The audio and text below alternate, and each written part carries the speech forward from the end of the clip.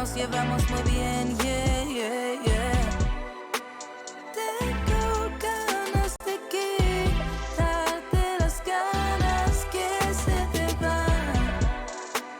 Tú encima de mí, juro que eso voy a recordar.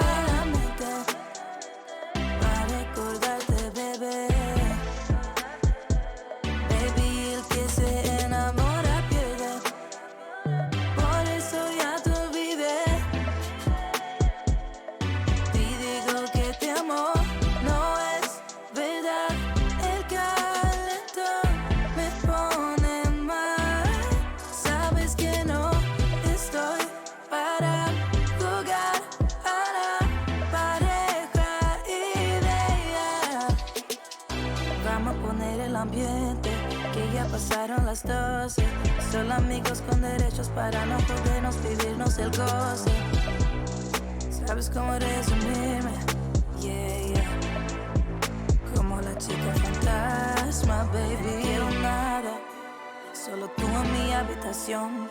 Ya no quiero nada, ya no quiero esta relación, yeah. Ni romperte el corazón, yeah, yeah. Refrescame la mente para recordarte, bebé. Baby, el que se enamora pierde. Por eso ya te olvidé. Y digo que te amo, no es verdad. El calentón me pone mal. Sabes que no estoy para jugar a la pareja ideal.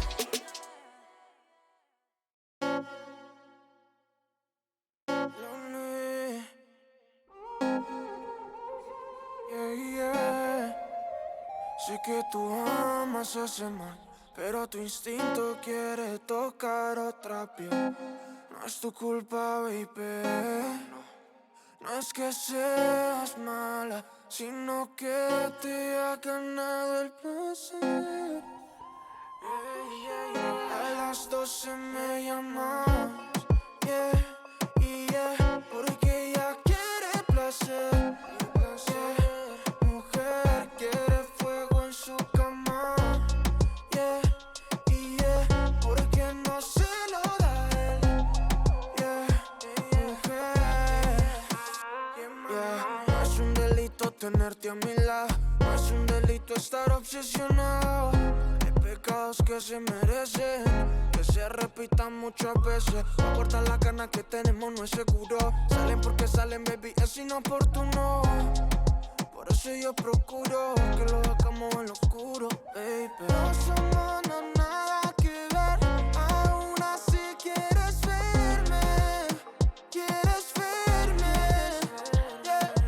Ya sé lo que tengo que hacer, comer callado y perderme, nah, nah. A las 12 me llaman, yeah, yeah, porque ella quiere placer, yeah.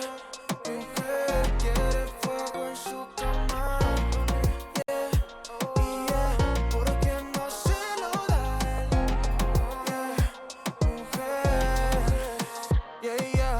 Lo prohibido es más rico, baby. Tú haz lo que quieras, nena, que solo estas paredes verán lo que tú eres cuando actúas en la escena. Ven, pórtate bien, si tú quieres, baby, que me porte mal, que de cero yo acelero hasta 100 y no freno hasta yo verte volar. No somos nada que ver, aún así quieres verme, yeah.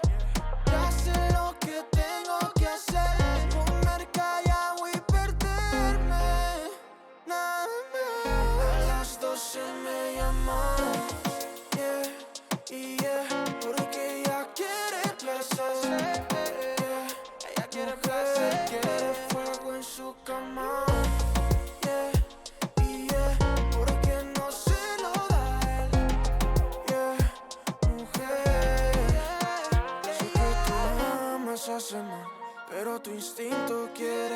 tocar otra piel. No es tu culpa, baby.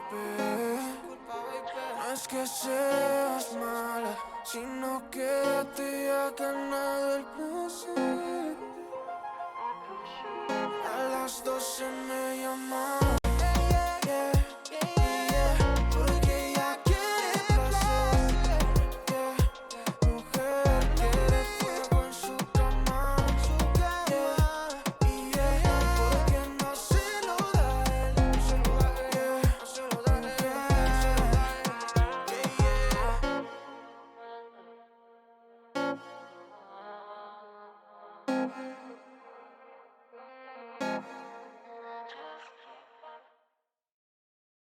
No fui el primero, ni seré el último, pero sé que lo gozaré. Para serte sincero, un Dios el que te enseñó lo que puedes hacer con mi piel. Yeah, yeah, yeah, yeah. Baby, si se nos da, yeah, será lo que será, yeah, los dos vamos a matar, yeah, toda esa curiosidad. Baby, si se nos da, yeah, será lo que será, yeah, los dos vamos a matar, yeah, toda esa curiosidad. Solo yo sé de ese lunar, solo tú comes el pastel. Con estilo siempre te vas, pero te vienes con placer. Me dijiste no quiero nada, pero quieres todo, mujer. Baby, yo te hago soñar algo más rico que la miel, mi droga que te legalicen. No digamos el pecado, que hay cosas que no se dicen. Piel a piel tú y yo jugando, baby, ¿para qué te dices? Y tú solo dices que quieres más, que matemos la curiosidad. Eso hacemos, baby, si se nos da, yeah, será lo que será, yeah, los dos vamos a matar, yeah, toda esa curiosidad. Baby, si se nos da, yeah, será lo que será, yeah, los dos vamos a matar, yeah, toda esa curiosidad. Yeah, aquí viviendo roce, estamos solitos, ya son más de las 12. Pegándote bien lento, baby, para que tú goces. No somos algo serio, pero bien si me conoces. Yeah, tú eres el antojo de mi vida. De tanto que te pienso ya no encuentro la salida. Pero no somos nada, nada, girl. Pero no somos nada, nada, girl, yeah. Mi droga que te legalice. No digamos el pecado, que hay cosas que no se dicen. Piel a piel tú y yo jugando, baby, ¿para qué te dices? Y tú solo dices que quieres más, que matemos la curiosidad. Eso hacemos, baby, si se nos da, yeah, será lo que será, yeah, los dos vamos a matar, yeah, toda esa curiosidad. Baby, si se nos da, yeah, será lo que será, yeah, los dos vamos a matar, yeah, toda esa curiosidad. No fui el primero, ni seré el último, pero sé que lo gozaré. Para serte sincero, un Dios el que te enseñó lo que puedes hacer con mi piel. Yeah, yeah, yeah, yeah. Baby, si se nos da, yeah, será lo que será, yeah, los dos vamos a matar, yeah, toda esa curiosidad. Baby, si se nos da, yeah, será lo que será, yeah, los dos vamos a matar, yeah, toda esa curiosidad.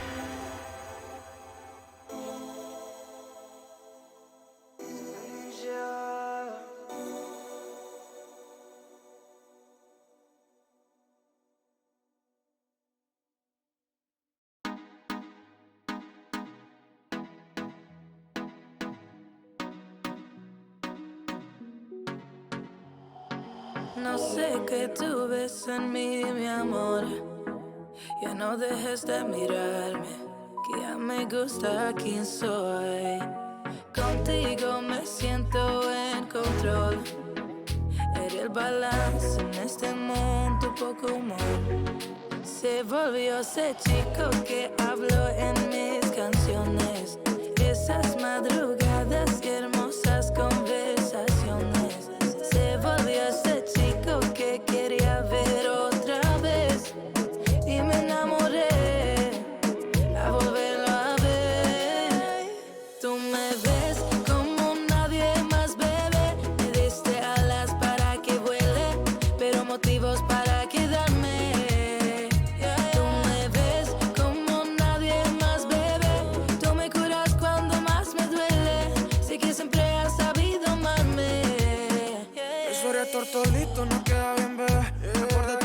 amigas diciendo que no ven que esto sea duradero, que sea algo sincero, que un perro no cambia y eso es lo que es él.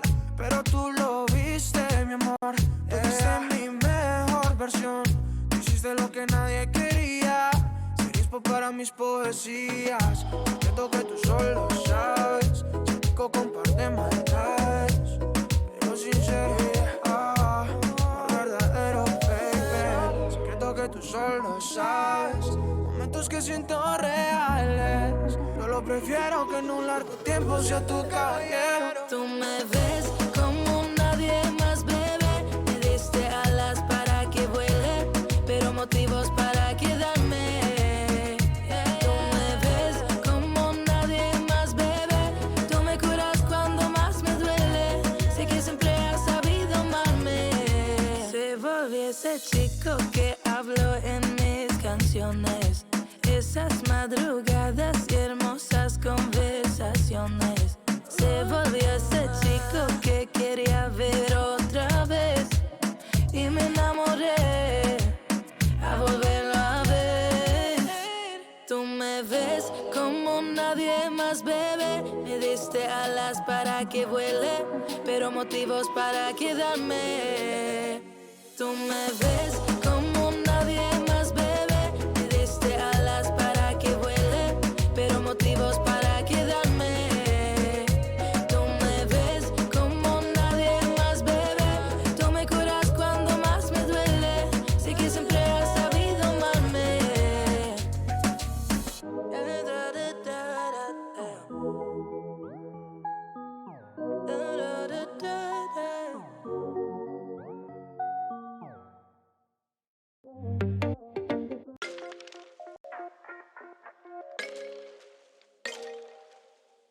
Sabemos que quieres es bailar, mi amor, ¿o no? Ella quiere farra, farra, farra, farra, farra, farra. Ella quiere farra, farra, farra. Ella está soltera, no tiene alguien que la amarra. Farra, farra, farra, farra, farra, farra. Ella quiere farra, farra, farra. Ella está soltera, no tiene alguien que la amarra. Ella quiere farra. Chico el mariachi con la guitarra, por lo que se narra. Su mejor amiga es la barra. Como Colgate me pone bien clean. Dame tu Facebook o dame tu pin. ¿Es el comienzo o será el fin? No me importa porque ya me dice quién. Siento que tú y yo sentimos lo mismo. Nos ha cuadrado como si fuera algoritmo. Te vuelves loca cuando escuchas mi ritmo. Ella se lo canta como si fuera un himno.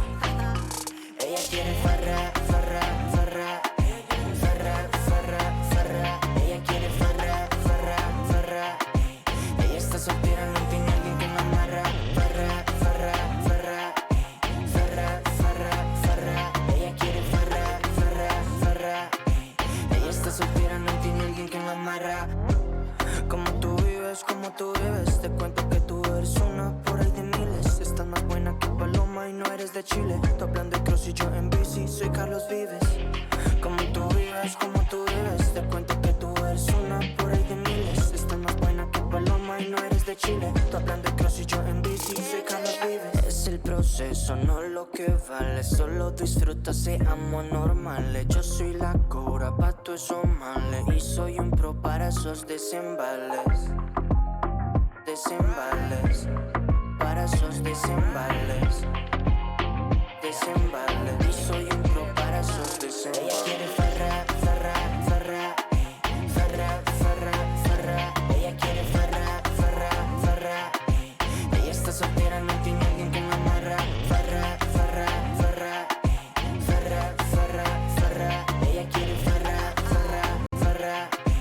Ella está soltera, no tiene alguien que la amarra. Siento que tú y yo sentimos lo mismo. Nos ha cuadrado como si fuera algoritmo. Te vuelves loca cuando escuchas mi ritmo. Ella se lo canta como si fuera un himno. Ella quiere farra, farra, farra, farra, farra, farra. Ella quiere farra,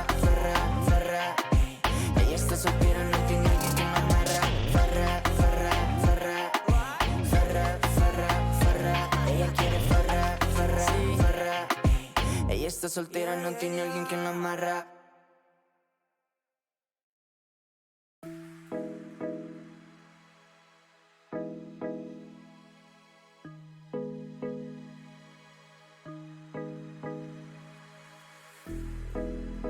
Vea. Dime, ¿te recuerdas? Recuerdos míos de esa noche, cuando yo te tuve aquí, solo pa' mí. A ver, recuerda cuando te escapabas y tu novio a ti te llamaba y tú me lo mamabas y te lo tuve que repetir, solo pa' mí. Yo te comí, bebita chiquita bonita. Ella siempre me llamaba porque la dejaban con las ganas y yo siempre la hice que llegara como 5 veces a la semana. Tú supiste que tenía novio, pero me pisaba con el hoyo. A mí me decía que a mí me quería, pero yo no quise más de ti. Y ahí fue cuando yo tomé la salida y también me fui. Ya no quise más de ti. Recuerdos míos de esa noche, cuando yo te tuve aquí, solo pa' mí. Recuerda cuando te escapabas y tu novio a ti te llamaba y tú me lo mamabas y te lo tuve que repetir, solo pa' mí. Yo te comí, bebita chiquita bonita. Si solo lo supieras, donde lo hacíamos y donde tú me verás. Siempre tu manera, siempre te escondías porque tú no eres mi beba. Y cuando tú te fuiste me mandaste una foto para que no te olvides. Ella no se decide, quiere más de mí, pero así no fue, baby.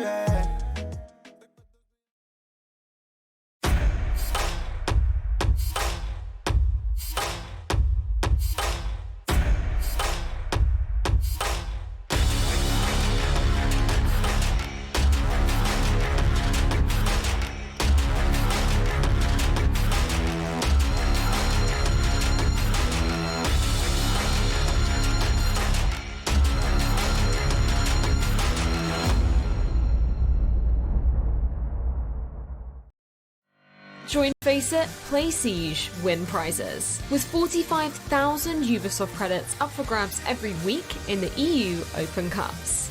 Join the action at fce.gg/R6EU.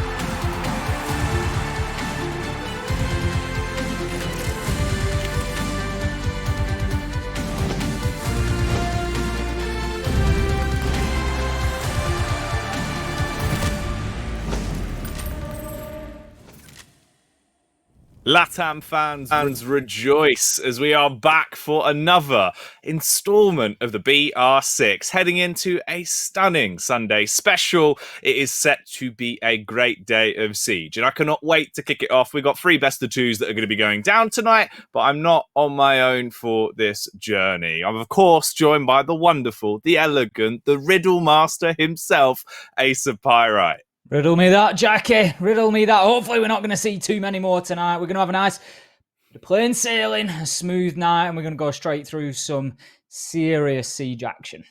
I'd hope so, mate. It was a bit calmer, obviously, back on Saturday, right? Nowhere near as many riddles. I thought maybe we were going to have a bit of a cursed week into the 3rd week of the BR6, Tim, but we've stabilised. No, I think we're over the worst of it now. Like you say, we've steadied the ship and we are ongoing. It was much better yesterday. I think we had at least 3 of the games without rehosts. Yeah. From memory, going through them this morning, I think there was at least 3. So we're doing pretty well. No, we are. And I think we've done even better today as well, Tim, as it's set to actually be a fairly exciting one. The games this entire week, though, have been glorious. Thursday, that nearly blew us out of our seats with some of the excitement we saw. Saturday as well, we had our upsets, we had our close games, and we actually had the standings getting shaked up quite a bit by the results we saw, Tim. The thing is, we've seen a few surprising ones. Obviously, MIBR dropping points, a little bit of a shot. I think a lot of people didn't expect that out of Black Dragons, even though I've been shouting about them for weeks, and they finally delivered on it. NIP versus FaZe, though, I think that's the crown jewel, isn't it? We have to mention that matchup from yesterday. All 24 rounds, it came down to one. It was 13-11 in the final scoreboard across the two. 1 draw, 1 win for NIP. They take the lion's share once again, just like they did against Liquid. They are absolutely smashing and grabbing from these teams. Jackie, they're just getting in there and just wrestling those points away at the very last minute. Oh, mate, barely getting away with them, like a robber that just jumps in the car and speeds off towards the sunset, Tim. Oh, man. Well, I can't wait to get into today's games. I feel like, again, we're in for a treat. We've actually got a star-studded lineup that we can move into. So let's get straight into the schedule and see how today is shaping up, Timothy. We've got some special matchups for you today. You look across, there's some big names on there. We're going to see NIP again, Team 1 coming out. Now, Team 1 are particularly interesting to me at the minute, Jackie. We've seen a little bit of a dip in form, I think it's fair to say, especially compared to Stage 1, not showing us that they are quite as dominant as they were, and you can't expect that stage after stage. You're not going to have teams that come in and just absolutely rinse everybody throughout every stage. So it's to be expected, but this is the real test for them now. This is the bit where the steel is plunged into the water. You will see, does it fracture, does it break, or does it come out stronger? And that's what we need to see from Team 1. They've got a tough matchup against Ints tonight. We know that they're a good anti-stratting team. They're going to be coming in there very, very prepared, and there could be another upset on the card from JP and his guys over at Ints. But for me, we picked it out last night, Jackie. We both agreed. The Goyo, the game of the day. Let's get them flames on. It's white hot. It's just absolutely smoking. It might not even appear it if you're not coming in and watching LATAM week after week, but W7M versus Black Dragons is going to be seriously special tonight. It will be. That will be a great game. We kind of touted this one as being potentially a storyline or a Goyo game of the day that you might look at and be unfamiliar with if you're not a regular viewer to LATAM. We get a lot of guys that come in, Tim, and they'll like to watch the NIP games. They might be our games, but they don't give enough attention to W7M and Black Dragons, two sides that have been making some wide strides and are looking to really impress in tonight's best of two. That's the Goyo game of the day, and by all means, is it set to be a banger. Let's start to look towards that one. Of course, that's going to be our opening match. But Tim, there's still so much more to go, of course. That last game as well, that could actually be quite exciting. NIP taking on Furia. That could be spicy. That could indeed be spicy. Let's move into the standings, though, and see how the overall tournament has been shaping up. And we can also give you some background to why these results for W7M mean so much. Because obviously they got a great win in last night, Tim, and look what that's done for them. It's rocketed them up there. You know, they are really getting into the mix of things now. We can see those major spots highlighted in green as well. This, of course, many of our viewers now will be familiar with the format that we've got in terms of the standings. It is the combined standings, all results from Stage 1 and Stage 2, and that is because that is where that relegation spot is decided. So whoever finishes up in 10th, Furia at the moment, they will be into a relegation situation, I believe, going up against the equivalent of the Challenger League teams, the sort of second division of BR6, if you will. So it's not going to be an easy finish to the end of the season. Furia, they're going to fight hard. They've got some tough games coming up. We've seen two sides in Furia. Which one comes out, we never really know. And if we get, we don't. And if we can get the best out of them, they are capable of climbing off that bottom spot. They've got a game in hand with Santos. If they can find some points there, it is against NIP tonight. It's not going to be easy, but there is an upset on the cards. I can just feel it for Furia. I don't honestly think it will be NIP tonight, but I think there is points on the board for them at some point through the remainder of this season. Dude, genuinely. They're going to need to show up, but it is looking tasty. The effect that these games could have on those standings by the end of the show and the end of this week, the third week of competition here in the BR6, could really be felt throughout the entirety of the Brazilian scene. That's why it's so exciting. But let's start to get into our first game of the day then, Tim. We're coming in with a bit of a banger here. I think this is genuinely one for all of the LATAM fans that come in week after week. You know, this is a local Brazilian domestic matchup. When you think about two teams that could be dark horses that we've invested a lot of stock into as well. We were both singing the praises of W7M and BD, and now they clash each other at the best possible time, Tim. When they're both on form, this is a dream, mate.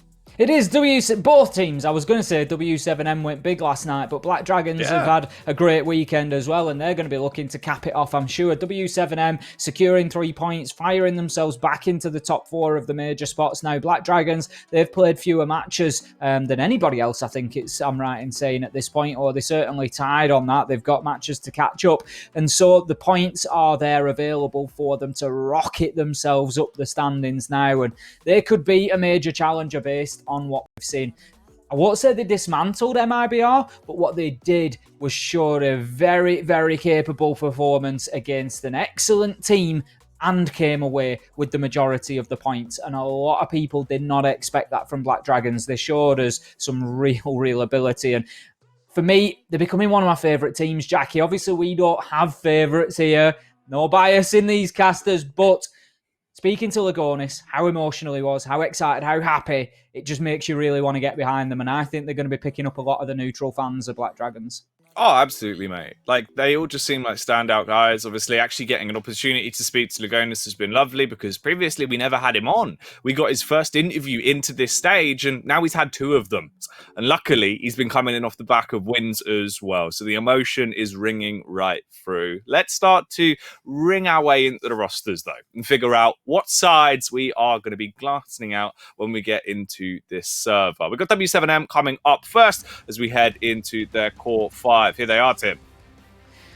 Names that we are becoming very, very familiar with. If we have a look specifically at yesterday's matchup, usually I talk about the season as a whole, but let's look at who's hot instead. Panico is the name that stands out. We got the opportunity to speak to him again, Jackie. He had a couple of big clutch moments, a 1 versus 3, I think it was. I will double check, but I'm pretty sure it was, yes, 1 versus 3 that he finished off on Villa. 14-6, 13-7. So he had 27 kills on the night yesterday. Great for him. And also heard 22 for him. So they are the 2 that are hot this weekend.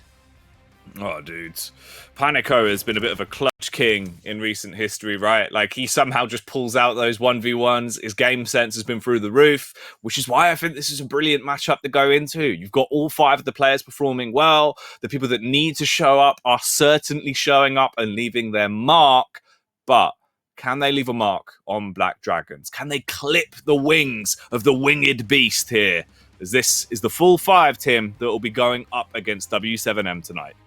So who is going to have to face off? Who's going to have to shut down players like Panico and Herds? Well, again, looking at the latest matchup versus MIBR, who came out and who impressed? Well, for me, Hornatau definitely worth a mention there. Jackie, 22 kills across that game with MIBR. He had an absolute field day. And Hugswood, he had his game as well on Theme Park. Let's not forget, he went 12-5, did very, very well. I think the area that they can improve for me is probably on the entry if they're looking at anything. Win those early fights.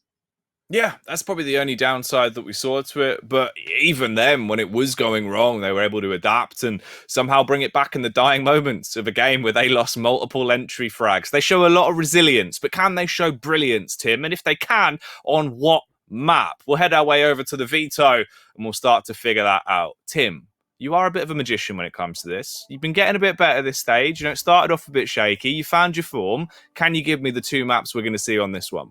I'm hoping so. I think we're going to see reasonably default picks tonight. I don't think we're going to see Consulate. That's been consistently banned out between the 2 of them. I also think Coastline probably goes by the wayside. A lot of people have opted to take that out from Black Dragons. We know they're good there. Also, Villa, Theme Park, I'm not too sure that we see either of them. So for me, I'm picking out of Clubhouse, Cafe and Oregon.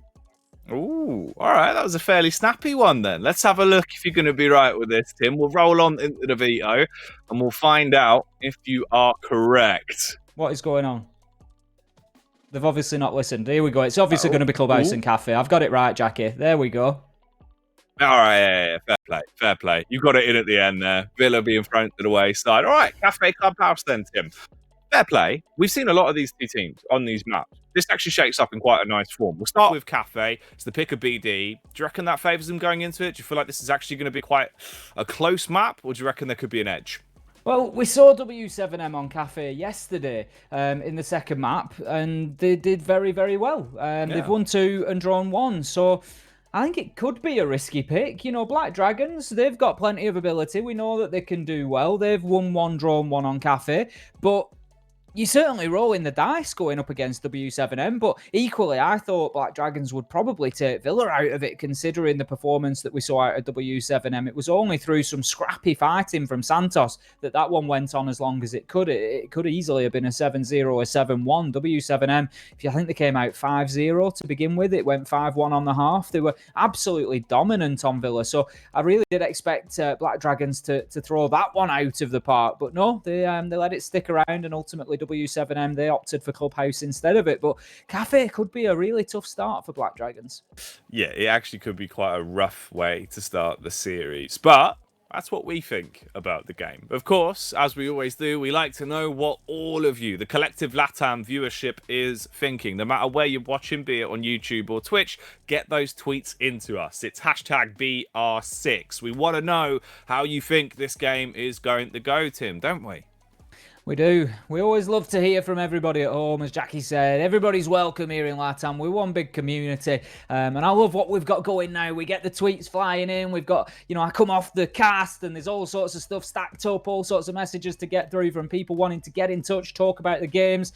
So yeah, get yourself involved. Get yourself involved. Use the hashtag on Twitter. Get involved in the Twitch chat polls that we run as well. We like to know who you think is going to win, who not. And it gives us a little, point to maybe highlight a few things that's not been taken into account. Yes, there's a lot to be found. Of course, we get producer Simon. He'll come in, he'll vet his way through just in case, so nothing dangerous falls through the cracks. He's kind of like the TSA, Tim. He's just protecting everyone, just on the off chance. You never know, there might be a bad tweet in there somewhere, and that's why we've got Simon. Tweets come in and he just sits there at his desk and he goes, and that you know that's what's his crazy? process. That's actually like a perfect display of genuinely what it's like going for an airport and you see someone, like on the X-ray machine, they just go, there you go. Yeah, that's fine. And they give you a bit of a look and then they back to the document and that's all he does with the tweets. Right, well, time for a pat down then as we head into the game, Tim. So get over it, let me get a hold of you and I'll make sure I've got a grasp on this game as it is W7M taking down Black Dragons if they can walk away with a victory. This is BD's map to start. It is going to be Cafe as we head on into it. I'm fairly excited for this one, Tim. We both said Goyo game of the day, but I genuinely do believe it. I'm very excited. I can't wait for this one to get underway, honestly. I think the thing is that I've always said this, it doesn't always matter what level of siege you're talking about. If two teams are evenly matched, it's entertaining to watch. And I think that's exactly what we're going to see here. These two teams have both found form at exactly the same and the right time, and they are coming up against each other now, and it could be a real unstoppable force against an immovable object, this one. We've got two oil tankers on just a collision course here, Jackie, and they needed to steer 20 minutes ago if they wanted to avoid this one, and there is absolutely no missing it now. They are going to crunch together, but the one question is, who's going to come out on top? Oh, mate. That's the thing about boats. Wide turning circles. This is genuinely, I think, I say that with a little air of seriousness in terms of, I think, the real sort of, I think, are they called mega tankers? They're the real serious jobs, like the Transformer, Megatron. Definitely not. I think genuinely, I think they are like navigating 30 minutes ahead of themselves. That is their reaction time. Yeah, it's crazy thinking about you always have to be living, if you're a captain of one of those ships, you have to be living 30 minutes in the future. You have to be thinking, what's 30 minutes ahead of you, and it's it must be a bit of a wild job in its own way. I don't even think a minute ahead of me. I'd be a terrible boatman. Yeah. To be fair, what are you called if you pilot a boat? Are you just the driver? Are you Well, a no, there's two captain? different things. There's a captain who, I believe is, and somebody will probably correct me if I'm wrong, I'm sure. A captain is basically in charge of and responsible for the overall running of the ship, Right. but not necessarily steering it. I'm sure that they're probably capable of doing that if, needs be. I'm sure they'd step into the breach. They're not just going to watch it run onto the rocks. But I think, helmsman is the person. Thank you, producer Simon, in my ear. I was going to say, I know they have pilots as well, but I think pilots specifically navigate you in and out of harbours or in and out of docks. They do quite a specific job to moor the ship up and to take it back out to sea. And then you'd have a helmsman who is normally in charge of general day-to-day steering. Oh, all right. Well, there you go. We started off strong, Jackie. Yeah. I mean, thanks for joining us on our podcast here at Ace of Pyrite and Jackie Esports. We do like to cover all things in the boating world here on Big Rigs and Boats. It's a bi-weekly podcast. But for now, we'll head into the first round of the game that is ahead of us, Tim, as we are sailing straight into this one. Choppy waters to kick us off, though, into this opening round is what I can predict from at least 30 seconds ahead. Might not be 30 minutes. We're heading into uncharted territory. There's no two ways. We haven't seen these two teams face off since stage one. They've both done a lot of work since then. We've seen real improvement on the sides of both teams. Obviously, W7M bringing Alpha in as a coach, and we spoke to Panico, who said how much work he's done, particularly on the tactics and the strategy side and building the team around how he wants them to play. And we've seen it paying dividends so far. They are looking impressive, W7M. Out of the three new teams we had come in, Furious, Santos and W7M, they are the ones that are striving for that top four. They are really pushing towards the potential for a major position, and they have impressed me so far in stage two. I genuinely look forward, Jackie, to any play day where W7M are on the board. Ooh. Okay. Well, you can have W7M, Tim, but unfortunately you can't have Black Dragons, as they have dropped out. A cheeky rehost to start us off, it seems. So, whilst we've got a bit of time, anyone out there, of course, that likes to get involved on Twitter with the hashtag BR6, I've got a bit of a question for you. If the Rainbow Six Talent team had to be a type of boat, what would we be? I like that one. I should hope so. What do you reckon you'd be, Tim? I think you'd be quite good as like a dinghy, but not like a low end dinghy, quite a high end one. You've got like a really expensive motor on the rear, so it looks quite calm. But you get in there and you're absolutely giving it big MPH, ragging along. I'm not sure I'm happy with that. Do you mean one of those like the half rib? It's like a solid bottom and then inflatable sides. It's the sort of thing like you'd find it on the coast in DayZ and be like, "Oi, jump in that bad boy, let's go." Yeah. Okay, I can sort of see that. I was going to suggest for myself maybe a lifeboat. Oh yeah. Yeah, I think I'm quite reliable. I'd like to think I'm pretty hardworking. I like to get the job done. I like to see it through. I like to help those around me. Make sure everybody's having a good time, but safely. We like to have fun, but controlled, safe fun. So, anytime anything goes wrong, you just bob up, everyone jumps in. Yeah. Ride Ace to safety. Yep. We're all having a good time. Everyone's having a good time within predefined limits. Within reason. There are barriers. Honestly, I'm a right laugh at a party. You want to see me, Jackie? Man. I get just my get around with your little checkboard. I turn up with my high vis and everybody knows it's going to be a good time from there. God, I can imagine it. What do you reckon I'd beat him? Honestly, Jackie, I think, those speedboats that fly? Right. They're effectively flying. That is how fast they move. I think you'd be one of them. One of those, but someone's just like, oh, right. Do you remember when it was Movember and you could get the little moustaches that you'd slap on your bin? Yeah. Someone's just put one of those on the front of it. Oh, yeah. Folded it round the point, so there's a bit coming down either side. I think you'd be one of those that's just absolutely herring along, not a care in the world. Its only job is to go fast and enjoy life, and that's exactly what it's doing. Oh man, I can see it happening. Well, if you've got any thoughts about what we'd be as boats or any of the Rainbow Six commentators would be, let us know. Send in the tweets. It's hashtag BR6, of course, and we'll get Simon to put those through. Or if you're any good with Photoshop as well, knock something up. That'd be fun. Always is. I always love to see what our community comes up with, because not just the LATAM community, the Siege community in general, I am absolutely, Jackie, head over heels in love with the Siege community. And I don't say that to curry favour. Genuinely, I've been saying it for years. I think we've got some of the funniest and most entertaining people that I've ever come across. And these guys, you're always making me laugh. It's an absolute pleasure to be a part of. Oh, we got some dank memers in the scene. Like, they're up there. They can drop some pog memes. But I tell you what is going to be absolutely exciting. We're back into the game. We can return to cafe. The table has been prepared. We're going to take a nice little seat. We'll bust out the menu, Tim. And what are you fancying for today? I'm thinking of a few bangers, Jackie, because I think that's exactly what's going to get served up. No two ways about this. Which team's going to get mashed, Tim?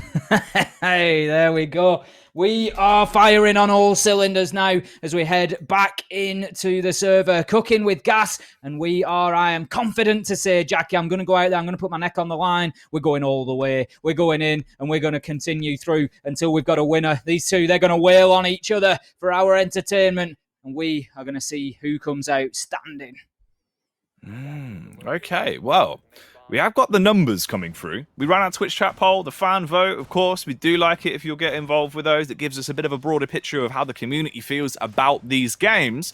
And for the first map in the best of two between W7M and Black Dragons, we have the favour going to Black Dragons, Tim. 88% of the vote. That is a vast majority, with only 10% backing up W7M.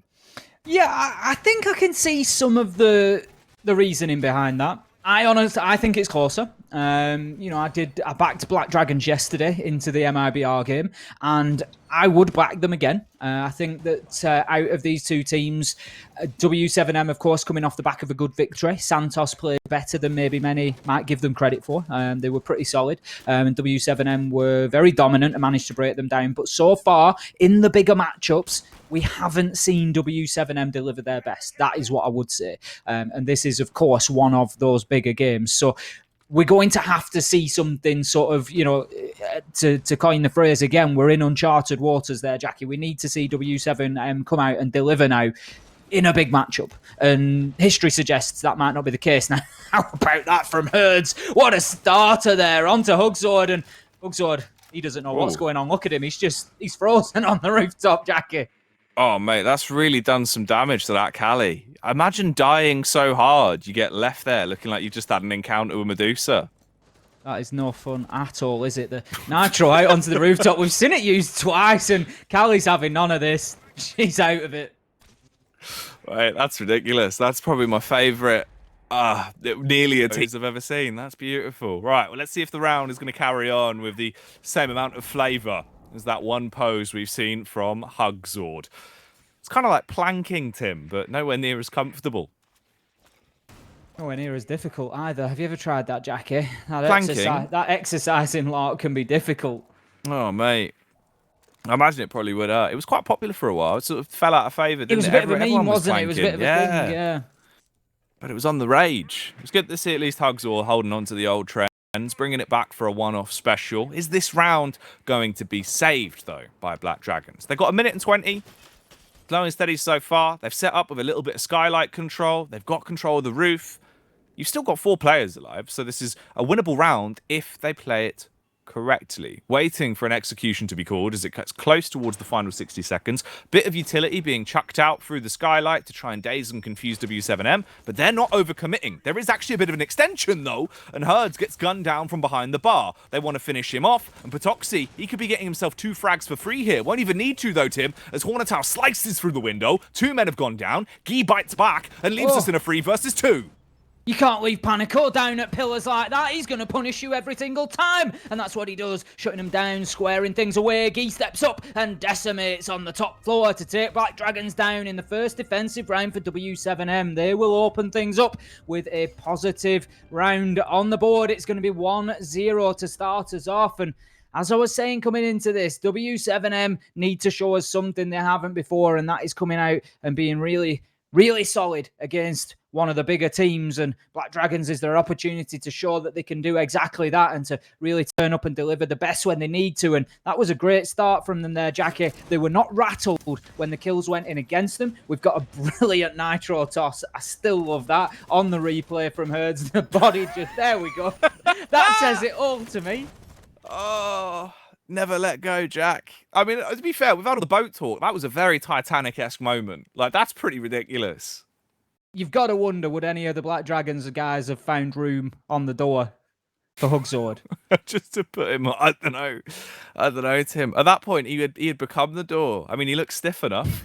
No, I think Black Dragons, they're going to be looking for something different out of round number 2, I am certain. Reading is going to be the location this time around. W7M taking the win on the top floor to start us off. Now, I've said this before, and just for anybody of maybe a newer viewer, newer persuasion to Siege, we do play on a 2-round rotation. So once a team wins a site, as W7M have just done, they've just won that top floor site. So now they have to play 2 rounds away from that site. Win or lose, doesn't matter. They have to go somewhere else. So we see them here in round 2. They are heading to Reading Room, and then they'll play somewhere else, potentially Reading again if they lose there. If not, they'll have to move away to a 3rd site, which will likely be Kitchen. And then after that, probably back up to top floor, and we'll see them rinse and repeat. Okay. Who's going to be going through that spin cycle, though? Will it be W7M? Will that put them back at a level playing field with a 1-to-1 split on the scoreline? Or have Black Dragons potentially got themselves a bit of firepower to play with here to get into the game? Time will tell. Obviously, right now into the early round, Black Dragons just scaling the walls as they climb up towards the top floor. Essentially the same play we saw previously, where they try and get roof control, set up towards Skylight, look for an early pick, and build off the back of that opener. It's a good way to start off your rounds, of course. There's so many then entry points you can find. Talking of entries, Hugzord is gunning for one, quite literally, firing off pot shot after pot shot with a bolt action. But that sniper's not going to shut anyone down to start this round off, Tim. Not as of yet. Hugzord taken out to begin with. First kill in the last round, so he's going to want to keep himself alive and try to make more of an impact onto this one. We can see defenders down there just trying to use those vertical angles, just prevent Black Dragons moving in on the rappel and getting themselves any sort of purchase on this top floor. But right now they have control of Piano and Cigar Shop, and that is a good beachhead for them to start working from. They can move forward from there, and that's always a good Claymore position there. The red laser beams just sort of moulding with the stairs a little bit, can be difficult to see now. Patoxy, he's going to open things up to begin with this time. It's going to be the Jaeger of Padrin that is biting the dust and will not be available to fight into the rest of this round. How will W7M play when they are at a man disadvantage? Of course, we saw them 5 versus 4 last time around, but this time, with 2 minutes gone nearly, it is 4 versus 5, and they are yet to get any meaningful control over the top floor, Black Dragons, but they are certainly moving with pace horizontally. Ooh, the close peek from Herds. A couple of pot shots, but it's not actually connecting.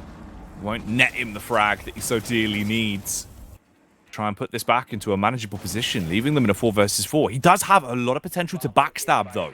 If they don't clear this out, he can roam in from the rear and annihilate them into the late round. And that's the point we're getting to. Issue is the shoe's on the other foot, and Hugzord's the one wearing them. They must have been trainers as he sprinted his way in, smashed open another man's head, and left us down into a 3 versus 5. Scratched that into a 2-on-4 now, with 20 seconds remaining. An awkward encounter as trade after trade. It all falls onto Guy. He's got 4 frags already, but can he make it 6 and get the diffuser to pick this round up for W7M? If not, it'll be a round on the board for Black Dragons. Lagunas and Patoxy playing together. They can hold a crossfire. They're in good post plants at this point. They've had more than enough time to rotate off and get into an angle where they can watch that diffuser well into the dying moments of this one. And the dying moments feel like they're coming sooner rather than later. Guy drops down, looks for a roam in. There's a slight rotate hole in front of him so he can peer his way through Tim, but he's only got 10 seconds and he's got a face full of bullets. No chance for the Wamai to get the disable, and that's the second round going to BD, tying it up.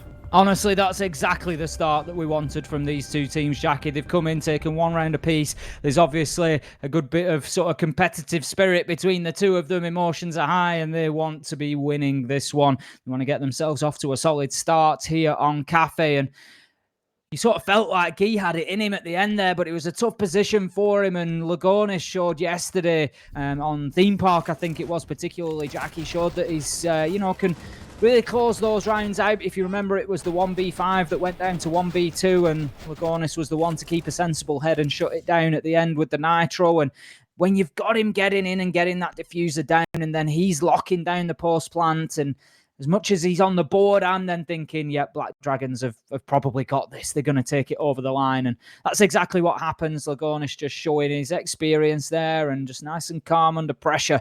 Patoxy stepping in as well to assist. And they get that one shut out in very quick fashion. It's going to be 1 apiece now on the scoreboard. Wow. It looks like we've actually got a tweet coming in. Ace of Pirate at Jackie Esports, enjoying all of the plays from LATAM. You two are the best casting duo. Hashtag BR6. Oh, stop it, Hidden Assassin. That's ridiculous, Tim.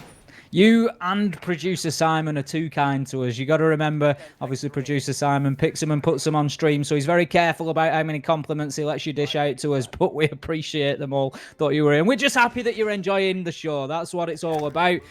You know, we want you to enjoy your siege, and if we can bring that, then fantastic. Thank you very much. No, yeah, we do appreciate it, of course, and honestly, we're enjoying it. Hopefully that comes across because these games are looking tasty. This is going to be a big one as well, and we're heading into the 3rd round of it. So far, it is a 1-to-1 split across the board, but I feel like that could change very quickly. Also, just depending on the patience that we see from W7M. Sometimes they can turn that tempo up. They start going for those crazy aggressive early round plays. Herds is probably the one to look at. He starts to get a bit naughty when he's hungry for frags. Ooh, issue is, it's going to be Patoxy that claims first blood into this round, Tim. Slaying Guy, actually Jaeger gone almost immediately. Patoxy doing the dance once again, so on the entry. Round 2 and round 3, he's got those kills and taking Guy off the board. That's a big player to be down. 4 frags so far inside of the 1st and 2nd round, so he's going well, and it's going to be a big loss for W7M to have him off the board. It is the Jaeger, so in terms of operators, not the end of the world, and the reason that I say that is Jaeger's utility is all deployed in the preparation phase generally. Those 3 ADSs, a few reinforcements out of the pool, and then Jaeger is good to go. Get out there and try and get those entry frags. So if he doesn't take one with him, it's not the end of the world, but still a good start for Black Dragons. Now, we've got the man just holding the close angle. Freezo with the shotty there. He could do some serious damage, and we're going to have shots raining into the backs of Black Dragons here. Hornetau, he's a breath away from death. Now then, he manages to find a kill with only a few hit points to his name. That is really making the most of his situation. Panico gets Ugzord, but we've got Trace just raining in left, right and centre, and the way that the dust settles finds us 3 versus 2 in favour of Black Dragons right now. They've got control over the bakery, but they are not able just yet to push towards site, and the worrying thing for them, Hornetau, Lagonis, both under half health, and then you've got Panico and Padrin up there, absolutely full of beans and full of HP. Padrin shuts down Lagonis, and that is going to open things up as the Ash drops 2 versus 1, and surely with Hornetau on an absolute fraction of health, he can't do this. The nade goes in and shut down before it explodes. Padrin, he finishes things off, and that is going to be the round going to W7M. The man with the golden gun, worth his weight in gold into that round, as Padrin will pop off and clean up for W7M. The defensive side taking a decisive second and giving themselves a little bit more of an edge here. Obviously, this first half is going to tell us a lot about the grand scheme of the game. W7M, they've been pretty damn good in the past couple of games we've seen. Same can also be said for BD, though. I like the fact they're sticking to their guns. More specifically, I like the fact that you've got Hugzord rocking the Kali time in, time out, but he will actually come off it now. Not going to fully commit to rocket into the 4th round. Previously, he's taken it into Cafe time in, time out. He likes the rifle, very effective with that sniper. He can get those early entries. He's clean at being able to shut down late rounds, and he's handy with a secondary as well. If he needs to switch through it, it'll still do some damage. But instead, he'll actually move on to the Twitch, pack in the FAMAS and that small shocking drone. Let's see if he'll be able to turn the tide of round 4.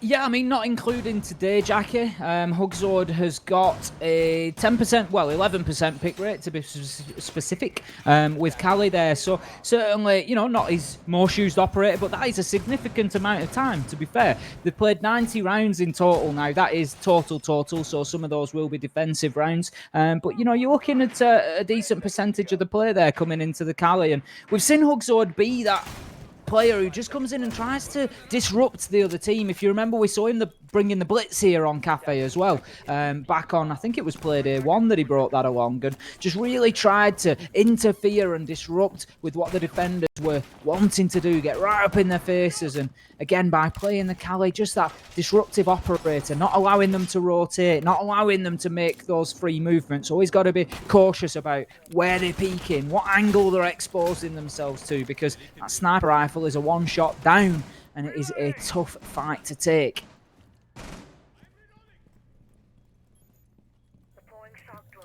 It's a tougher bullet to swallow as well. Certainly leaves you writhing on the floor.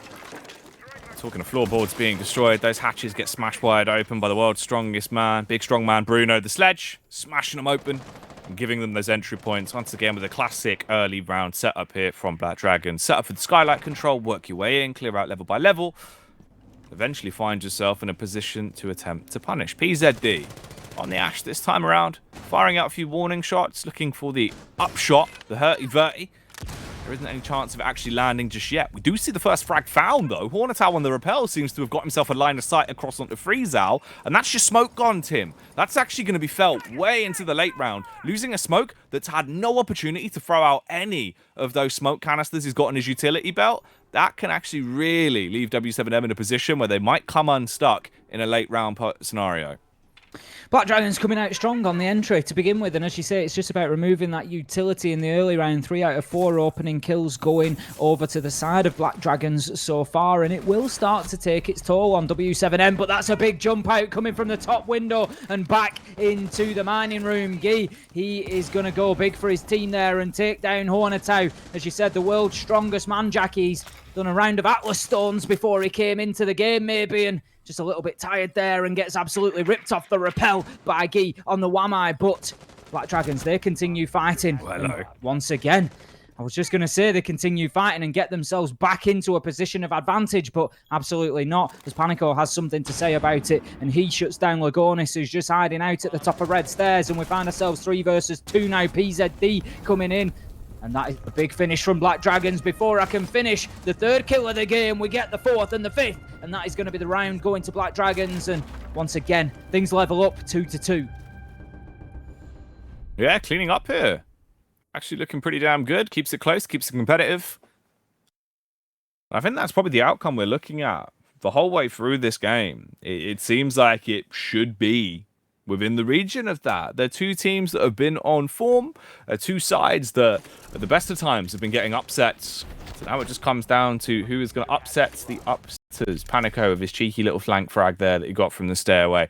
A nice kill, but obviously, unfortunately, one that didn't really pay off, helping them in the grand scheme of the round. Heading into round number 5 then, we're going to be heading to Reading Room.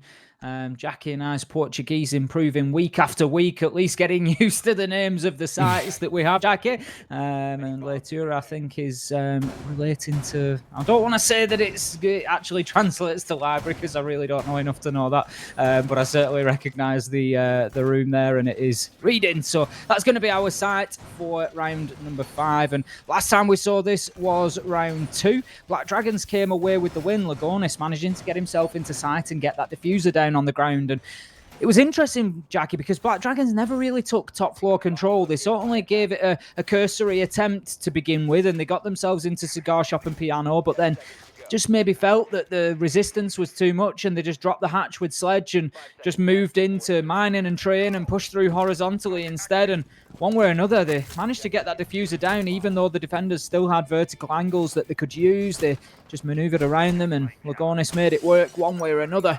And ultimately, they came out on top for the round. So the question now is, W7M, can you keep hold of the top floor again? And if you can you at least make it work to your advantage a little bit more this time?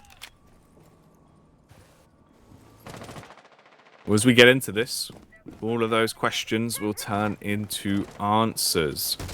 And it seems like W7M are trying to answer the call of going for a very early entry frag. You can see Padrin on the roam. He's looking out here and there, looking for the early peaks to see if anyone's going to come his way. But there hasn't been an overextension just yet. BD, same execute with a standard split and pick, taking the top floor map control and then working their way in from the roof down.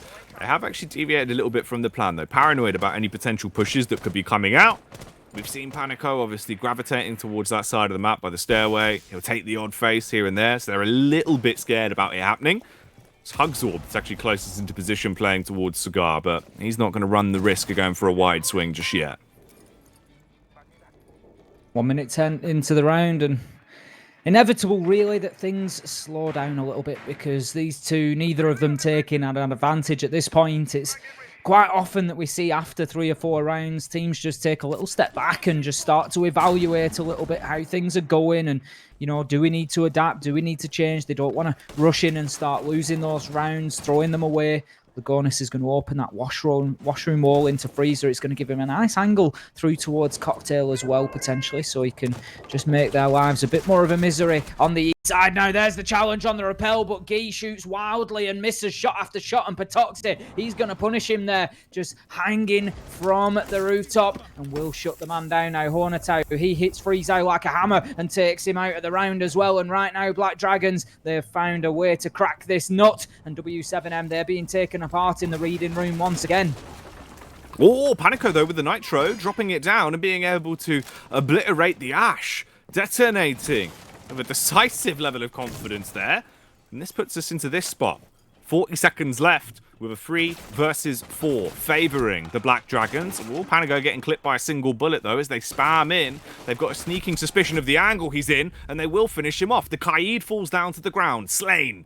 And all of a sudden, you're in a horrible position. Outnumbered 2-1. This is the type of round where Herds needs to go nuclear, but they won't give him an opportunity. They hot drop down through the hatch, and they slay him, leaving him lifeless. It's all on Padrin now. The 1v4, he's got a cheeky angle. He'll find the free frag, but that is all it is. One single frag before the round is taken away from underneath him, with Hornetau the sledge smashing his way through him and leaving that one back in the camp of Black Dragons, now having a bit of an edge on the half. And this is where it gets spicy, Tim. Obviously, the question mark now is it going to be a 4-2 split with BD getting a 1-round advantage, or are we splitting it straight down the middle? And will it just go 3-3 with a stalemate on the half?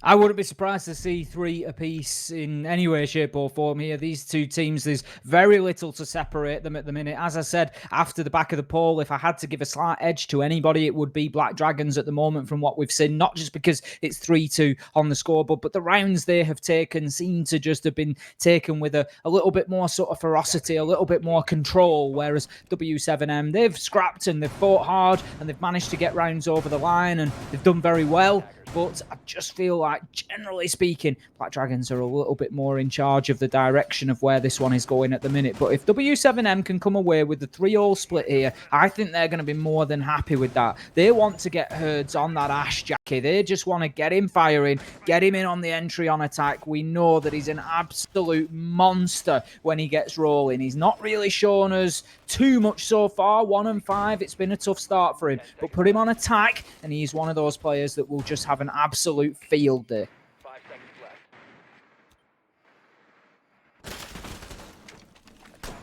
And we need to see him absolutely go off, though, into these key rounds. If we don't, that's where it's going to get really rough for him. When you've got a player that has so much star power, if he starts to calm down, starts to taper off, it gets a bit worrying. Right now, though, in terms of the big performers on either side, it is actually Panico and Guy firing off quite nicely, working together. There's the left-right hook combo for W7M, whereas on Black Dragons, Lagonis being a little bit quiet at the minute.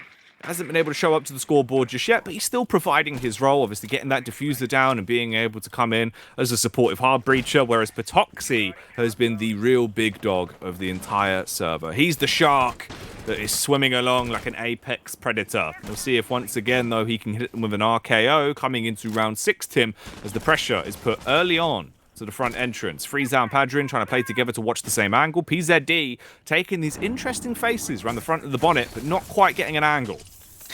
That's a big play from the Twitch of Hugsorb there, just taking off the electrification of the wall leading into Bakery, and that's going to enable then Lagonis on the hard breach just to create a hole and force those defenders away from behind the Bakery counter. So I would expect by this point Black Dragons, they should be getting themselves reasonably well established inside of Bakery, and the problem really for W7M in being forced away from that is that the rotation is open into sight. There's no hard breaching actually required to get into that default plant spot. It is all always a big risk to do this. We can see now they're going to try and hold it on a close angle. Freeze out. He's going to use those Toxic Babe canisters. He's got the shotty as well available to him. He's SMG at the moment, but takes a few shots. He might well choose to drop away. And Black Dragons, they've just opened that hole up even wider now. What a lovely peek coming in from Freeze out onto Hugzord. Absolutely removes his head there and removes the man from the round. It's going to be tough for W7M now that the smoke has been taken out of things, though. 2 versus 4 as Lagonis gets himself that kill, and we've still got Panico upstairs, so Sight could be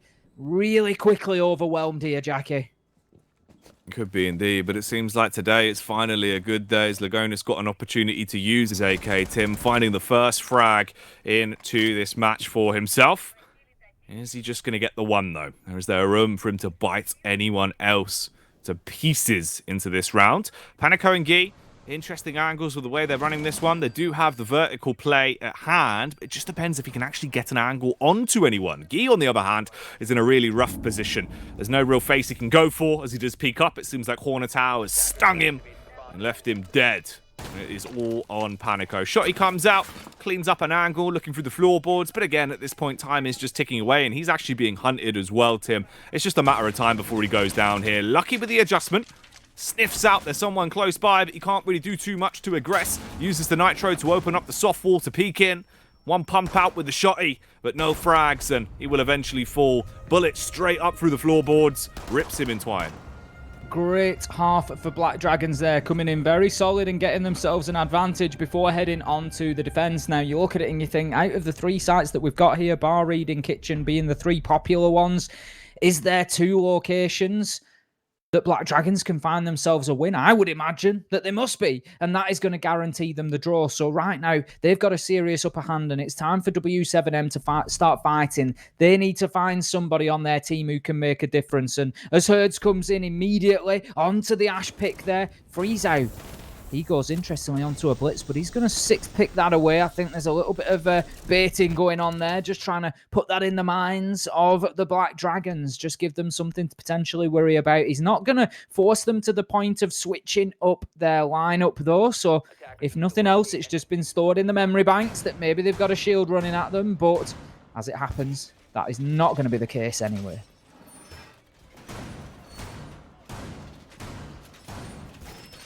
Right, so obviously it's a slight edge.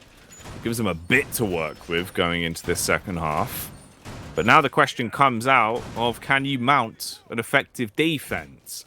Lagonis, he definitely normally performs better on his defense. You put him into situations where he can play on any of those SAS ops, busting out big Papa Pump. He normally lays down the law in more ways than one. However, this time around, they've switched it up a bit, and Lagonis is on the Malusi. Banshee's being plopped down. Didn't quite catch where he's put them, but there is quite a few choke points on Cafe. All those stairwells where you have to wind your way up, you get left in the radius of the Banshee, so obviously you're slow to the highest tier of the slow that it can produce. There's also the close corridor here that they've rapidly reinforced. You've got the shield down, the Goyo shield, of course, backed up with the ADSs. That's going to be a nightmare to try and fight your way through if you're pushing in with cigar control. A lot of utility to deal with, as you say, and it can be a real time sink trying to get through it. We see this location that we're looking at here, or looking from, rather, to be a little bit more accurate. We generally refer to that as Pixel area because it is a tight Pixel peak out in towards the cigar shop, and it's often held now with those deployable shields. We've seen a little bit of a variation on that recently, if you've noticed, Jackie. There's been quite a few actually choosing to play in the washroom instead, which is basically the room that is just behind that location over the person's right shoulder, effectively. So they'll play themselves inside a washroom, leave one half of the wall soft, knock a hole in it, and then play the deployable shield in front of there. It just means they've got the reinforcement to dip behind, that little bit of extra security, and it gets them a slightly different angle onto the window as well. So certainly an interesting sort of alternate that we're seeing coming onto that strategy. And it's been very effective so far. It's been proving difficult for people to clear out, just as this one is. We can see utility raining in now. That's going to be the Volcan shield taken down. So the man is going to dip away from there for the time being. We might see him just remain in washroom and try to challenge in the close quarter on the tight angles as players move around. But sometimes it will be the choice made to just completely dip away and give up the white corridor. Okay. About a minute and 18 seconds left on this one then. Slowly but surely, W7M are setting themselves up for their attack. They've got cigar control, but it's about pushing out onto the site. You're going to be slowed. You're going to be detected. And most likely, you're going to be shot in the face. They do have the smoke canisters to give them a bit of a shroud to work with. Selma devices going out as well, but I believe the ADS plucked it out of the air. Connection from Patoxy on the wide ping there, landing the shot on Herds, but here's the trade back. As they're giving it to one another, it falls into a 4v4. PZD's angle could leave them with so much more, though. The potholes coming out. A bit of a deviation, and this really puts the pressure on W7M. You do not have much time. You have to fully commit to this site take, but can they actually go for it? They're being kept at arm's length. Gee firing out one of the charges to at least keep them back, so if they flank around, the air jab will knock you off your feet. Bullets being shot into the feet of Freezow, and then he takes one straight to the lips. He'll go down, and it's a 2v2 with 20 seconds left. Hugzord, he's got a nitro cell in the back pocket. If this Goyo wants to make this round go down in history, all he's got to do is chuck that out, but instead he'll use his firearm. The Vector rinses through one, and Gee is in an awkward spot. A 1v2, no opportunity to plant the diffuser, has to take the firefight, but loses out, gifting that one to Hugzord, with the celebratory fireworks coming out from Hugzord after the round. The problem for W7M there, in my opinion, was that they did nothing to deal with that east side, Jackie. So when we talk about the east side, we're talking cocktail and cocktail balcony, and that is largely where you will see the majority of defenders set themselves up for a bar objective. And as an attacker, you have to do something about it, whether that is put a man on a rappel, whether that is get into reading with somebody like Buck and just open up the floor underneath them with the skeleton key. One way or another, you've got to try and move them away from there, and we've just seen exactly why. We've got the opening kill there from Patoxy from exactly that location, and then you just saw kill after kill coming in from there. Whether W7M were able to get themselves one in between or not just didn't seem to really matter, and ultimately the final player in the 1v2 was still having to push on to that difficult east location, and we had the Malusi finish things off there, just still in behind that reinforcement. Plenty of utility that needed to be burnt away before any approach could be made, and for me, you have to now, as an attacker, disrupt the east side of the top floor of Cafe. You cannot leave it alone, because that is exactly what happens, and it just becomes a brick wall for you. As you said, Jackie, you hit the nail on the head partway through there. You called it, that they were just being held at arm's length, and that is exactly what happens when east side of top floor maintains its integrity. When it remains intact, it's a nightmare to push into. And we've seen them writhing, trying to wake up, thinking that, maybe they could find a way to get out of that dream, Tim. But it just didn't work well, mate. They died in their sleep there on that one. Died in the dream. And of course, that means you die in real life. But do you die in Canada, Tim? I don't understand the question, Jackie. Yes. Right then, round 8, Tim. 2-5. 2 minutes and 38 seconds on this one as we just slip into it. Let's hope there will be a bit of a different outcome here for W7M. As I think the crazy bit about this is, right, is look how one-sided this scoreline now is. And it's the fact that BD are just really taking it to them. Being able to overthrow them into these rounds, this is quite a one-sided affair. I thought we'd have a way closer game than this, thinking it'd be brought back to like maybe a 5-4 before we were going, I don't really know how this game's going to go. At this point, it seems like it could be a landslide victory for Black Dragons if they keep up this same quality of play. W7M, we need that cutthroat aggression. We need to see this man in particular, repelling his way inside, have more than a 1-7 game.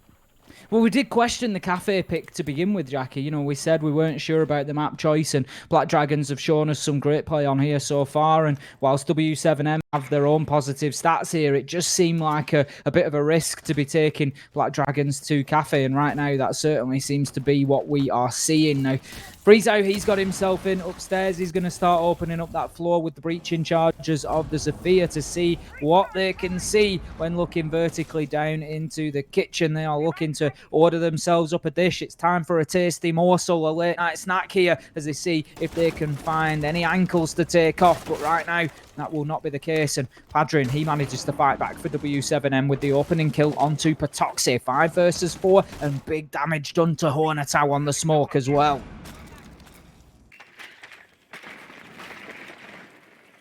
Okay, this is a much better start for W7M, but it's still about the big finish. You've got to commit to making this round work in the long run. Hornetau, if he can stay alive, keep himself out of trouble, and keep that nose clean, he's got 3 smoke canisters to work with. Unfortunately, he's going to be finished off in a flurry of frags. It all favors W7M. The only kill is off the back of the smoke canister that he dashed out before he was deceased, getting 1 frag onto Freezao.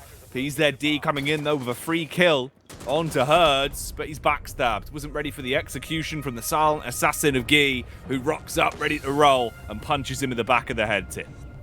A good start from W7M. They needed to steady the ship. They needed to get another round on the board. It has been a couple since they've experienced that. 4 in a row for Black Dragons, all the way from round 4 through to round 7. They have turned that scoreboard over in their favour. And W7M, they must have felt like they were really against the ropes there. Jackie with blows just raining in to the stomach, to the body, to the head, just all over them, absolutely getting battered inside of the map. But then they've managed to push their way back into the middle of the ring, and they've come out swinging. They've got themselves a round on the board, and at 3-5 you start seeing that there is a little bit of possibility for a comeback here. But Black Dragons, of course, just always have that ever-present threat now of the potential of that 1 round going on the board. All it takes is a big opening double. You find yourself 5 versus 3, and they manage to lock it down and guarantee the draw. So W7M, there's not much room for mistakes here. If they want to take a win, there's absolutely no room at all. They will have to win the remaining 4 rounds from here until the end of the map.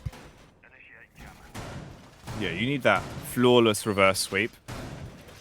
I mean, we've seen greater comebacks. We've seen crazier things happen. But the only reason why I put that big but as a caveat on there is, again, just because of Herds, right? You know, obviously he got himself 1 frag into that round here, but that's still 2 kills. The rest of the squad is actually stepping up around him, though. You know, you've got 14 frags combined with both Freezao and Guy, 10 there for Padrin and Panico, but Herds is normally the mean mugger of the team that will go out and do some damage consistently. He's good for normally at least a multi-kill around, whereas at the minute, he's not actually finding anywhere near enough success. So that could be the rough part for them. You lose out on a couple of early entry frags where Black Dragons maybe turn on the aggression.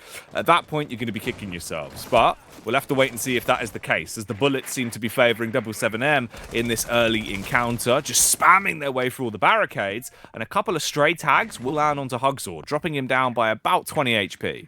I'm just looking back, Jackie. It's quite an interesting point that you make about Herds there. And I've got to say, in the 2 times that we've seen them play on Cafe, W7M so far, Herds has gone 6-8 and 7-10. So never really seemed to manage anything too special here. And, you know, that's not really by way of a criticism to Herds. We know exactly how good he is. We've seen him put 20 kills down in 1 map on Oregon. Yeah. It just maybe needs to be finding himself that right map. And Cafe doesn't seem to be the one for him. I do wonder if maybe it is, just a matter of he's a bit uncomfortable when they take these fights to Cafe, which is also another reason why we looked at it and we were thinking, Cafe is a map, this could be interesting. I tell you what, this round's starting to get interesting. Patoxy the Punisher loads up his guns and runs in, spamming down, serving gunishment onto both Padrin and Herds. They've now got an advantage, and that advantage keeps getting bigger. The gap between the 2 teams is now the difference of 2 men's stature. With 1 minute and 30 seconds on the clock here, Tim, it's up to Panico and Guy to make a comeback happen into round 9. Or the buffer is gone, and a safety net will be given to Black Dragons. This will be their 6th round 1 if they can pick this up, and they'll need 1 more to close down the game with a win, peering over the top of the banister as PZD will banish Guy. It's all on Panico. The sledge walking through. He still found the frag. Hornetau must have been so baffled about what on earth had just occurred. And he's got 1 kill, but he needs 3 more. Switching out to his sidearm, slowed down by the Banshee. And it feels like it's just a matter of time before he's finished off here, Tim. Panico was extremely lucky there not to find himself with the sledgehammer to the face, Jackie. That was one of those moments that does happen occasionally where you just get somebody who approaches a barricade at the wrong time, and believe me, that was absolutely fractions away, but one way or another, Panico able to come out on top, and we've seen him in these difficult 1vx situations before. If there's anybody on this side that you want there, it is him, but he has no choice to dip away from the fight on the stairs, and ultimately it is PZD with the Vector who manages to move around, avoid the balustrade, and just shut the man down as he is peeking in every which way that he could. He knew that there was men in reading. He knew that there was the potential for a rotation through to the utility room just on his right as well. And that's exactly where he was checking when he was shut down by PZD. And that is going to be a guaranteed draw for Black Dragons to begin with. And they are certainly looking impressive so far today. Oh, they've come out swinging. It's great to see. You know, obviously, when we spoke to Lagonis, they said that they've been striving to improve more and more, and they're getting into a point where they feel like they can show that. They've certainly showed it here tonight. You've got a 3-round advantage over W7M. Both of these teams are dark horses of BR6. That is a known quantity at this point. But in all honesty, Tim, looking at it in a head-to-head matchup, I would have given my favour for W7M. I didn't think it would be this, like, really dominant of a game from Black Dragons. They've been able to run away with this one. And you look at the scoreline in terms of the KD, who sticks out? Patoxy, 13 frags. He's been getting more kills, just round in, round out, multi-kill here, multi-kill there. He's ridiculous at the minute.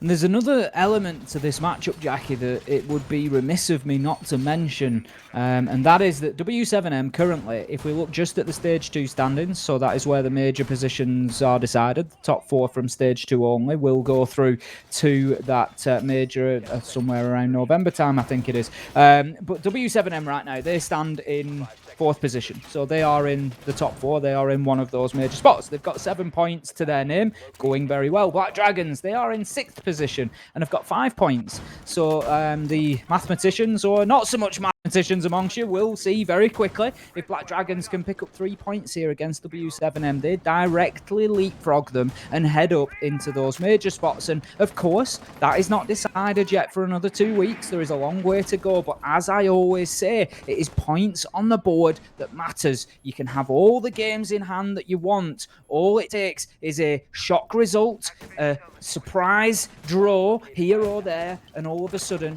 you are not going past that team. And Black Dragons, if they can get themselves into that position, they are then the ones that have to be moved out of a major spot. And what a great position it'll be for them to find themselves in. And what more motivation do they need to push this one over the line on Cafe and give themselves the opportunity at that 3 points with 2 map wins heading into Clubhouse.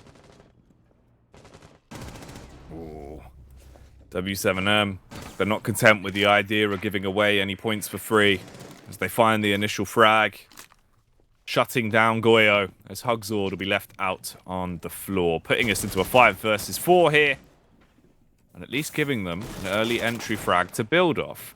This is a good start. We've seen them get entries in the past, and then the rounds still start to fall to pieces the longer it develops. So we'll see if that will happen again. Herd's looking over towards the washroom, firing out, hoping that there is going to be an extension. He's ready on the angle, but he's got to back off. The Sanguine Arsenic coming in. You can't stand there and breathe that for too long, and unfortunately he's not packing a gas mask, so he's got to back up and wait for that to either fade or try and time it correctly. Herds, in the meantime, though, gets the job done on a different angle, taking the firefight to PZD as he relights the fire, shooting through the fireplace. Lagonis is going to punish back, coming in through the rappel. He gets himself a second, but is he ready for the third? He found the flick. He's still got the tag off, but the panic is there. Switching to the sidearm. He stabs him. He goes in with a pistol, finishing him off. The shotgun coming out for Hornetau as Big Papa Pump will lay down one man, and it all falls onto Padrin. A 1v2. They might have an ace in the round, but have they got an ace in the hole to clutch this one? Padrin, is he good enough to find this 1v1 win over the smoke of Hornetau and keep W7M in the game? If he concedes this, they will lose, and it will be a 7-3 split victory here on Cafe for Black Dragons. He takes the peek, but he's not quick enough. Hornetau's done it as he swings faster with the SMG, and the smoke will prove he's handy with the steel. That's a victory for Black Dragons on Cafe. Black Dragons just looking more and more impressive, more and more powerful every single time we see them play, Jackie, and today is no exception. They have absolutely flown through W7M there on Cafe. Very rarely competitive at the level that we have seen them previously, and what a message Black Dragons have just sent heading into Clubhouse. Damn, that's a hell of a final round as well to walk away with. Again, another position where it's really awkward, where they lose out on an entry frag, but somehow one player just pops off. And we saw the man that pops off the hat trick of frags with the final encounter. It looked like he had pistol whipped him in the face, but I guess he got that last shot off and just shut it down as he fell to the air. The shotgun, Tim, that was a crazy 3K. It really was, and we've seen big play after big play there, and it's just a shame that W7M couldn't find a few more of them for themselves to keep themselves in the game there, but we're heading into Clubhouse. It's a fresh start for them, and I'm sure they're going to come in with some positivity to try and draw this one up. You'd hope so. You'd hope so. And as Tim said, Clubhouse will be coming up next. We're going to a brief break, so you've got some time to grab some popcorn, as this one is really quite cinematic. Join us for the second map after the break.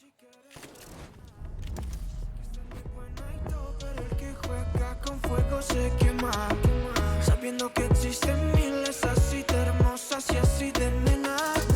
Quieres que por un ratico me den castigo, me den condena. No lo estás pensando bien. Chica me tienes de virolao, mirando como un volado. Si te sigo el juego te he fretado y todos mis días están contados. Si se enoja, tengo lo que a ella se le antoja. Pero nada.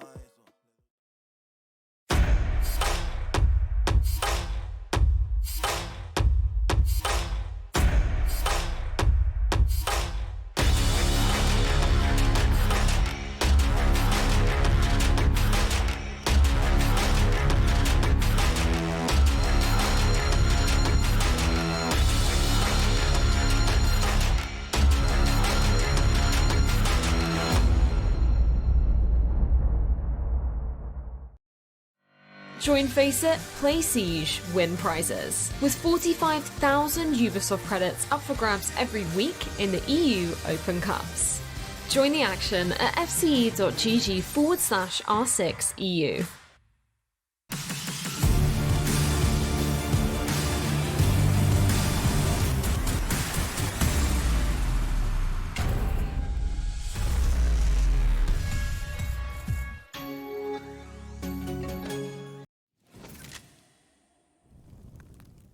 And welcome back, our BR6 brethren, as we head into our second map of the day, Tim.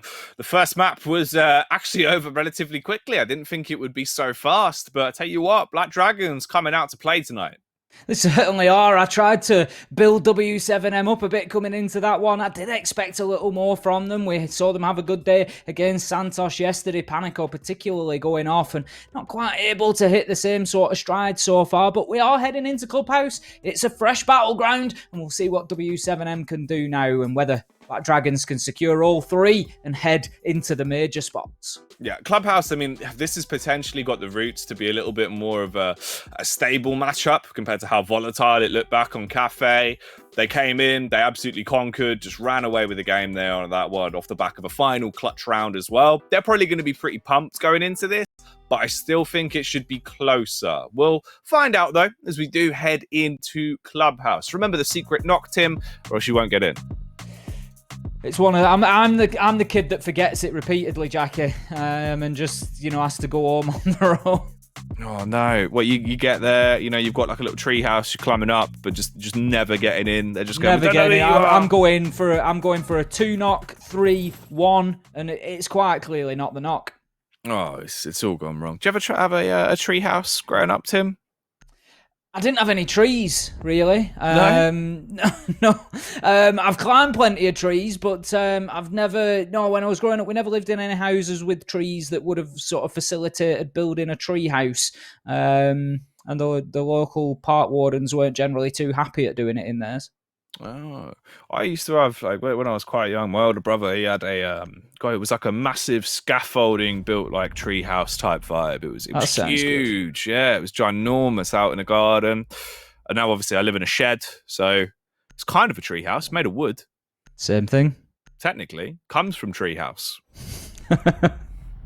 Heading into Clubhouse then we go, and the bands start raining in. Thatcher, Maverick, Kaid, nothing too unusual there. So with the Maverick band gone, we decide to take away Kaid and just try to ensure that those hatches can be open. Now, interestingly, both of those bands coming in from W7M, so It's an interesting combination. Obviously, Maverick has other uses as well, just being able to burn off the reinforcements from the walls and enable soft breaches to get in there and open them up. So we'll see. We would expect to now see a slightly more open game, potentially. Obviously, there's still Bandit and Mute on the cards, so there is still the potential for those denials onto the walls to prevent the hard breaches coming in. But with Thermite, Ace, and Hibana still on the board, we see Thermite and Ace picked up. We see, in fact, all three of them picked up there. Not too much of a surprise. Bandit is going to be brought along with Mute. So we're going to see, I would imagine, in round one, quite a big bit of counterplay between these hard breaches and people trying to keep them away from their objective. But heading down to Church and Arsenal, the primary focus for the hard breaches is going to be the hatches, and there's nothing that Bandit or Mute can do about those.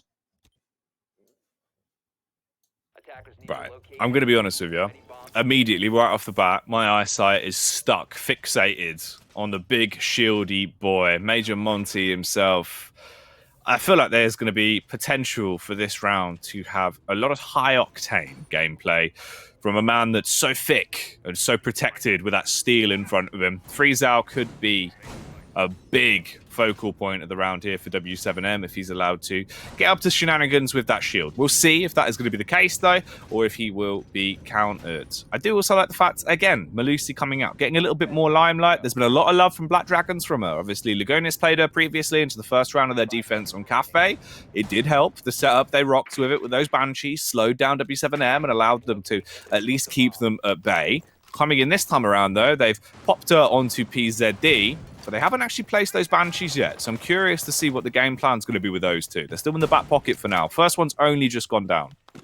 We've got a lot of wall denial going on. We've got a Mute Jammer on the east wall. We saw Bandit herring his way upstairs to get some Bandit charges deployed onto the hot tub wall as well. So that is top floor, fairly locked down in terms of the hard breaches coming in. Going to make it very difficult. They might have to go underneath and start to open the floor up just to get through to them now. Panico, he's going to shut down Patoxy. That's the Jaeger off the board and a good entry frag coming in for W7M to give them a strong start into this one. Friezau, for the time being, looks like he's going to be heading upstairs to try and push away any of those roamers. That is something that particularly Monty does very, very well. He pushes and bullies operators around, doesn't allow them to play in the location they want. Now, that was an extremely slow peak from Gui, but he was certainly anticipated by Hugzord there as he shuts him down and squares things away 4-4. And it looks like the defenders, they have been forced quite quickly back down to the bottom floor. They are going to revert themselves now to a turtle hold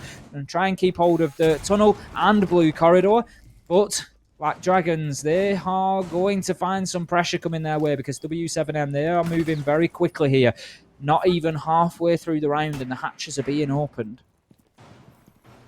Only issue for me now, though, is I felt like they were going to do something together with the Friezau play on the Monty. He's actually gone off on a bit of a solo play down towards the stairway, winding his way over. Hugzord to be close contact. I think Hugzord could actually just deal with it in a matter of seconds, though, if he does fully commit to this fight.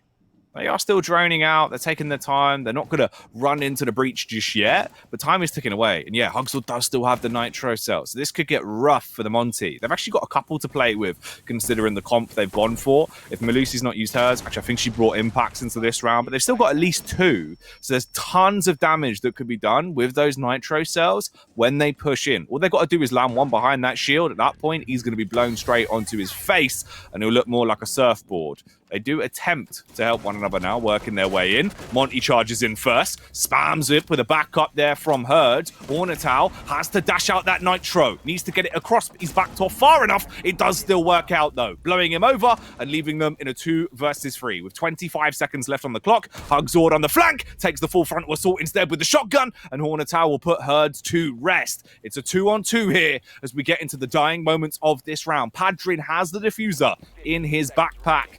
He just needs to get on site and be able to pull it out. He has got a bit of time to work with, the grace period where they're not hunting towards him. They're actually playing in 1v1s. All it takes is for them to win their individual duels, Tim, but either one of them is bested as W7M clean up. Padrin just in the nick of time, coming off the diffuser and finding the flick to arrest that bandit. Nice from W7M there, thinking on the feet, and just all the focus was going towards that church wall, so they just move away. Padrin throws that diffuser down on the ground inside of the Arsenal, and that was exactly what was needed, because if you notice what happened at that point, Jackie, that is where it went out of the window for Black Dragons. They had themselves set up, they were ready to defend Motor Door, they were ready to defend church wall, and as soon as that diffuser went down elsewhere and they knew that it hadn't been put down inside of Motor Door, they separated off. And then, as you say, they played into 1v1s, and W7M took full advantage of that. So that was really nice play from W7M there, just splitting their attack and sort of drawing focus, making a lot of noise over here in Moto, whilst the diffuser goes down in Arsenal. Very nice.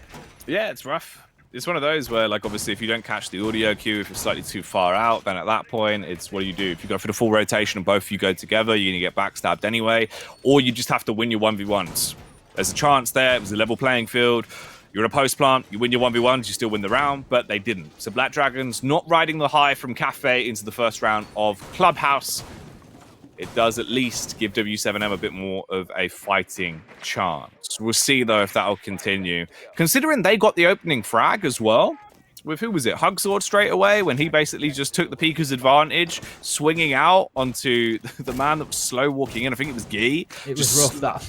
Yeah, dude, he like fully slow walking his way up. At that point, there's no edge for you there. He's peeked onto you. He's got the Pika's advantage. You're going to be done every time. You're just giving him an easier shot.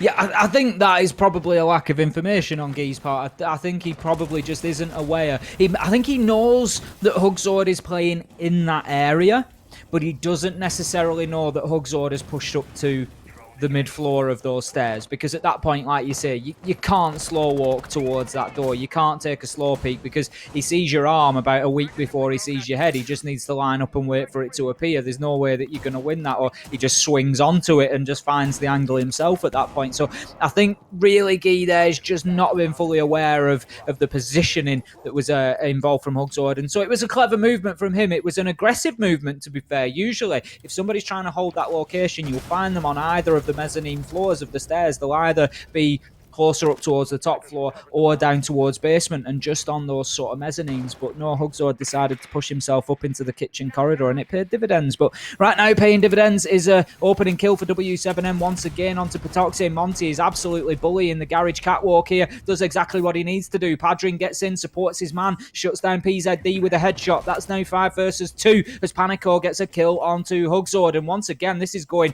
rapidly in the direction of W7M, and I'm pleased to see it, Jackie. They're coming out and they're showing that fighting spirit that I touted for them, that I said they had right at the beginning, and we are on their map here. They're obviously more comfortable and they are putting up a real good fight. But how about that from Hornatau? Takes the jump out of the window, swings with the shotty and shuts down Panico.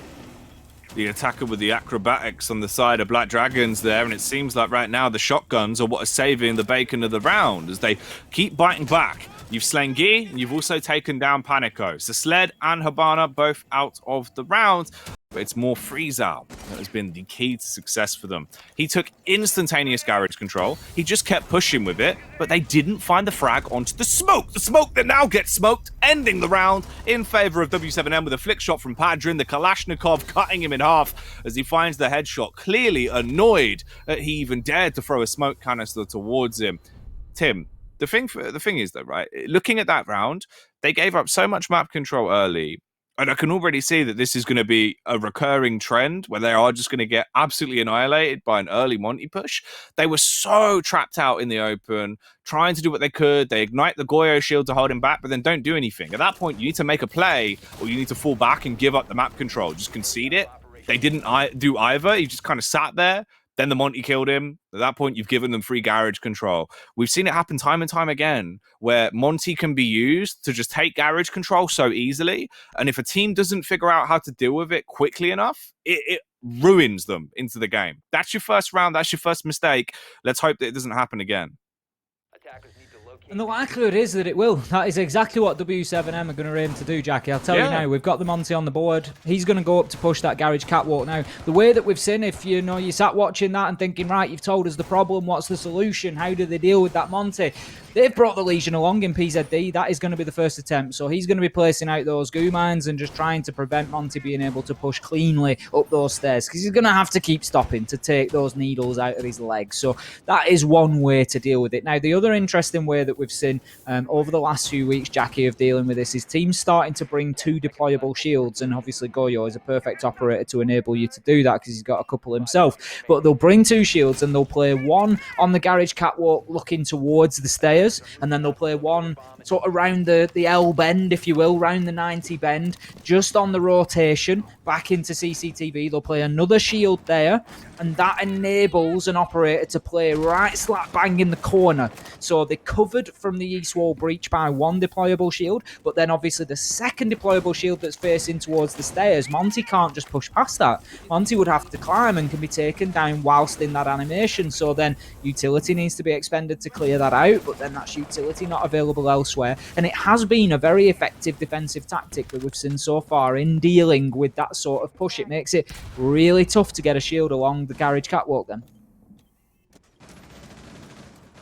We'll find out if, of course, there has been any adjustment to actually counter it this time, or if it is just going to go very, very wrong once again.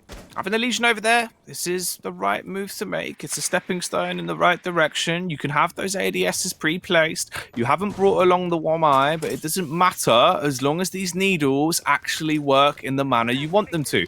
Also has the impact nades. That's a good amount of early damage done. It also holds him back. Way better adjustment here. It's exactly what we were talking about. You can reset as well, because it's the goo mines recharge, dash another one down. Rinse and repeat time and time again. Keeping garage control is a pivotal part of being able to hold towards this site, but you've also got to know when to give up the goose, ignite the Goyo shield, and sprint back. Slowly backpedal so you can keep yourself in either a 5v5 or at least an advantage. If he gets himself this paranoid about the doorway, once again, freeze out, he'll get jabbed up. Another impact nade, it will go out and he'll repeat history. Good damage. Now Freezel's very low at half health. This makes it way easier when you knock that shield up to get a guaranteed frag onto Monty.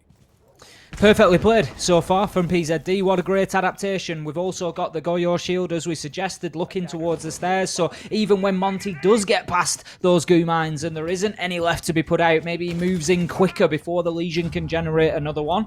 What does he do then? How does he get over that shield? Because he's now so low health as he approaches it. He's just going to shoot it out. He's going to set him on fire, Jackie. That's exactly what the play is here. At that point, as you say, the Legion says, right, enough's enough. PZD dips back, goes back towards site, looks to move through the rotation or onto the window. He needs to be careful of the east breach, and that's where the second deployable can sometimes come in handy. But he just shoots out the Volcan shield and takes Monty with him. Fantastic play from Black Dragons on the defense. Panico, he's going to open things up for us though with the kill onto PZD. That clears out the garage catwalk, but how much damage has been done by the clock? That is the question, unfortunately. He's going to hit his own man as well and take Guy out of things, and that is going to leave us now 3v3. There goes the Volcan shield, as suggested, finishing off the Monty. Onatayu, I think, is who placed it at least. I'm not sure what happened there, but Patoxy comes in with the double onto both the remainder, and Black Dragons, they benefit from a beautiful, beautiful hold of the garage catwalk. And there you go. That's like literally what we were asking for. That's why I brought so much attention to it into the round where it worked out the first time, because Monty is one of those ops that sometimes they bring in, you find that weak point, and a team will go, yeah, but we'll just do it again. We'll do it again. It's fine. You know, we will win. We will win this site. It's just one off. They just brought Monty.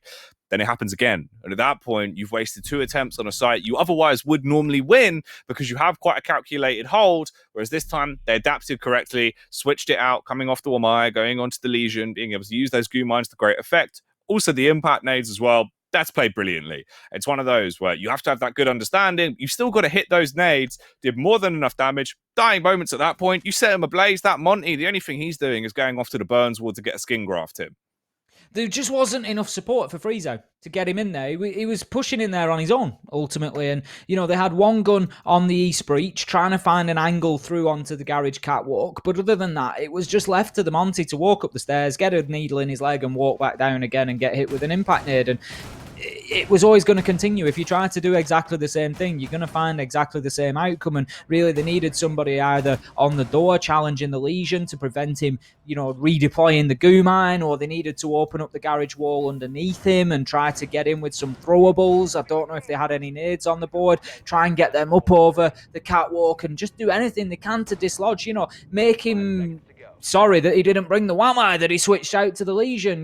Get plenty of utility in there and make his life difficult. But PZD, he was just quite happy to sit there. He'd still be sat there now if they'd have let him, because Frieza just, as we saw, the support was there for him later in the round. Panico got the kill onto PZD, but it was just too little too late at that point, Jackie. There was about 25 seconds left on the clock, and you can't be mounting a push from Garage Catwalk at that point in time. So they just needed to adapt on the fly a little bit quicker there, W7M. So very impressed from Black Dragons. That was a great adaptation and a great example of how to hold Garage Catwalk. And W7M maybe just needing a plan B there, maybe push construction, maybe just go somewhere else, do something different.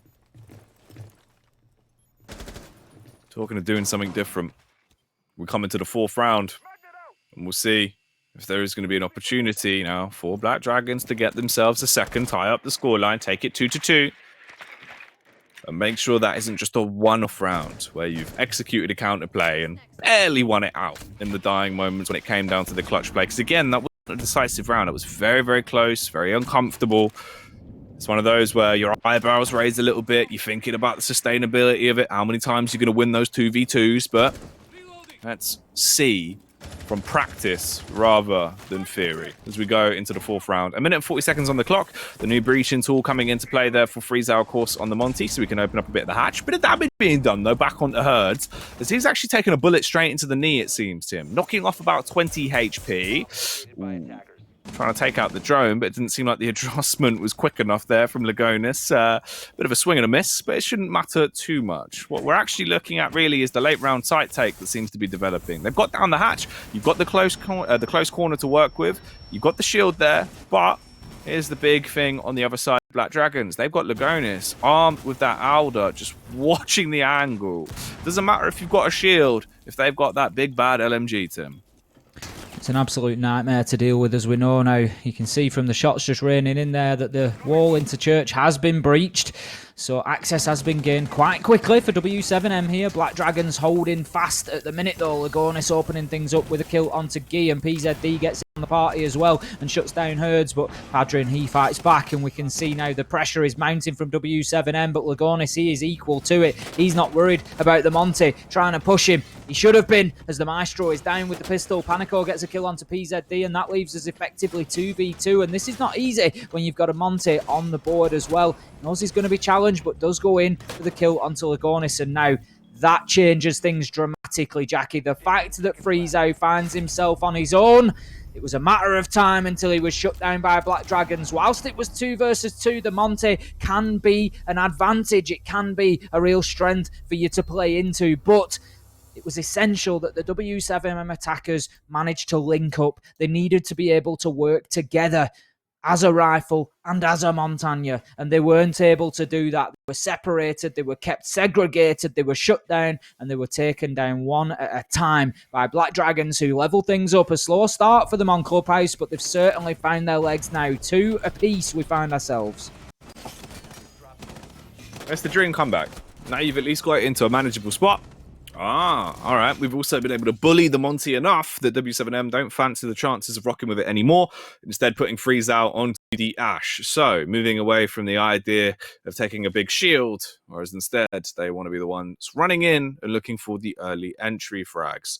Curious, though, I think this is the first time we've actually seen both a Thermite and an Ace pick as one comp, Tim, for W7M here, as Thermite's going to be brought to the table by Panico, and Padrin will be on Ace. So, some big breaching gameplay on the way into round 5, it seems. I would expect so. I mean, we've got to remember that Ace has the opportunity to take out utility as well. Not something that Thermite can do. So potentially by bringing the Thermite along, you can then use him to breach the hot tub wall, for example, and the east wall if you want to do both of them, and push into Cash and CCTV, take control of that, which is generally a sort of a reasonably expected step for the attackers. But You do that and breach those 2 walls, you do still then, of course, leave yourself the option of those Selmas being able to take down shields, being able to take down other utility. Or alternatively, maybe they are planning on needing even more hard breaching to happen than that. Take down the hot tub wall, then use the Selma charges on the bathroom wall, for example. It gives you a nice ranged option where you don't have to step into that corridor, risking your neck in order to get the exothermic charge onto the bathroom wall. But one way or another, there is a lot of hard breach denial being brought along. We've got Mute, we've got Bandit, we've got Electricity, and we've got those jammers all over the map. And something is going to have to be taken out first to enable Ace and Thermite to make use of their special gadgets.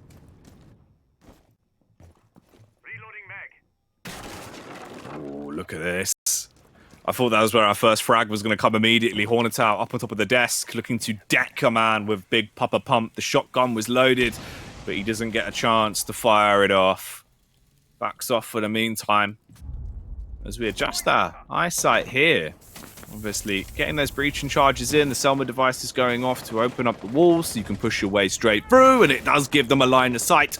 Herds running down in the lower levels, though, will knock Hugzord over and put us in a 5 versus 4 of 1:35 on the clock. Toxie, a little bit paranoid about the push that's coming towards him. Padron getting his drone in as well, so big reconnaissance will be found. They're going to get so much info, and you've netted yourself an early frag into the round. This has been the dream start for W7M into this one. They're in close contact as well. This Ash specifically, a Freezal, so close to potentially being shot in the side of the head by Lagonis and PZD. They've got a 3-man crossfire setup to hold towards the site. They're spamming out bullet after bullet, but the issue is it doesn't matter that you've got control of A, because B is where it's all going down. Going down specifically is the diffuser, but even more so is the entire team of W7M. Knocked off their feet one by one, leaving us in a 3v2 with Guy playing on the post plant behind the deck chairs as he looks his way in, finds another man and pops him onto his bottom. Spaying out with a second as well, looking to find the headshot. Can't quite connect it just yet. It's all on him now. PZD tapping the diffuser to bait him in. He'll run in, and he's going to be bench pressed out of the round. The 5th will go the way of Black Dragons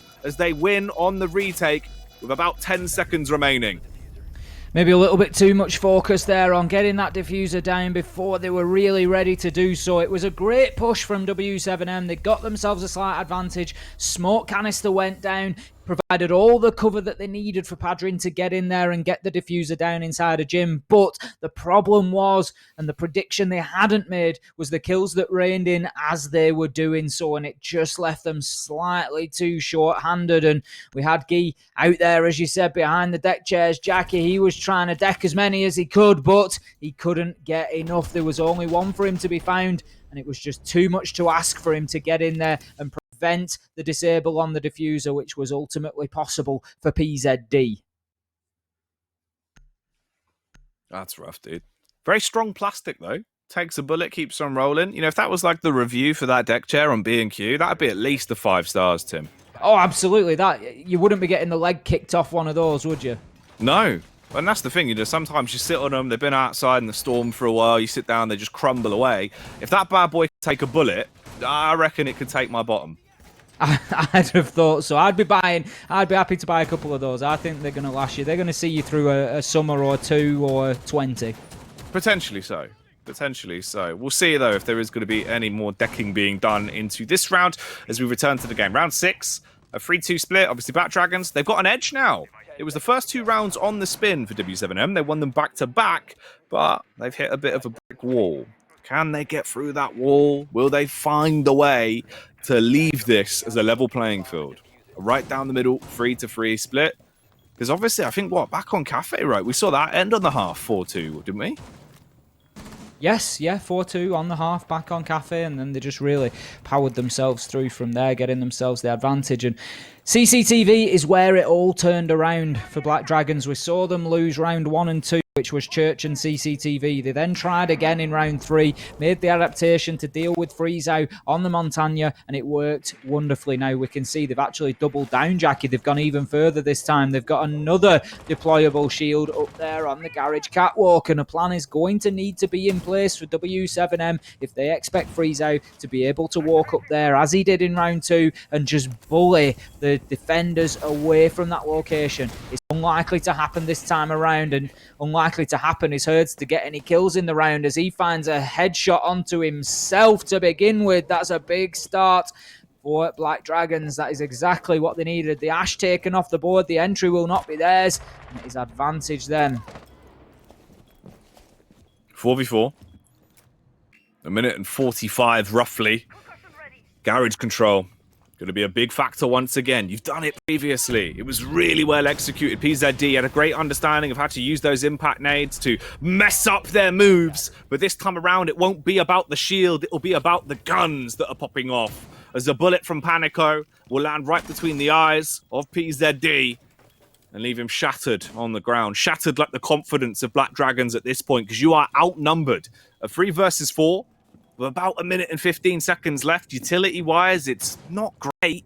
I mean, it's not horrible, but it could certainly be better. They've got one Nitro cell on Hugzord, Lagonis is still alive on the Goyo, and Hornetow, if he's got all 3 of those smoke canisters, that could still be a bit of a blessing in disguise. Because between you, you've got 2 Nitro cells and those 3 smoke cans that can really do a number, specifically on that Monty. Get one of the Nitros in behind him, blow him off, and be able to put yourself into a good spot there where you've leveled it up, and you can just take raw gunfights. You don't have to worry about besting this shield. Also, when Padrin pushes in to get that diffuser down, he'll probably be protected by Freezal, so you can use the smoke canisters to do damage. He's really tanking that one as well. Tick after tick, 4 ticks from the smoke can, nearly finishes him off. Hugzord has the Nitro still in the close range encounter as well, but doesn't commit to using it just yet. Utility after utility dashed in through the window seal as W7M are looking to try and push them back and give them a way in. They've got 20 seconds to get this diffuser down. They commit to the plant. Lagonis lurking around on the ground level below. Wants to go for the play with the Nitro, but won't dash it out just yet. Instead, it comes to the gunfire, but it'll be Padrin to pop off with a 2K from the AK. Adjustment there for Panico on the Habana for the final frag as W7M shut down Lagonis and end the half in a good spot. What a map we're seeing so far here on Clubhouse, Jackie. It's absolutely wonderful to watch because we're just getting play, counterplay, and counterplay time and time again. So this time, Black Dragons doubled down on that garage catwalk, bringing even more utility for it. But W7M, they had a plan in place this time around, and they cleared out, as I suggested, from underneath, got the angle onto PZD, took the lesion away. The utility was removed quickly, enabling Freezow to get his way into sight and bully them. Now, I was a little bit concerned for him because he'd used the secondary hard breach gadget, so we saw he just had the small hole. It is vaultable. You get through there from a hard reinforcement, but my concern was those smoke canisters, because what it did do was stop him making a rapid egress from the site. It would have, of course, delayed him while he turned his back, tried to get himself vaulted through the hole, and that is all the time you need for a smoke canister to take you down. So that was a little bit of a concern, but they made it work one way or another, and W7M, they close out round 6 to level things off, square it away at the half, and they are still fighting in this one. They want their draw, and if they can win the map here on Clubhouse, that's exactly what they will earn for themselves.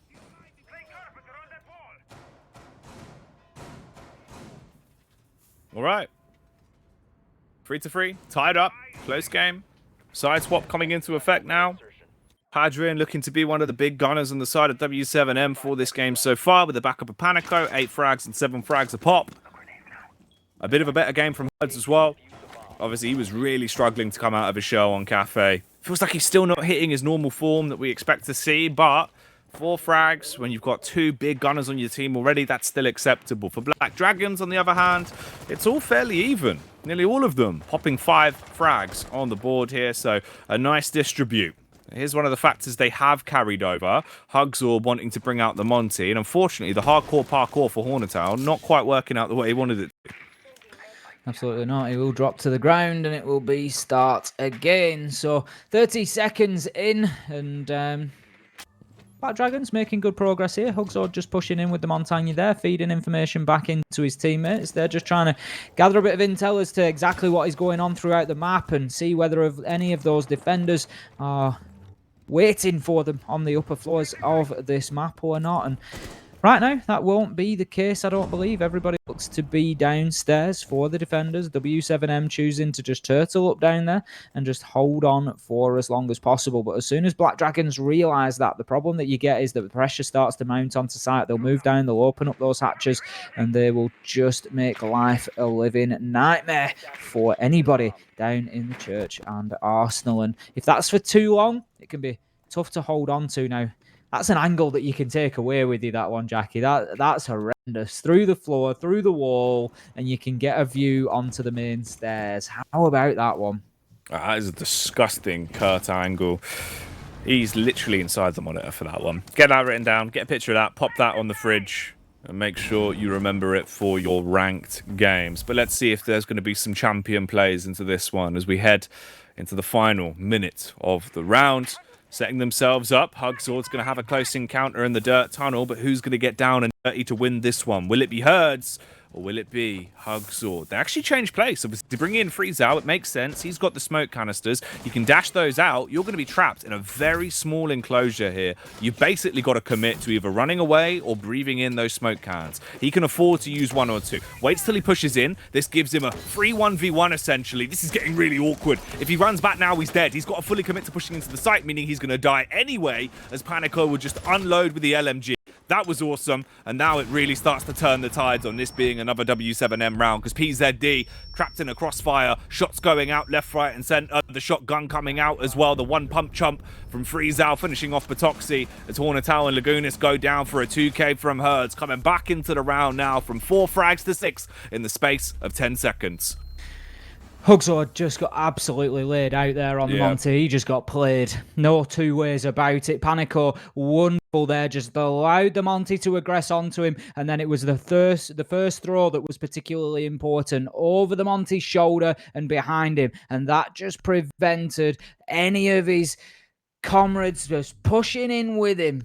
And that was the big key, because then you've got him sectioned off. You've got him on his own. And Panico then just kept dropping the smokes in front of him. 2 more was all it took. He had absolutely no option but to keep pushing forward at that stage. And that was ultimately his undoing. Shut down at the doorway. And then kills just rained like dominoes after that, as one went down after another. And W7M, they came out on top of things. They find themselves now 4-3. First defense is successful. And I think they could just power themselves into this matchup, Jackie, from here. Oh, they're back in the game. I mean, you've got yourself an edge, right? You've woken up. You've come out strong.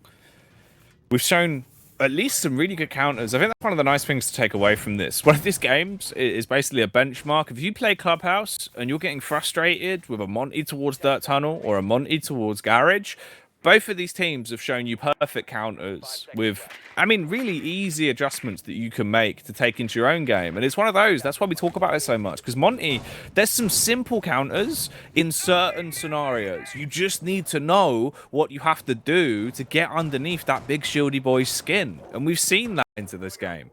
W7M, though.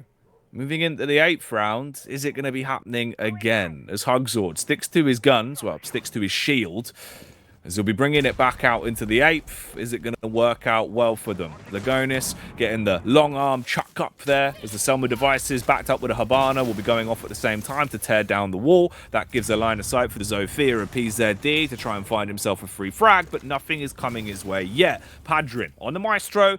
You've got this camera to play with. You can just shoot him in the back. He's going to be backing up, but look how much damage he soaked, especially because he stepped on a goo mine on the way to him.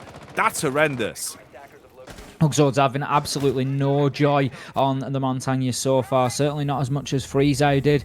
He is not putting it to great use. And that is maybe something that Black Dragons need to pick up on sooner rather than later. They don't want to end up losing this one before they get themselves into it on the attack, just because they keep trying to force the Montagne that they struggled against. As we can see, halfway through the round nearly now. And W7M, they are holding themselves fast. And there has been very little progress at this point in time, and the evil eye cameras, they're just going to continue doing the work. And Panico, he's just putting those goo mines out. He's got himself a nice throw there that just lands on the stairs and again just prevents that Monty from pushing up. Now The Guman will be pinged out, so I would imagine that the attackers will have taken that down to prevent it getting stuck in the leg of Hugzord as he goes up, but there is very little damage left for him to take now. Patoxy takes all of the damage away from Herds as he shuts down the Jaeger for the entry frag, but with 1 minute 10 left to go, they need to think about getting moving here. They haven't made too much immediate progress towards the site. Now, up goes the Monty again. There you go. It's as easy as 1, 2, 3. Padrin just throwing out the impact nade, hitting the wall behind him, and the damage already done by the Gumines is telling.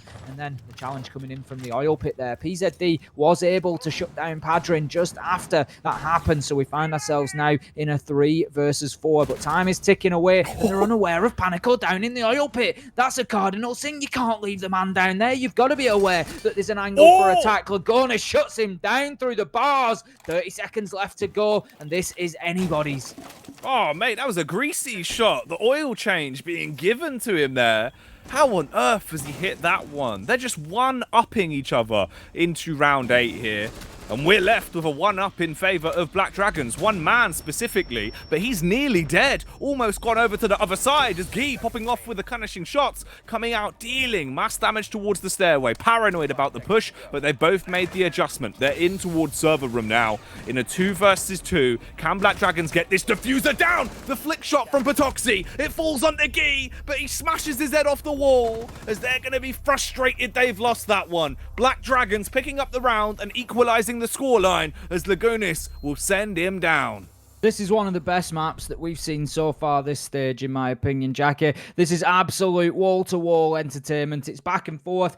Inside the round, outside the round, whether it be kills, man count, whether it be the scoreboard, nobody can grab hold of an advantage here. And the real beauty of it is you can see how hard these two teams are fighting to get this over the line. W7M know exactly what this means. If they win here on Clubhouse, they keep their position for the time being in the top 4. They will not be overtaken by Black Dragons. Black Dragons, by contrast, they need to get the win here if they want to go completely clear of W7M. If they come away with 2 points, then they will tie them up on 7, and it will come down to those tiebreakers. So they are looking to avoid that situation. They just want to leapfrog them nice and clean. They want the big 3.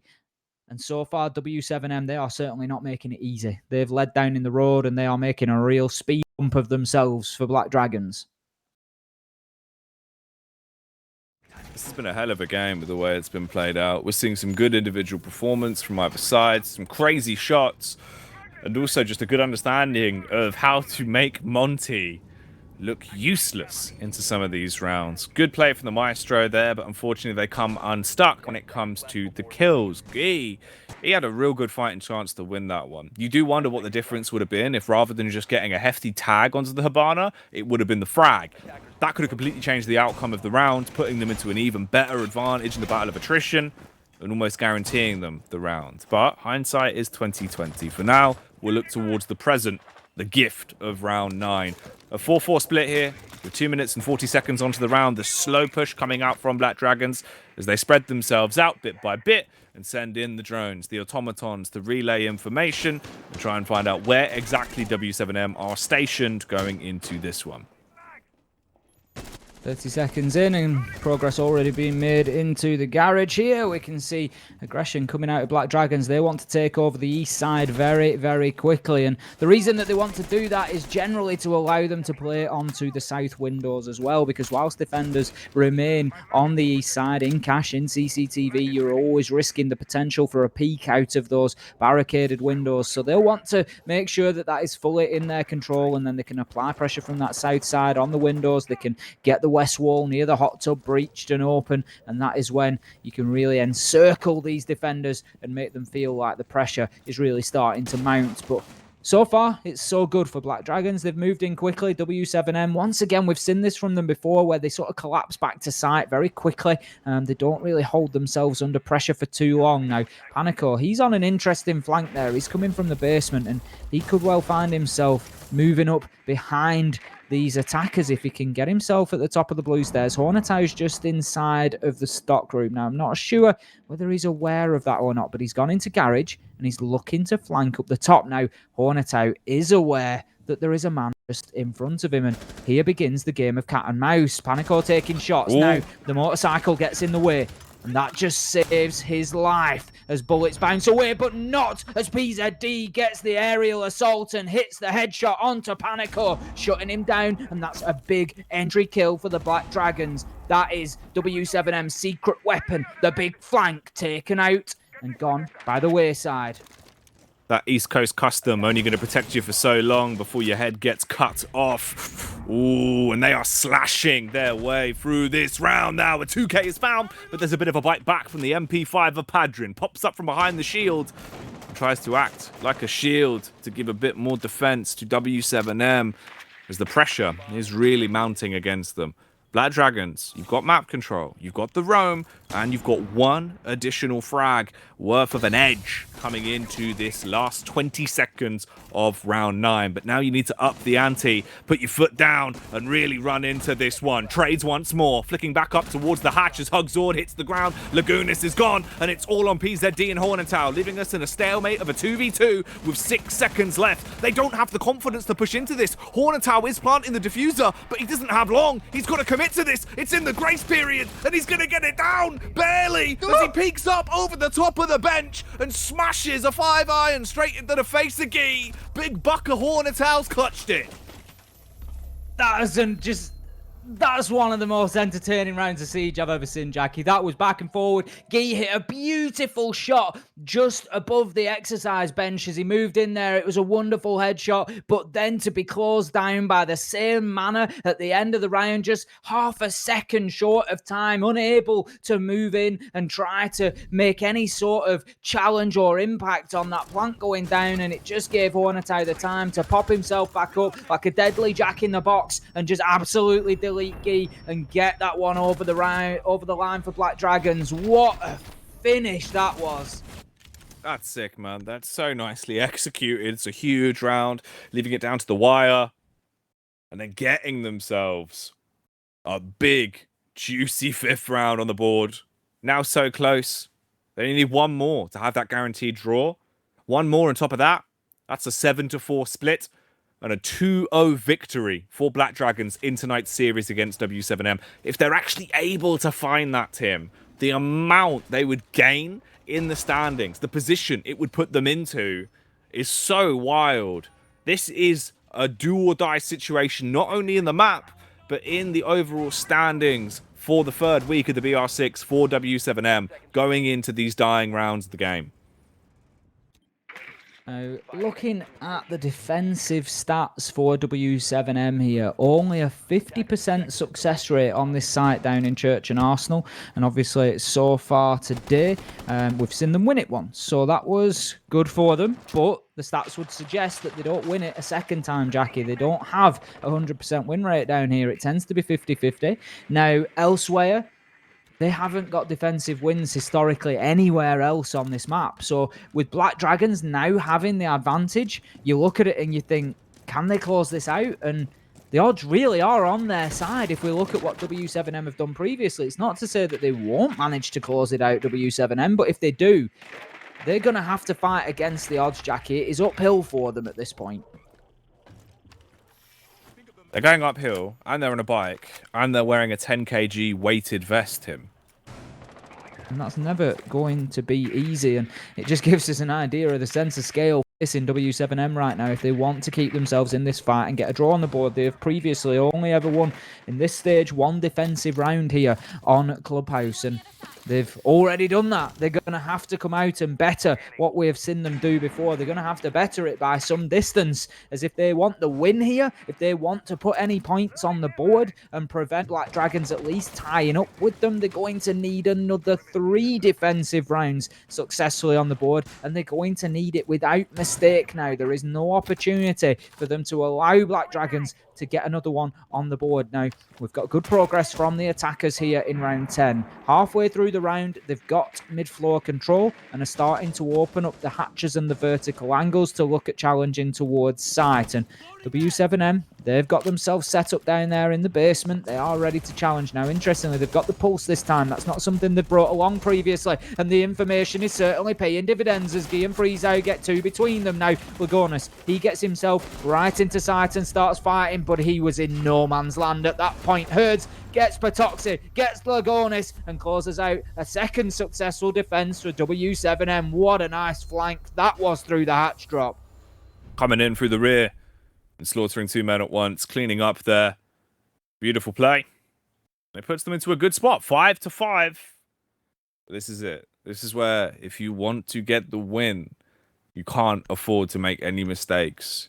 First team to get to 6 rounds has the guaranteed safety net of the draw. If they both make it to that position, this map is going to be a write-off. And the only team to find anything from tonight's best of 2 will, of course, be Black Dragons for their dominant victory back on Cafe. It's worrying now, Tim. This is certainly crunch time in terms of the 6 picks coming out as well. W7M moving off the Malusi and going for the Valkyrie. I wonder if that is indicative of what they're going to get up to into this round. Potentially a bit of early aggression. Use those cameras to go for a wide swing and leave someone with a black eye into the opening moments of it. Get yourself an entry frag on the defense. You can turtle, so you can play for trades. I think we've absolutely nailed it today with the pick of Goyo game of the day, Jackie. This one now going all the way to 12 rounds guaranteed here on the second map, and Black Dragons with the opportunity to leapfrog W7M in the standings and put themselves into the contention for the top 4 major qualifying spots.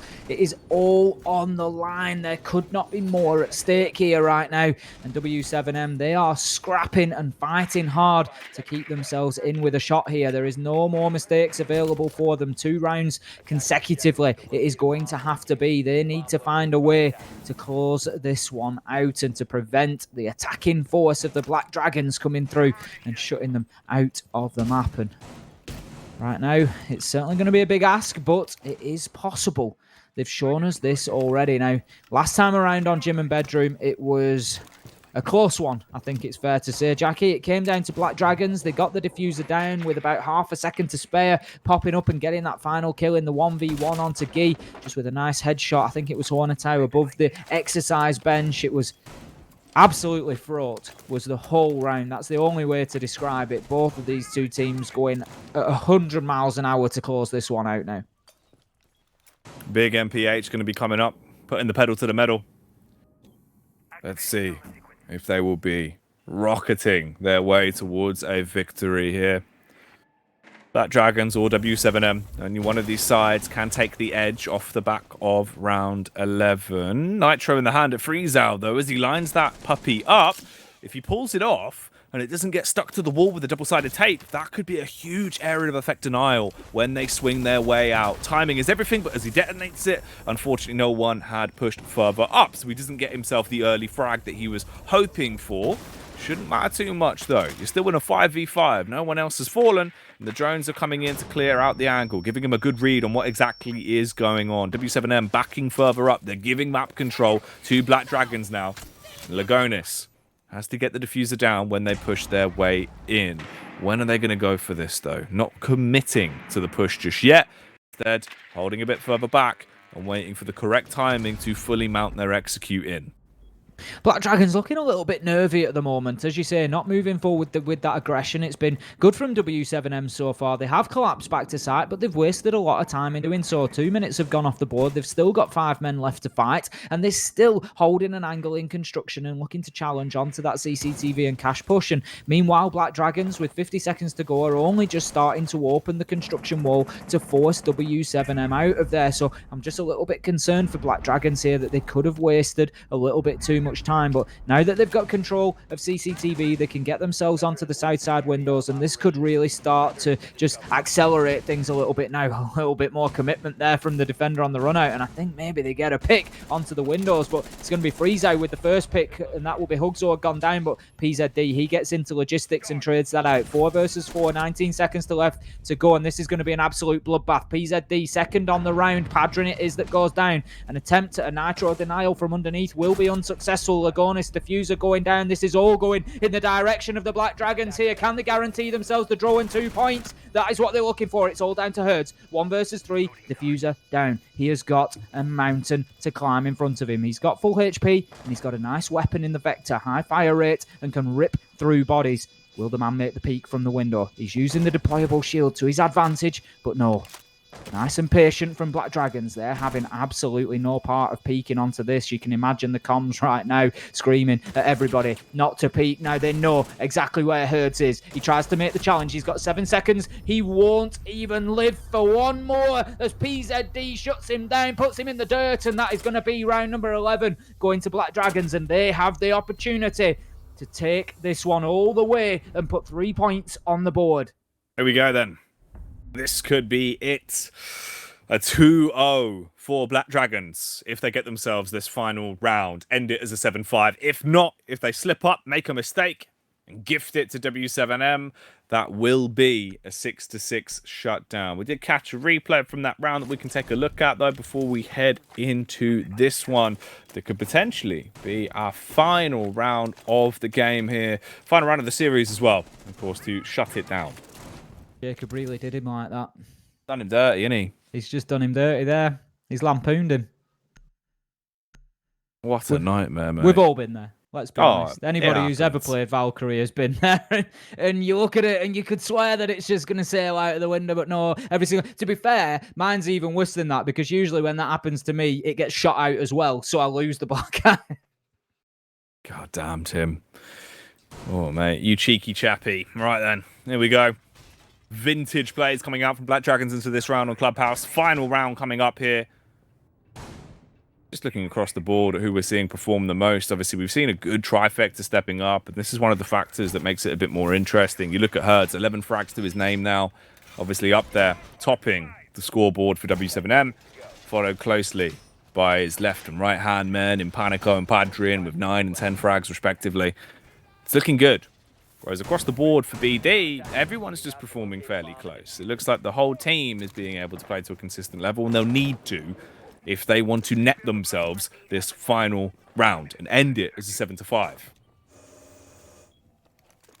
It's all going to come down to CCTV. Preparation still going on inside of sight. 15 seconds into the round. Nothing too unusual there. Now we can see immediate attention being paid to clearing out that garage catwalk, and that is why those angles are being cleared out by the Hibana. It's going to allow the approach from underneath to try and apply pressure to Padrin. Now, they brought the Maestro along again. It was particularly effective against the Montagne last time around, but if you look through the lineup of attackers, we don't have a shield on the board this time around. They have foregone the big shieldy boy. Montagne not brought along, and instead they're going to go for a more standard take, which is going to be open in East Wall. They will look then to try and gain some control of Garage Catwalk, I would imagine still, and then potentially we've got Patoxy on the Hibana there just heading underneath, and that could be to go up those main stairs and look at moving into construction and opening up the wall from that side as well to create one giant pinch onto the defenders inside of sight and make it just deadly for them to move one toe in any direction once all those angles are held down. Oh, the drop down from Padrin! Off the top rope as he hits the elbow onto the face of Hornetow and slays one man, but there's a trade back. And the trade is a hefty one. A strong wind coming in the form of the Black Dragons flapping their wings to kill Panico and Padrin, two of the big gunners for W7M. It leaves Herds, Friezau, and a half-dead Guy in a bit of an awkward spot here with 1 minute and 15 seconds left to defend. They're outnumbered. They're dripping blood. They're black, they're blue. They're in a bit of an awkward spot, but they're taking out those drones. Herds, if he can hit heads in that manner, though, there's still more that can be done. The shotgun being drawn for Friezau as Patoxy is slain. And BD, they got so much in an early advantage, but now they're starting to slow it down. They're tapering off, and they're not really putting their foot down to just rev their way into the site. And this could come back to haunt them. Herds holding on the close angle. He's good for at least one frag here, surely. But they dip by. They actually bypass him. Guy coming in on the rotate with a nitro. Don't think that's going to do too much when he detonates it, unless they're in a great position. Herds with a second frag, though, still popping heads as Hugzord's knocked down. There's the follow-up from Herds. He's doing everything. He's put his team onto his back and knows that he's got to carry him through this final round to make it end in a draw.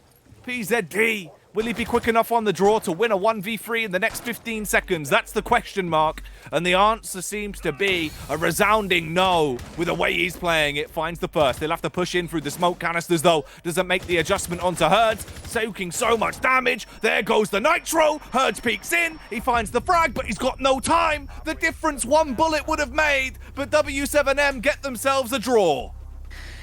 I'm sure that's a bit of pill for Black Dragons to swallow. They know that the 3 points was there for the taking, but W7M, they came in. Herd's the hero right there at the end, doing everything his team needed of him. He's been quiet so far, but then look at that clubhouse. It really did accelerate through the second half of that particularly. 13-9 he finishes, and it was a much better performance. You picked him out, I think it was towards the end of the first half, Jackie. You picked him out and said he's doing better than he did on Cafe. I think he had 4 frags at that point, and then he has just really just gone through a speed ramp there towards the end of the round, the end of the map, and he's just got it over the line, and he's reduced them to 2 points, and that is massive for W7M because it leaves them both on 7. We'll get some confirmation. I'll have to see exactly how the tiebreakers fall between the two of them in terms of the stage 2 only standings. We'll get that to you as the show goes on, but it is a great result for Black Dragons nonetheless.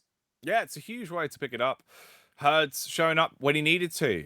It looked like basically it was down to him. The other 2 performers, Padron and Panico, they were taken out as the first 2 frags. That's kind of the dream scenario in a round like that, where you feel like, okay, we've done everything we need to. We've taken out the impact fraggers. It's just left on Herds. But he shows up, realized that he had to clutch that one massively.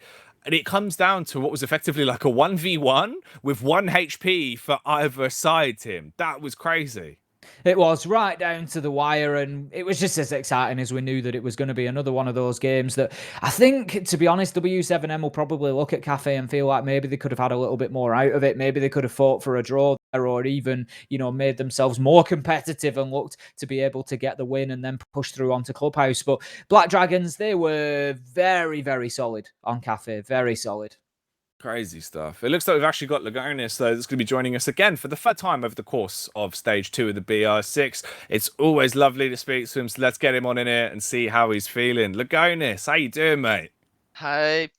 I'm pretty happy. I don't know how to say, but I'm pretty happy right now. I'm a little nervous because it was an intense match, but I'm pretty happy right now. So that's it. Man, it's good to see you happy, and you should be, brother. Because I mean, let's go into the first map first, right? Back on Cafe, you came out really strong. That was nowhere near the result I was expecting. That was really dominant. Yes, we studied a lot the cafe of them, the map. Yesterday they play against Santos, so we have a pretty nice informations to counter them. So yeah, it was a pretty good map for us. It's one of our best maps. So yeah, everything go right. So that's nice. Looking at Clubhouse, Lagonis, obviously, it was very, very close to a maximum 3 points for you. What do you think might have made the difference there? What could have got you the win on Clubhouse? Yes, so I think I think it was because in the last trainings, the last screens, we changed some roles, and who picks each operator on attack. So that was not a good option, So we were on the start of the half of attacking half, we were a little with don't a little confused, because we changed it to getting better, but it was not that. But we don't achieve what we were expecting, like changing these roles, this. So it was this, and our attacks on Clubhouse were a little slow, We needed to push more, and that was why we don't got so many attacks, I think. Because it did feel like there was a couple of rounds where obviously you'd find yourself entry frags and then it would really slow down too much. Do you feel like that was one of the big factors then that was a bit of a drawback on your attack? Yes, maybe. Yes, I think so. So looking forward now, Lagonis, that puts you up into, you've tied on points with W7M in terms of qualifying for the majors. Can you push on and do it? Can you get one of those top 4 spots? Yes, I hope. We are training a lot for this, so I hope, and we are getting better in these last 2 games. Yesterday we played well, so we needed to like focus and get regular with these results, get regular with this gameplay that we are showing. So yeah, that's it. I believe that we can reach top 4.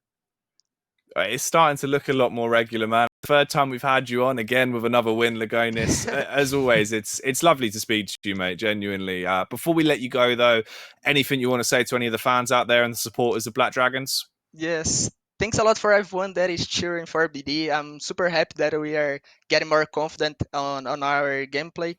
So yeah, that's it. I thanks a lot, Tim and Jack, for all the interviews. I'm happy to be here. You guys are amazing. I really like to talk with you guys. So thanks a lot. And that's it. I hope to be more times here. And thanks a lot for everyone that was cheering for us. Thank you, man. It genuinely is really nice to speak to you, Lagonis. So hopefully we'll get to do another interview soon. If you keep getting these wins, brother. We'll see you later on. Thank you. Thanks Bye-bye. a lot, Lagonis. Oh man, he's so nice, isn't he? I Too can't nice to us, deal Jackie. with him. Too nice to us. And the thing is, he's always, like I say, for me, you know, we interview a lot of passionate players, but Lagonis sets the biscuit. You can see him coming out of those games, and he's still like trembling. He's like, he's like, get me back in. I can do more. Put me back in, coach. He's ready to go again. It's always fun to watch him. It is really nice. Super down to earth guy, speaks straight from the heart. Lagonis is a lovely, lovely guy. And that is the end of a lovely best of 2. But of course, it's not the end of the day, Tim. We are only getting started. We'll head out of our Goyo game of the day and into our second matchup. So do not go anywhere. It's only going to get better from this point forward. We've still got 4 fantastic best of 2s to go tonight. Well, sorry, 2 best of 2s to go tonight. So come back after the break when we step into the second one. Divertirnos malamente con tu piel. Baila hasta que la noche se acabe.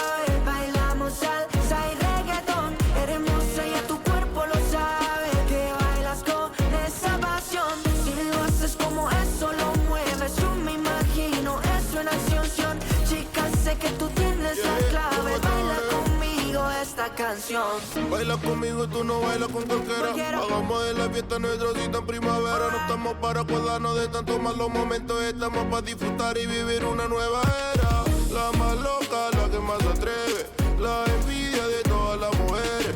Está soltera y también como lo mueve.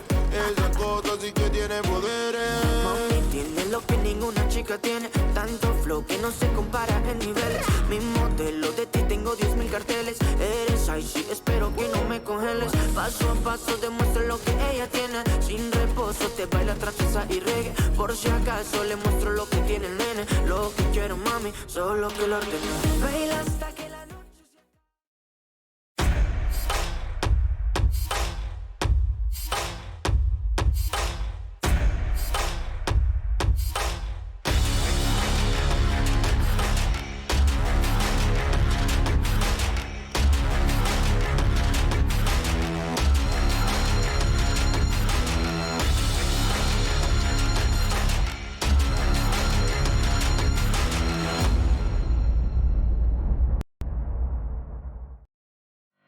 Join Face It, Play Siege, win prizes. With 45,000 Ubisoft credits up for grabs every week in the EU Open Cups. Join the action at fce.gg/R6EU.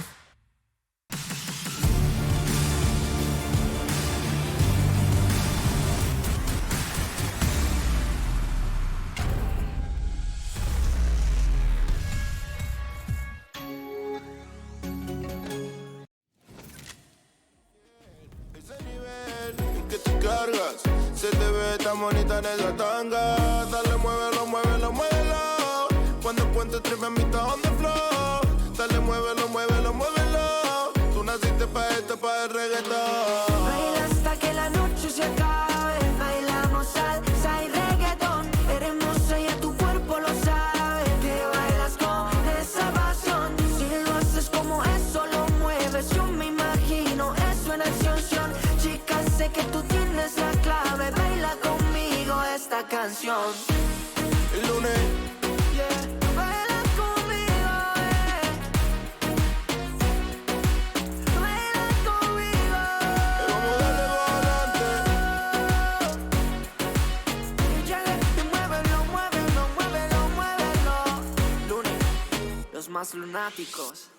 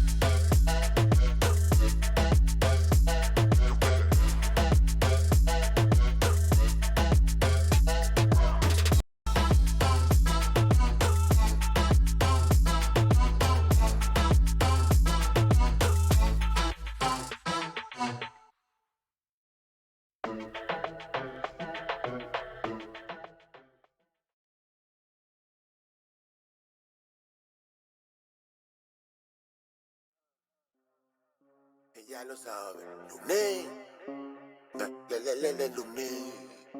Va cogiendo el filé, yeah. Le gusta la verde, le gusta entonar. Aquí estamos chile, yeah. Party, party, party, nos ponemos farria. Nos encanta el perreo, yeah, yeah. Habla mucho, mucho, pero ¿dónde están los haters, baby? Que no los veo.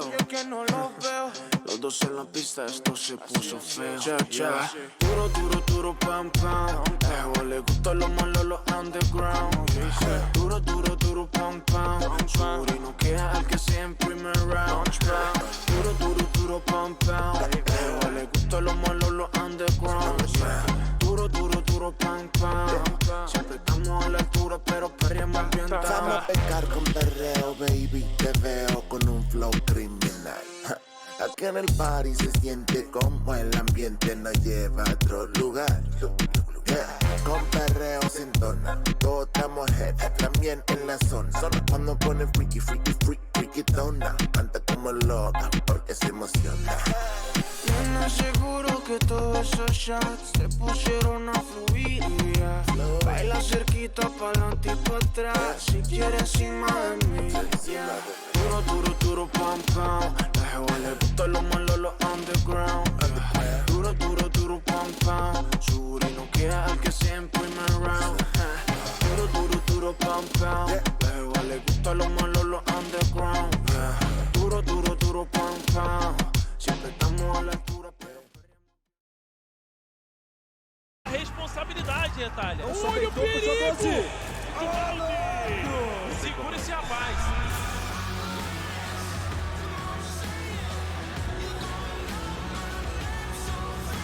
Consegue garantir a rodada num round incrível!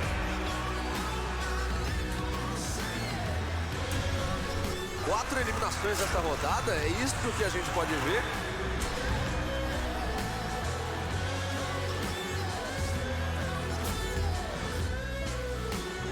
O jogo na tela para vocês!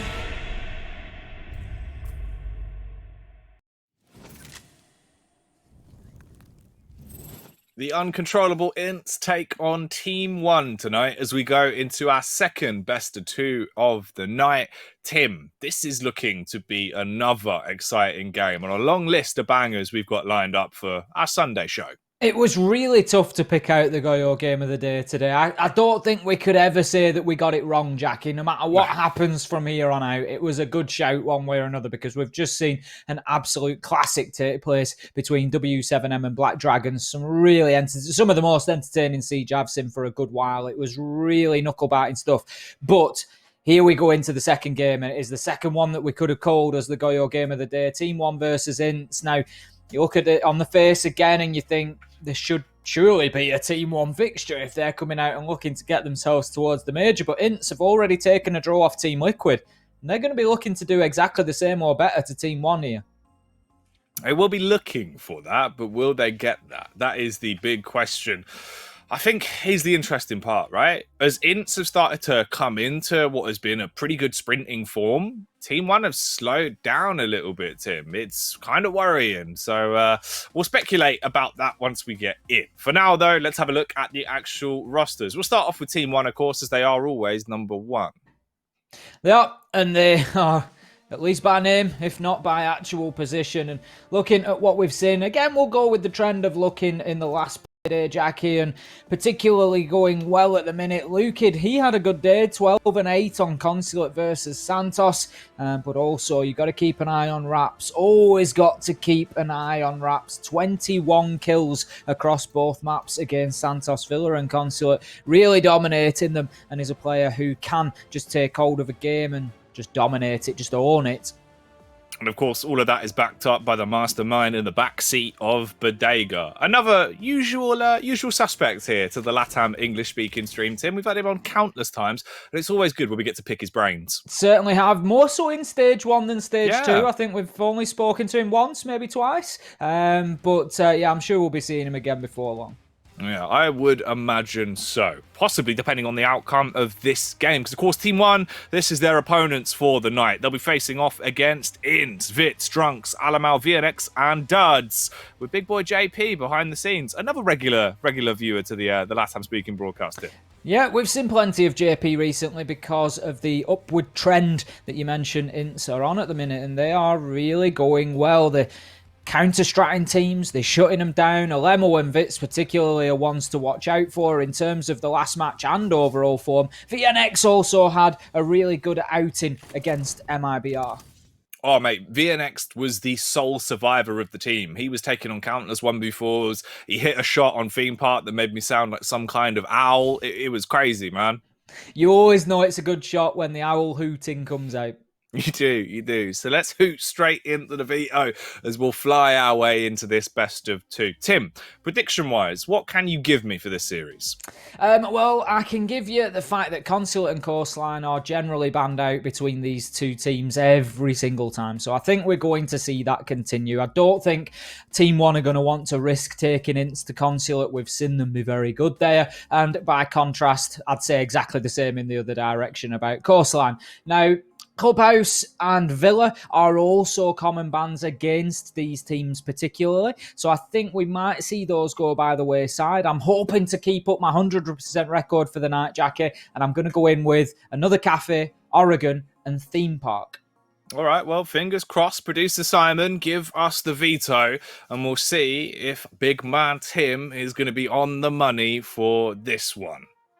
Coastline goes by the wayside. Clubhouse follows. Now, that's good for me because I thought that was one that I was questioning. Now then, theme park and cafe. Villa sneaking through. Ooh. That's a little bit of a surprise, and I'll tell you for why. So I've not done... I've got one of them. I'm on with the Oregon pick, right. But I could have done better there. The problem that I've had is that Villa has been banned out against Ints 4 times so far. Teams don't want to play Ints on Villa. Now, Team 1...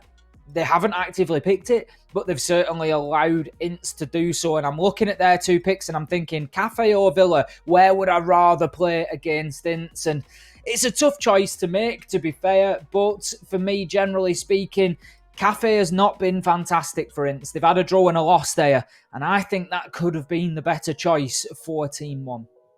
It could have been. It does feel like Villa is a bit of a rough ride to go into, but I mean, we've seen that with the map vetoes across the board tonight, Tim. There's been a few of the picks, obviously, back in the first series, right? Even throughout this week, where we've looked at it and gone, ooh, that's a bit of a spicy pick to come out. It's like when Theme Park was thrown into the mix back on Saturday, right? And we were like, what? How has this happened? It's another one of those encounters. Villa, to start off with, we've been given a golden goose egg. That will be quite a fun matchup. And then we get Oregon to round us out. A map that both teams should be fairly consistent on. We've seen it become really the baseline pick at this point. It's the bread and butter of LATAM Siege. It certainly is the bread and butter. I don't know if you saw my baking today, Jackie. I did. I saw some your bread today. So, yeah, Oregon can be the butter for my bread. Yeah. Oh, have you got your starter dough? You've been kneading? How's that come about? Oh, no, I'm not buying anything in a packet, Jackie. That's straight up baking. My daughter asked me if we could make some bread. I said, absolutely, why not? I've done quite a bit of baking over the years. I like a little cake or a fancy every now and again. A bit of bread always goes down a treat. I think everybody enjoys a bit of bread, generally speaking. So, yeah, no, straight in there. Flour, yeast, the full works, straight from scratch, yeah. Yeah. I think in German, Tim, bread is pumpernickel. Nothing better than a bit of warm bread, Jackie. Bit of warm bread, touch of butter on there, you can't beat it. Oh, yeah, you get that first fresh cut with a little slice, you spread it on, smear him in, you're like, ooh. Now, I'm going to give you the top tip. And, go on. You and everybody at home, keep this one to yourself. Don't go spreading it around. You'll see why that's funny in a second. It's about butter, Jackie. You can make your own garlic butter really easily. Just literally, crush up. It is as simple as crush up a clove of garlic, mix it in with butter, get your ratio right, and then put that on the bread when it's warm. Absolute winner. Oh, all right. Well, let's see who's going to be getting their pumpernickel and garlic spread when we get into the gameplay. If you've got any thoughts about how this one is going to go down, or just any bread that you've made in the past couple of weeks, hit us up on Twitter. Hashtag BR6. Send them in. We want to have a loaf about it. We certainly do, Jackie. We're always looking for a good loaf here. We are indeed. We'll also take cats that are in that, like the bread pose where they tuck their paws under. That's also acceptable. That's some good bread. Yeah, the cat loaf pose, the famous cat loaf pose. It's classic, mate. It's a proper trend. It's been around for years. They love it, cats. They can't get enough of it, I'm sure. And I can't get enough of this matchup, Jackie. We're going to be going in very, very soon. We've got everybody all loaded into the server, and we'll see just how important that first pickup of Villa for Ints could be. Now, another way to look at it, Jackie, another interesting angle is the fact that we haven't actually seen Ints on Villa so far this season. So, as well, Team 1 allowing that through the ban where others have chosen to get rid of it, not wanting to play Ints on there. It also leaves them going into it in the dark as well. Whereas if you play them on Cafe, if you take the Cafe ban, you ban out Villa rather and allow Cafe to come through as the pick, you've got 2 matches in recent history to watch them. 2 matches where Ints haven't won. And I know that it might not be Team One's favourite map, but sometimes you've got to look at it on the flip side and say, let's take them somewhere they're uncomfortable and just outgun them there, rather than somewhere that we've no idea what's going to be coming from them. Well, I think the interesting part about it is as well is we've seen Team 1 play on Villa before, more so back in Stage 1. And I tell you what, it was Philippox that just had a field day with it. He was roaming around. It was on the Alibi, if memory serves me correctly. And he was just slaying everyone, Tim. He was having a great time with it, living his movie. So it's not as if they're going into this and they're going to be disheartened with a map pick. They're not going to look at it and go, it's game. It's game immediately. The thing is, Team 1, we have seen them play on Villa, and they've got to win there. So, you can make an argument. I'm sure there's people saying, well, they've got a 100% win rate on Villa. And yes, they do, but that win was against Santos. It's 1 of 1, and it was against Santos, where they had to bring the coach in. They had problems repeatedly. Ravida had to step in. And so I don't think it's really the best barometer that we've got as to Team 1's performance on Villa. And I think they're going to be stretched much further by Ints than they were by Santos today. And who knows? It's one of them. It's a roll of the dice. They could come away very, very strong from it and thinking, yep, we've absolutely nailed that map veto there. And now we're going into our pick of Oregon. But on the flip side, you could look at that very easily coming away with an Ints win and think, you've really put yourself on the back foot. Now, everybody's capable on Oregon. Everybody knows how to play there because we play there over and over. We do. That is going to be the second map in the series, though, when we get to Oregon. For now, we'll be going into Villa to start us off with. We'll take a lovely little trip down to Tuscany, Tim. We'll go walk around, we'll see the sights. We might stop off, have a nice little glass of rosé. It'll be a lovely time. You're painting a wonderful picture for me, Jackie. That sounds like an absolute treat. Get the old passport out, get moving, get on the flight, and then Holiday Central from there on in. Oh, yeah, we'll turn up, we'll go to the plane station together. It'll be a very nice, romantic little holiday. So let's get into this getaway and see who is going to be going away with a victory off the back of the first map of Villa. Team 1 will start on defense and Ints will be on the attack for this one as we get into the ban phase. Thatcher's going to be first to go off the board. He's been, I think, first pick for a little while now. Seems to be consecutively coming in as the immediate choice for a ban there. Capitao will join him, and he's one of our sort of moderate bannies, I would say, Jackie. We see him reasonably often, but certainly not a stalwart pick every single time. He's very powerful, as we've said previously. 3-speed, lots of utility to be brought to the board as well. So he's going to go, and Miret will go along with him. Now, I think it is interesting what we've got out of this. These are a little bit from the norm. Obviously, taking down Clash, again, it's one of those bands where you look at it and you can go, yeah, fair play, I feel that. Especially considering we have seen Clash being played a fair bit. Actually, more so, I'd say, from Ints, though. They were the ones that have brought him out previously on this map and tried to utilize him. Can be very annoying to have that lady with a shield in play, though. So taking her out will at least make some of the rounds a bit easier. Certainly, we've seen Clash, not just here, but Clubhouse as well, particularly. Oregon as well. We've seen Clash have some massive impacts on rounds. So, as you say, a reasonably common ban. I wouldn't go as far as to say, necessarily half of the time, but Clash certainly reigning in. There's been a bit of a trend amongst the top teams in the LATAM region, just taking out both Shields, Monty and Clash, going by the wayside. But seems to have dipped off a little bit over the last week or so, and Maverick and Thatcher creeping back in as well, particularly now. We're going to be heading to Aviator Games in round 1. So in terms of what you're going to see from the defenders here, you can see they're getting those reinforcements in towards Study. They're going to try to hold the south stairs particularly. We can see the deployable shield is in play there on the right-hand side of your screen, just towards the top of that carpet area. If you're wondering, you're looking at the screen thinking I'm talking rubbish about a deployable shield. It is there, I promise you. So they will try to hold down those stairs for as long as possible. And the reasons are twofold. A, it prevents the push into 90 corridor, and B, it prevents the attackers moving into Study and being able to breach the walls that have been reinforced directly into sight. Now, we can also see Team 1, they are looking to just prepare themselves for the potential of a push coming in from the trophy and statuary side. Quite often we will see attackers move in through the opposite end of the map and just look to give themselves that little bit of extra space. There's no point putting 5 guns all into Study because there are only so many angles to be played from there. So really what you need to do is send 1 or 2 downstairs, send 1 or 2 through trophy statuary, just mix it up a bit and encircle the defenders. You know what was quite interesting there, Tim? When you said downstairs, it kind of did sound like you were going down some squeaky stairs towards like the basement downstairs. I did have something catch in my throat as I said it, Yeah. Jackie. I was eating a slice of the bread that I made in the break. Oh, You've no. caught me out there. You've exposed me. I was eating a slice of bread, and I think I had a little bit of the crust just catch in the back of my throat. And let me tell you, Jackie, it was a tasty cough, but it did affect my downstairs. Oh, mate, it's all right. Don't worry about it. You know, we'll get in there. We'll sand off the crust and the stairs will be back to normal. Let's see how this round's going to go then, as we're about a minute 45 left on the clock on this one. No close contact yet. We haven't seen any damage dished out. No one's been left laid out on the ground. But we'll find out if that's going to change when push comes to shove. The attacking side of Ints now repelling their way in through the window and looking to make their move in. That one, my magnet floating just on top of the banister there. Clearly not I don't happy think with that's that one. right. No, that's illegal, actually, Tim. We can see there the flashbang being caught. Now, there's been something interesting we've been seeing with the Whammy magnets. You might have noticed it once or twice, Jackie, and that's the defenders shooting them out after they've caught a gadget.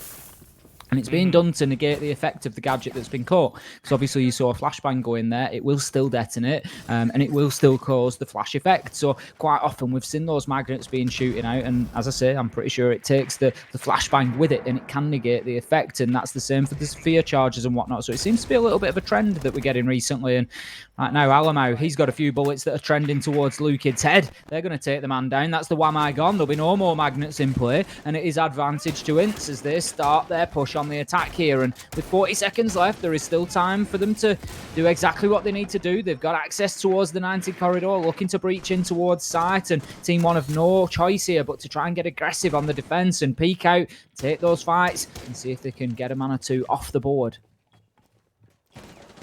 20 seconds left then, as we finally see a response from Reduct, taking down Duds and leaving us in a 4 versus 4. A sight hold that is going to shake Team 1 to their core when they push their way in. Opening frag found from VNX, attacking them and shutting down one man. Look at the amount of damage they're sustaining, though. They are getting kills, but they're so low. It won't matter if they're not going to even take a firefight, though, Tim, as Vitz, with a final frag, Will Lee falls, living up to his namesake, as he falls down to the DECK. Another frag going the way of Vitz as Ints pick up the opening round. That's a beautiful attack. Really, really accomplished coming in from Ints there. They've been clinical. They've got in there. They've taken the control that they needed. They've forced the defenders away from those areas that they were trying to hold, particularly the side stairs. They were able then to move in to 90 corridor, get the wall open, and as I say, just then circle them and make their lives an absolute misery trying to keep hold of that. And they were unable to. It was a great performance from Ints there. They've completely shut down Team 1 on the opener. And I think that could be, you know, a bit of a, not a wake-up call, but that could be a bit of a surprise to people watching, Jackie. They could be looking at that and expecting a stronger performance coming in from Team 1. But as we've said time and time again, Ints are great at the counter-strats, and particularly on the defense, where it is a more structured approach on the defense. You've got your utility to deploy, you've got the reinforcements to make, the rotations, and teams do tend to do things in the same way repeatedly. It wouldn't surprise me at all to know that Ints know exactly what to expect from Team 1 and how to deal with it. Yeah, I mean, if you can anti-strat a team, there's so much you can learn from it. So many small nuances that you'll notice that will give you a bit of a tactical edge coming into a game like this. In terms of the edge overall, though, from what the fans have to say for this one, we did another Twitch poll, and it seems like there is a mass majority in favour of Ints taking their map pick here on Villa. That's 70% of the vote, with only 22% backing up Team 1. So a lot of love for the uncontrollable Ints tonight. I'd love to see it. It's a little bit of a surprise. Like I said, I thought that there might be sort of a majority getting behind Team 1, thinking they would come through. But I think, again, you know, the Twitch chat there obviously picking up on the recent form and the fact that Team 1 haven't been quite as dominant as we saw them back in Stage 1. They've certainly looked fallible this time around. And Ints, by contrast, on a definite upward trend. And coming into Villa, it's a map that I really do think that Ints can pick up here, and I think it's a little bit of a, like I say, a little bit of an error in the map veto stage, allowing it to come through. But there's a long way to go yet, 11 rounds potentially. But if it continues on that trend, we could be heading home very, very soon. This might be more of a long weekend than a full holiday, Jackie. Oh yeah, it feels like it could be right. You know, you get there late on Saturday, and we're home by Monday morning. It's a nightmare, Tim. But it was quite cheap. We got it through Groupon, so you can't really complain. Let's see if we can complain about this round, though, as we are left into a 5v5. A minute and 40 seconds left into this one. Not too much commotion going down just yet. Again, it's the late round execute that we're seeing from Ints. It's what worked for them previously. When push came to shove, they popped off when they found their frags, and as long as they can hit their shots, they'll have a good chance into this one. The upshot coming in there from Buck as he fires up through the floorboards, looking to do some damage with a skeleton key, but merely spooking them for the meantime. The rest of Team 1 readjusting, and Felipox takes a bit of a beating, knocking him down somewhat low, losing about 20 HP, but it's how much health he can remove from the side of Ints that I want to know. He's got the Alder in his hands, the big bad LMG. When it comes to shove and he has to lay down the law with Mouse 1, will he be racking up the bodies, Tim? Alama's doing a lot of work underneath on the book. Skeleton Key just opening up the ceiling above him and seeing if he can get any angles to anybody in sight or start moving those defenders round. Now, the deployable shield at the top of the astronomy stairs there has been taken out, so the utility clearance does begin. We're going to have the Wamai of Lukid still locked in behind that desk, and out comes the smoke canister from Falls, but Lukid, he's going to start taking some damage, and as I say, this is just a battle of attrition for Ints now. They are just prodding, poking, and just making life uncomfortable for Team 1, but for Leapox, he's not uncomfortable in the slightest. He just starts to sit back and relax into 2 kills onto a Lemao and Drunks. That is a big start for Team 1 here.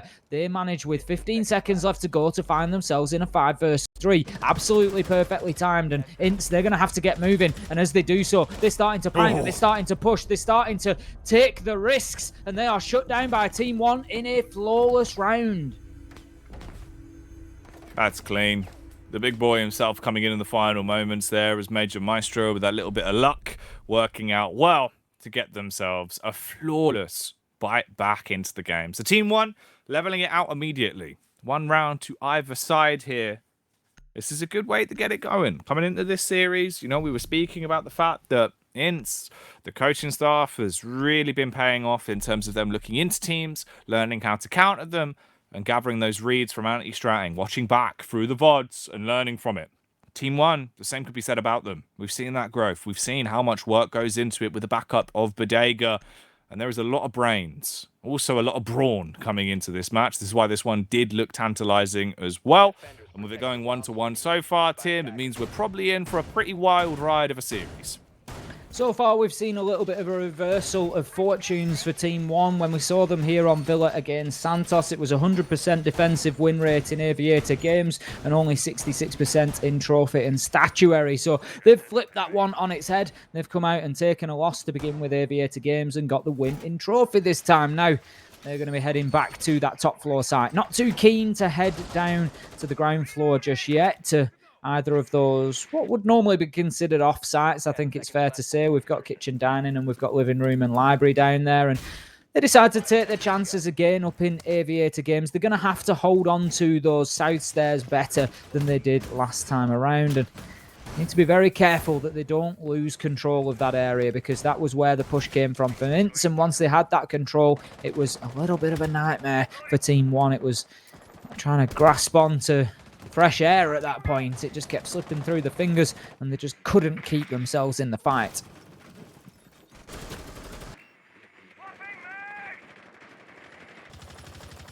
Okay, 2 minutes and 30 then.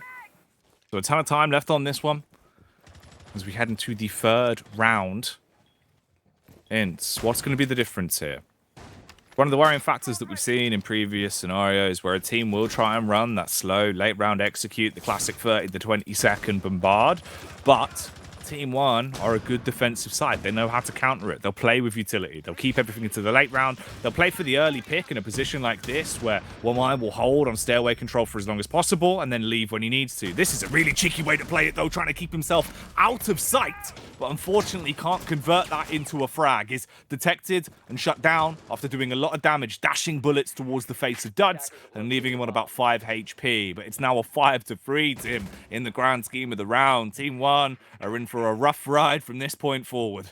Ince with another great start to an Aviator Games attack, and quicker than last time, which is again not a great point for Team 1, but a better point is Foles shutting down Duds. That's going to be the Ash going by the wayside, and Redux gets one for himself on the roam as well. Alemo, that is the book off the cards, and now squared away at 3 versus 3. We might just see this round slow down a little bit. Redux, he's going to try to step into the breach left by Lukid on the south stairs as he looks to challenge into the study there. Now, I don't think they're fully aware that he's actually moved himself up the stairs, but the reaction is great from BNX as he manages to shut down the Jaeger, and that leaves us now 3 versus 2. Raps and Falls both have taken damage. Out comes a Toxic Babe canister to try and slow down this push through the study door.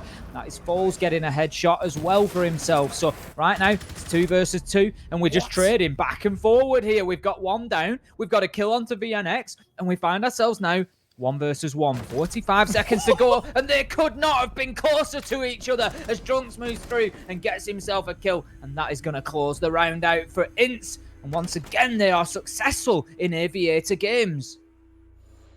That's a ridiculous round. The back and forth, the fact it was such a one-sided start, for it to creep into that position to finally end in that manner as well. The tasty little flank, looking like a silent assassin as he sneaks up behind him at the bar and pulls out the AK, hits him with a Blagetti and leaves him on the floor.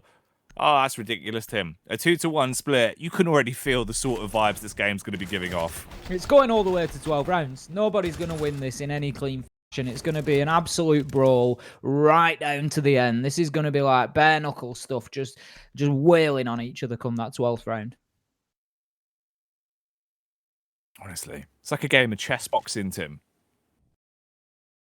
You've told me about this sport before, Jackie. I've still not. Boxing. Yeah, I've still not looked into the chess boxing. No, it's good. It really is quite good because obviously, you know, it's the difference of you could either be a really good chess player, right, and you try and win like the meta game of chess, but then when you get into the ring, obviously you might just get knocked out immediately if you just get punched in the face.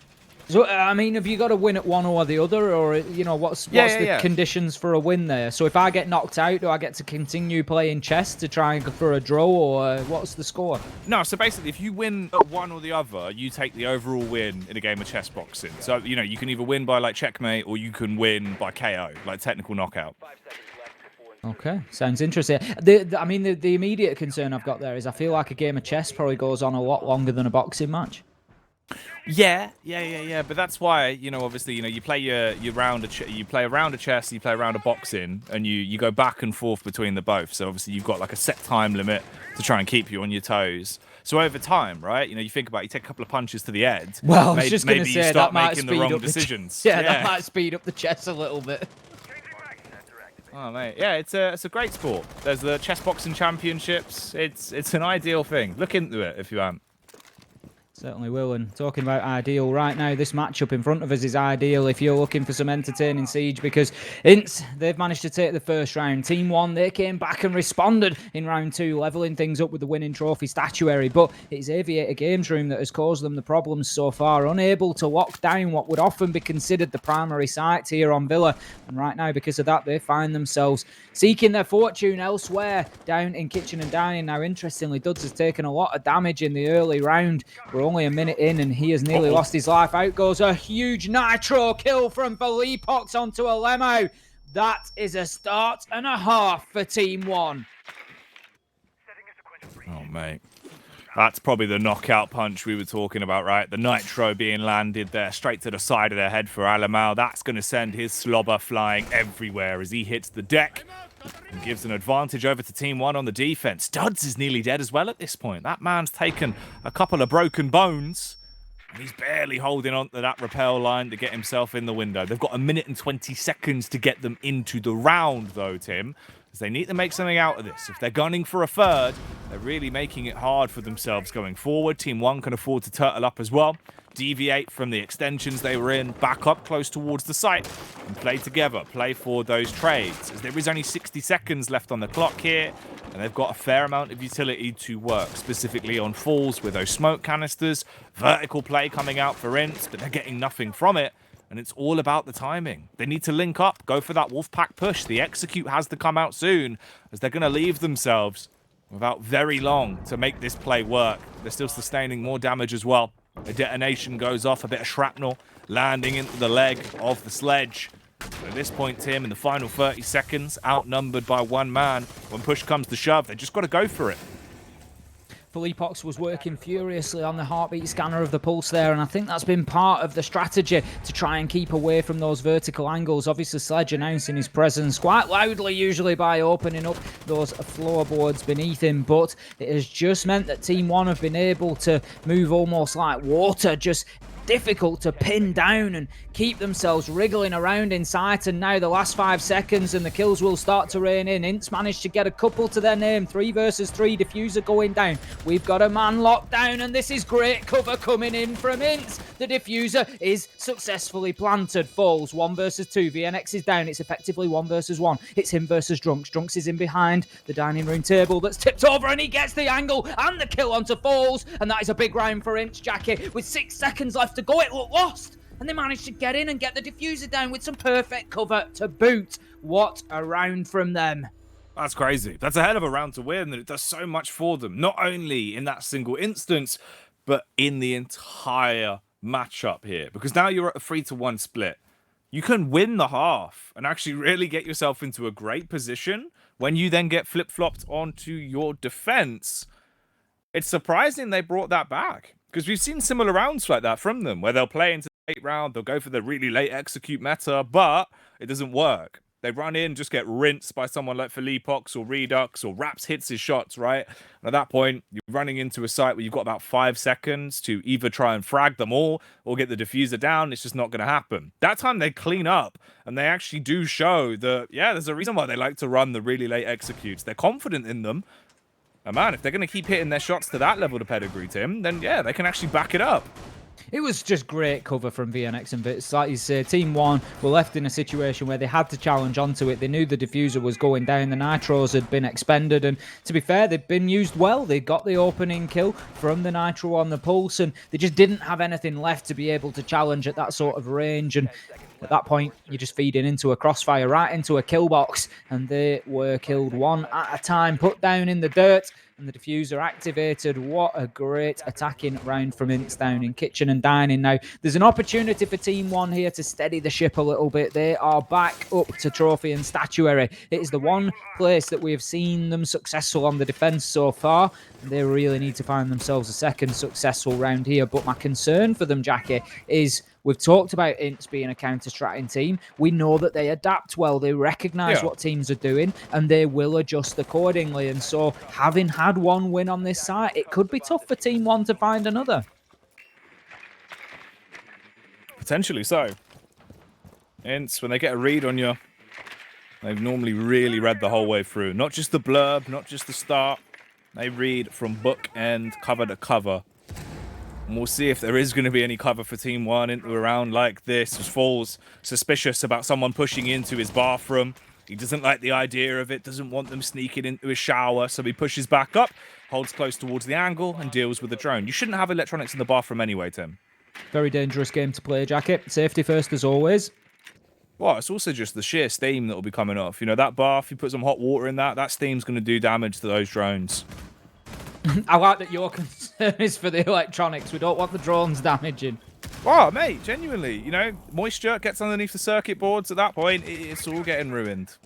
See, I like that we're moving into a world, Jackie, where electronics are being a little less afraid of water. Many phones nowadays, they don't really mind a little dunk, do they? You know, they're certainly surviving better. I went into a swimming pool in Cyprus once with the old phone in the pocket, and that was a mistake I never made again. I like the idea you're saying it is in a way as if they're like little people. And no, it's not as if it will do damage to the parts, but more that they just don't like the idea of getting wet. And I'll tell you what, this round starting to get a little bit wishy-washy with the way it's going as we fall into a 4 versus 4 now, Tim.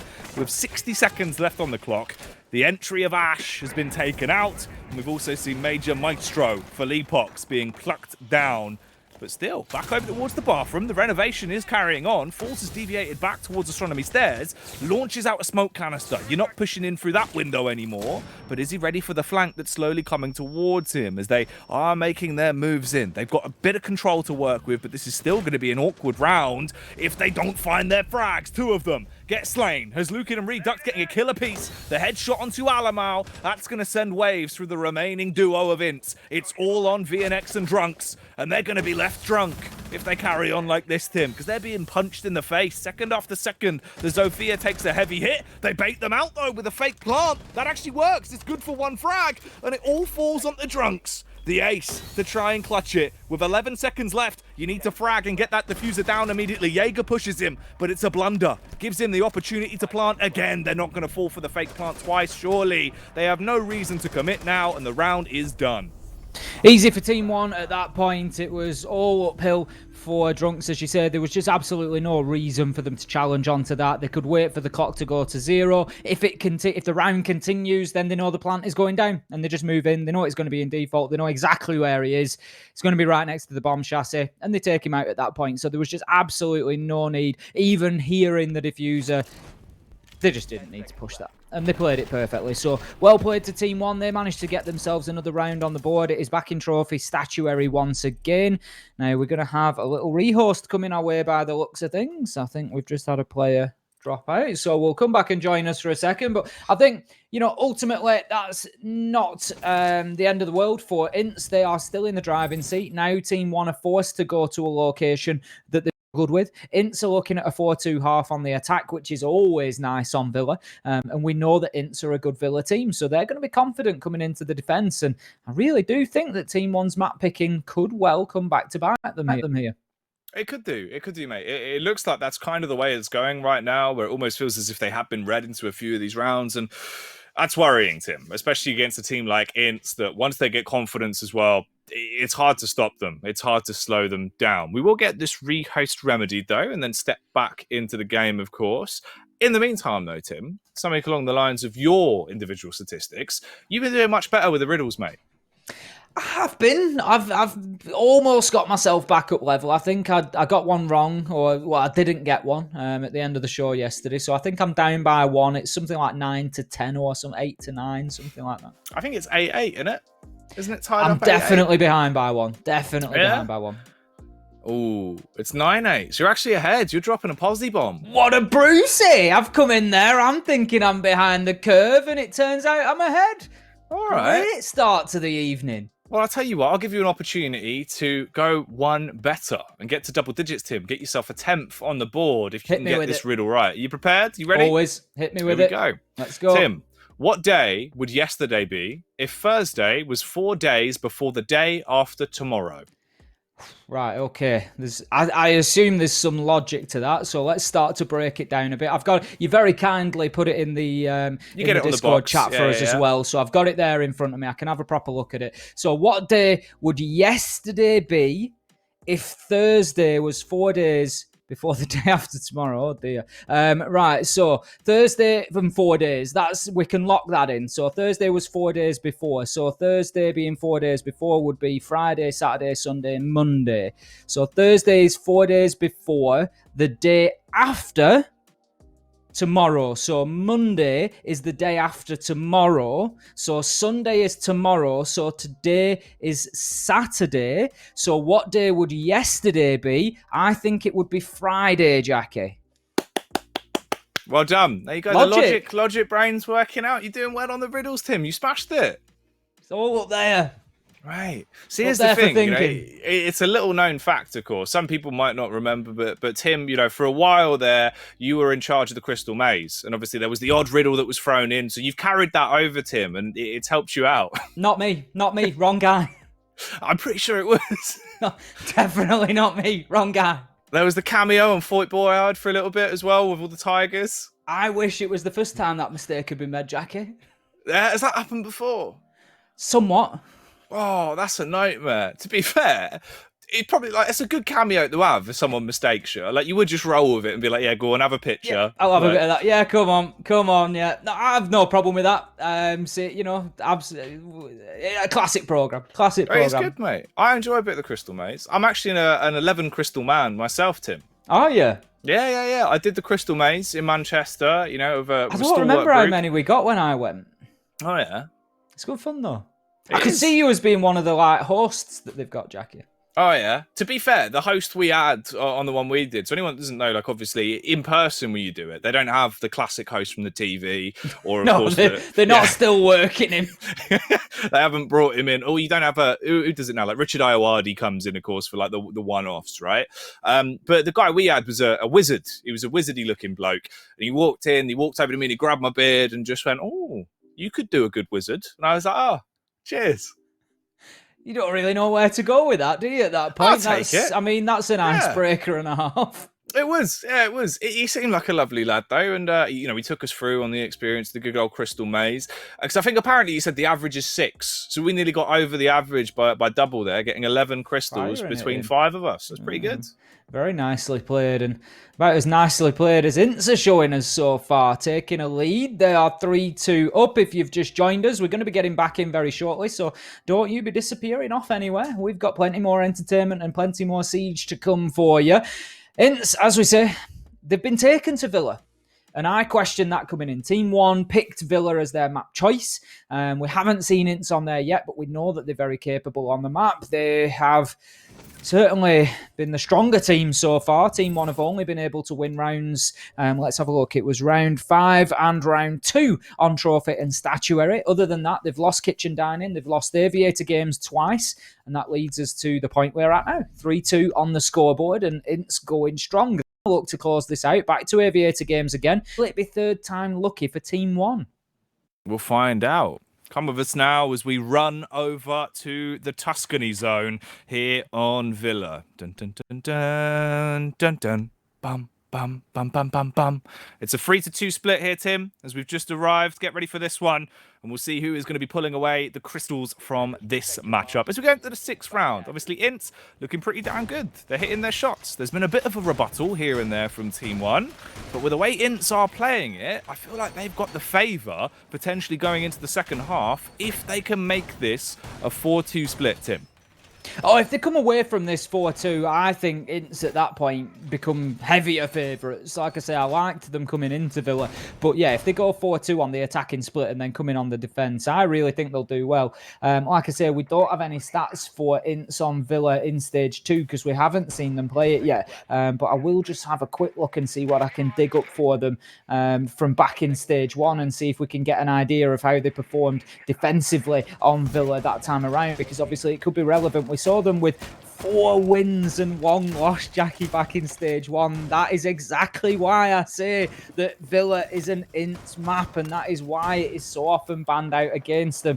And I'll be honest with you, Jackie, the stats are not looking good for Team 1 if we go into the defence at a 4-2 split, because it's very, very strong from Ints on the defence. 100% win rates on both of the downstairs sites. Living room, library and dining kitchen, they are unbeaten, or they were unbeaten back in Stage 1. And then 63 and 57% respectively for Aviator Games and Trophy Statuary. So basically, they win about 2/3 of their defensive rounds. So once again, you'd expect a 4-2 half. And so Team 1, they're going to have to drastically overturn that if they want to keep themselves competitive on Villa. Ooh. The stats don't lie. But at a time like this, you got to try and prove that you can go against the numbers and that you can really make the difference in the server. As we are back in the server, of course. The game has been sent live. If you're only just joining us now and are confused about the statistics, obviously they have been wiped because we've just come in fresh from a rehost, but the scoreline remains the constant. The 3-2 as we're in the last round of the first half here with Ints on attack and Team 1 lurking around on their defense. Talking of lurking, though, we're seeing some little skulking and shifty moves coming out from the Ints attackers, Tim, as bit by bit, they're starting to push their way further forward, running the death gauntlet. Terrified about the idea of having bullets rain down onto their noggins from above, Duds makes the move and quickly gets into position to take the firefight towards the stairway. A classic angle for Lukid, big boy Lukey D. Will he hit his shots whilst his teammates are also packing a punch? The nitro going out will slay VNX, and he is hungering to get himself a frag towards the stairs. They try and push him back, but he's not going to fall for it. Peeks out too far around the shield, though, and gives the kill to Alamal as the big buck turns up, smashing in his face, and it all falls onto Felipox. The adjustment with the Vector is going to be clean to end the life of one of them. It's now a tight 3-on-3, Tim, with 45 seconds left to decide the end of the first half. This is where the health bars come into question. Duds and Drunks are both very low. This is the first time, the first of 3 attempts whereby Team 1 have come away with the opening kill here on Aviator Games. The question is, can they follow it up? Can they use that man advantage to the greatest effect to put the round on the board? 25 seconds to go, and the time is ticking away for Ints right now. Drunks, he's on low health, probably 2 bullets, allowing for the distance between him and the defenders for the time being, but it is going to be a quick fight, that much is for sure. Now, Vitz, he repels in through that 90 corridor window. Drunks takes his life in his own hands as he moves across the study there, but there comes the flank from Vitz, hits Felipox on the backstab, and now we find ourselves 1 versus 1. 3 seconds to go, diffuser down on the ground. It's all for Falls to just hold himself safe. That's exactly what he does. The challenge almost comes in, but not before. The clock ticks away. The 6th man for the defender coming in and clutching out the round for Team 1. All right, there we go. 3-3 split then. Very close round. Awkward the entire way through, but they kept it close. Looking damn spicy with the way it's starting to develop. And it is painting us a very pretty picture as we go into the second half then. Ints, what can you bring out on your defense? Okay, last minute 6 pick being made. Off with the pulse and on to the dock. Is there a doctor in the house, Tim? Let's hope that they don't need one by the end of the round, because I'm sort of concerned, and I'm not. They go into library. We have just literally said how they had a 100% defensive record in stage 1 on the ground floor of Villa. Both sides, kitchen, dining, and living room library. Ints were very good down here, but the majority of their rounds was still played up on the top floor. And I'm just looking at this and thinking, back in stage 1, you were great down here, but was it circumstantial? Was it a point in time? We've got a slightly different meta now. Things change. Teams develop. You know, are we going to find them able to replicate that same form 2-3 months later? Is it still going to be the case for them? Or would they be better going to the what we would normally consider stronger sites, such as Aviator Games and Trophy? But that being said, Team 1 have just played, you know, primarily within those 2 sites. 5 of the rounds went to AVG and Trophy Statuary, and they only won 3 of them. So, you know, it is possible to beat teams up there, and it's going to be an interesting round. This is an important one for me. If Team 1 can get this one on the board, then they go a long way towards potentially getting themselves a draw, or maybe more. If Ints get it, I think it could then be a slippery slope for Team 1.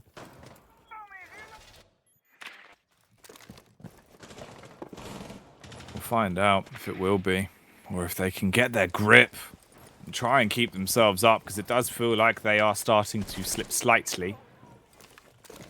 2 minutes and 15 seconds left on the round then. Felipox pushes in early on, picks back up the drone as he scuttles out the window, launches it a bit further forward, and then goes back for a little bit more of an info play, trying to scour out and scout the location of any of the defenders from Ints. Bit more of an aggressive stance being taken. Obviously, Duds here on the Jaeger, playing towards the stairway. He's going to get a free frag. I think he's actually doubled down, and he has, slaughtering 2 of them before there's a bite back from Redux, reducing it to a 1 frag advantage into the 7th round here. A 3 versus 4 stairway control played nicely from Duds, doing his best impression of course, Falls from the last half. And we've got 1 minute and 35 seconds left on the clock, Tim.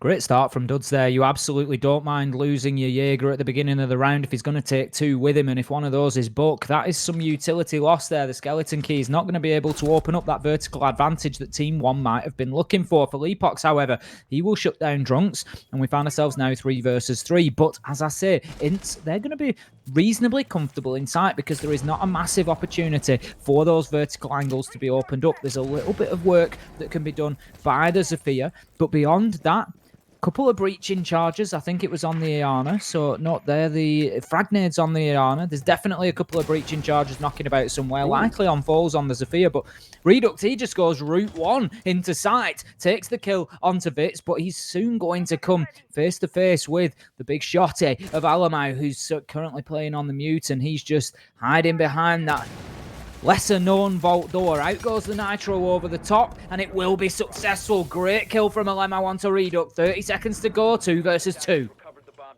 Roaming around, trying to get into a position to be able to put up a fight here. When push comes to shove as Team 1, they're fragmented. One above, one below. The vertical play comes out as the lifeline will give them exactly that, a lifeline.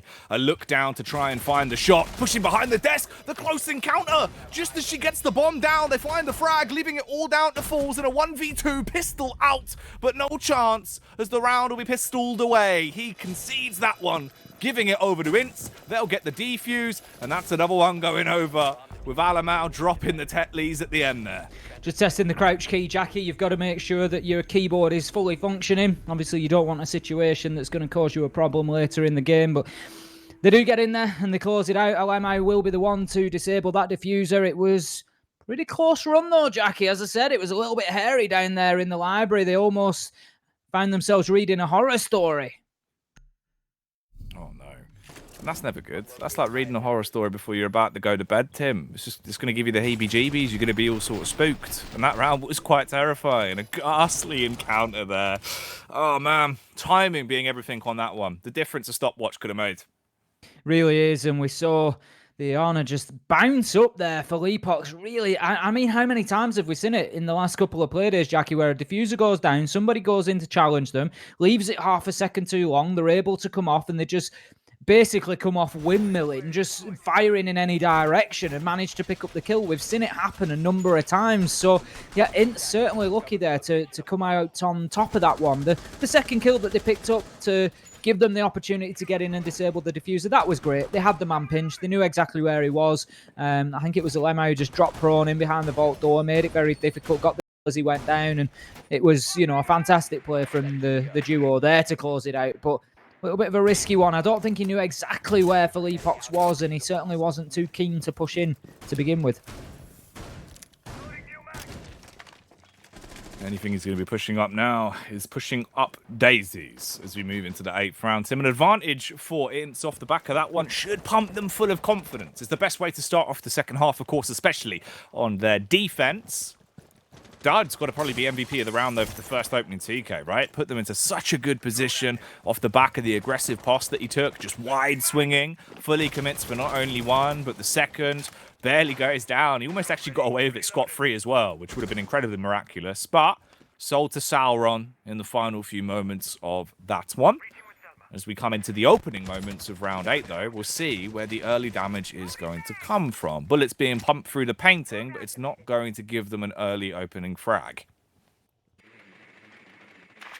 The Romans coming out from Duds on the Legion. We saw him have a great start last time around, picking himself up a double to begin the round, and Ints were able to go on and secure things from there. Team 1, they're going to look to close down the Legion, I'm sure, and try and allow him, or prevent him rather, from having that sort of impact on the round. He's just going to hold himself in astronomy for the time being. So Duds, he's pretty self-sufficient out there. He's going to be laying his goo mines down just to try and slow down and prevent that roam clearance coming against him. Now, we might just have a come in head-to-head here as Duds looks to move downstairs. He's going to get drawn out by Felipox, and he's got himself in a really sticky situation. There's only going to be one way out of it, and he finds it out the hard way, and that is Raps getting direct revenge for the entry kill that he suffered in the last round. He will come in this time and start things out with a kill onto Duds, and that is the Legion gone, and any goo mine availability gone along with him. There will be absolutely no more generating. So 5 versus 4 now, and Ints, they've still got reasonable positions held. There's certainly not backs to the wall just yet in Aviator games, but Team 1 looking pretty good. Okay.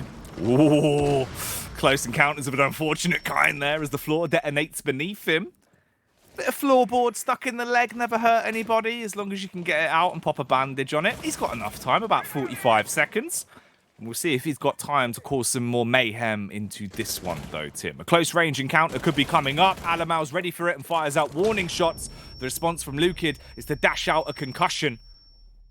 Instead, his bullets are going to be what silence Alamal as we fall now into an advantage for Team 1. Time is the only issue that is set up against them. They've got 20 seconds to get in and get the diffuser down. Here comes the repel, in through the window, Reduct, he has to stay alive. It's pivotal that he gets provided Overwatch Tim. He's the VIP of this round. He's got the diffuser on his back, sprints in towards the bar, that'll be Falls finding a frag, and the quick adjustment as the flick shot Buccaneer coming through with a Bombardier play. That is absolutely wild as they slaughter them. In the dying moments of that round, about 10 seconds left, he pops off with a 2K, and Lukid peering in through the window gets the final one, giving them another round to tie it back up for a pop. I think if VNX hits his shots inside of sight there by the bar in the dying seconds, maybe things go a little bit differently. There's a timeline where you can see Ints just getting one or two of those kills. There was the challenge on the single door coming into the game room as well, Jackie, where he just got completely shut down on the reverse angle, and it's going to be a tough one for Ints to take. They got themselves almost all the way there to having a serious 5-3 advantage, but no, Team 1 showing their class and quality and able to fight their way back into things. We've had 8 rounds so far, and we are absolutely none the wiser here as to who is going to take Villa. We knew that it would be a close matchup. I was concerned about the map choice, and I remain that way. I still think Ints have an advantage here, particularly being on the defense. I think they will find those successful defensive sites, but Team 1, they are certainly fighting hard here and showing us why they felt that they were able to come and take a victory on Villa. Oh, both sides are going toe-to-toe right now. And that's way better than what the stats said, right? When we're looking at it for how we thought this one was going to go, it looked like it could have very much been a clean game for Ints, where they rock up, they know what Team 1 are going to be wanting to do, and just don't let them get any footing. Whereas in reality, we've had a bit of a hell in a cell match. They've been going toe-to-toe and really going blow for blow with the way the game has developed so far. Tying it up 4 rounds apiece. This is the dream scenario, I think, for me and you, Tim, and probably all of our viewers at home that have tuned in expecting a bit of a spectacle between Team 1 and Ints. Oh, we just want the excitement. This is it. You know, we want to see 12 rounds here. We want this going all the way. We want it to come down to that final 1v1. We want to be pushed off the edge of our seats. Jackie, if I fall on the floor, I will be ecstatic. You'll also be on the floor. And ecstatic, both at the same time. And that is the dream combination. But Tim, if you get knocked down, you just got to get yourself back up again. Never going to keep you down, mate. Always got to do it, Jackie. Always got to bounce back. Always got to find a way. And right now, Team 1 are doing exactly that. Bouncing back, finding a way, and fighting all the way to the end. Ints have been dominant so far, but Team 1, they've managed to keep hold of the coattails, and they've managed to keep themselves involved in this one. Now, Vitz, he's going to be holding down those astronomy stairs. It's not a position that we've seen have too much success so far today. Shut down a number of times, so he's going to have to find a way on the Goyo to do something a little bit different to keep himself in the fight for as long as possible. And as we get towards the halfway mark, we can see both of these two teams just slowing down a little bit in the early round, not wanting to give up those opening picks, wanting to make sure they've got the man count, they've got the utility, they've got everything they need in the mid to late rounds. And that falls exactly in with what we're seeing, which is late round executes and bloodbaths towards the end in the last 15 seconds. Yeah, the late round executes have been the standard play. Been what they've been aspiring to pull out every single time. We'll find out if they'll get an opportunity once again. Reduct, though, coming in with a clean kill straight away, as he'll leave VNX posted up against a wall. Bullet to the brain, pinned up like a poster. And there is finally 60 seconds left on this one. It's a 4v5. The defense going to be a bit of a struggle now. I thought that actually might have got even worse as the bullets are whizzing by, but no actual connection will be found. That'll be the castle barricade gone and give them a clear line of sight when push comes to shove on this one, though. Final 40 now. They need to make their commit relatively soon into this. Utility going out to try and daze and confuse the rest of the opposition. But who's going to have the fear and who will be loathing the way this game goes? With 30 seconds remaining, Tim, they're still holding. Haven't fully committed to the push just yet. 25 seconds left to go, and Ints, they are just holding fast at this point in time. They are only a man short, but we've seen this before, and Team 1 were able to go in and clinically take them apart and get the round. Now, Vitz, he's going to look to challenge on through that smoke. Duds has gone down and will be finished off by Raps. That's a backstab coming in, but the Ash is completely unaware, but how about that for a panic knife? Completely shutting down Drunks on the tight angle. The castle gone by the wayside, and right now it is 2 versus 4. Diffuser down on the ground, and a great late execute from Team 1 once again. Alemo, he's fighting, but he's all alone, and he's shut down by Raps. What a great round from Raps on the Ash. That was a heck of a knife as he came around the corner onto the castle. How about those reactions? Oh, man. This guy's packing a katana. Where's he got that from, Tim? I'm surprised he's got it through customs, Jackie. I know. I thought you would have sniffed that out immediately. Safety first, you know me. Yeah, well, to be fair, maybe you put a little sticker on there, said it was like a bread knife. I think it does usually take more than a bit of a sticker, Jackie. Yeah, probably. I mean, the thing is, right, you know, technically, it could be a very decorative bread knife. And if it's in your packed luggage, maybe it'd be all right. I'm not sure. I don't know the legality of these things, Tim. I've absolutely no idea. I think part of the answer is generally having it in the hold where you've got no access. I mean, ultimately things must need to, they must be able to be transported around the world. I'm sure dangerous items, one way or whatever they may be, they get transported somehow, don't they? So there must be a process there. Really small aeroplanes, but just for blades. I don't think that exists. I mean, it might do. Little drone, fly it from place to place. Or a skateboard. See, now it sounds more like you're just talking about arming drones. Yeah, to be fair, I suppose if there is like a Skynet type situation, and whatever drone's got the katana, that's probably the drone you have to give over rule of the world to, and just be like, fair play, you have one. That's going to be a problem, and right now Ints are facing a problem as Team 1 have got themselves the advantage, 5-4 heading into round 10 now. Ints are going to need to take every single round from here on out if they want to get themselves a win on the board, and we really did expect a little bit more from them on defense. I think it's fair to say coming in they had 1 win to begin with in round 7, and then they have struggled in 8 and 9. Team 1 able to take them on the attack, generally with very late executes, but no fear for Team 1, able to get in there, get the diffuser down, get kills at the same time. The cover is in place, and the whole round is just spent building that final execute, and it's a joy to watch at the minute.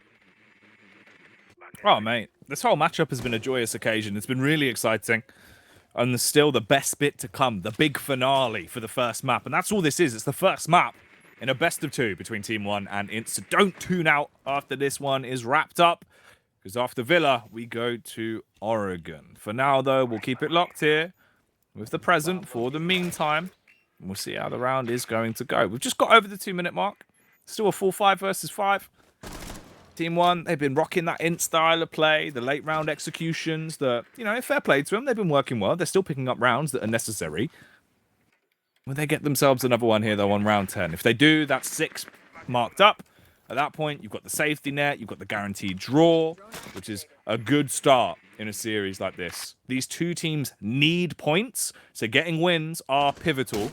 But, of course, you need to get yourself to 6 and start from there, one step at a time. VNX delegated to try and protect the stairway this time around. Will he be able to stun the competition, though, as their stun grenades are being sucked up and thrown out of commission by the Wamai magnets? He does actually fall back and give them a little bit more map control to play with, grouping up with 3 players towards the vault.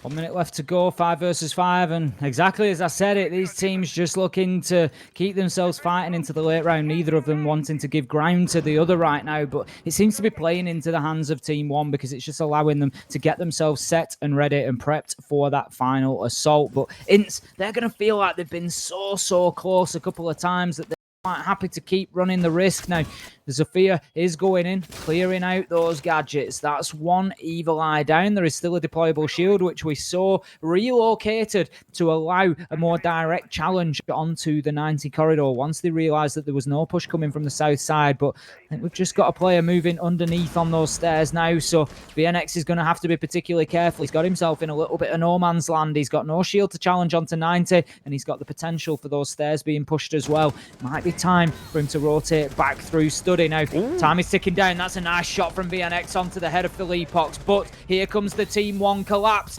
This time, Ints are equal to it, and it is 1 versus 3 shutdown in the vault. Vitz with a big double at the end. Closes out Reduct, closes out the round. 5-all, I promised you 12, and we are delivering.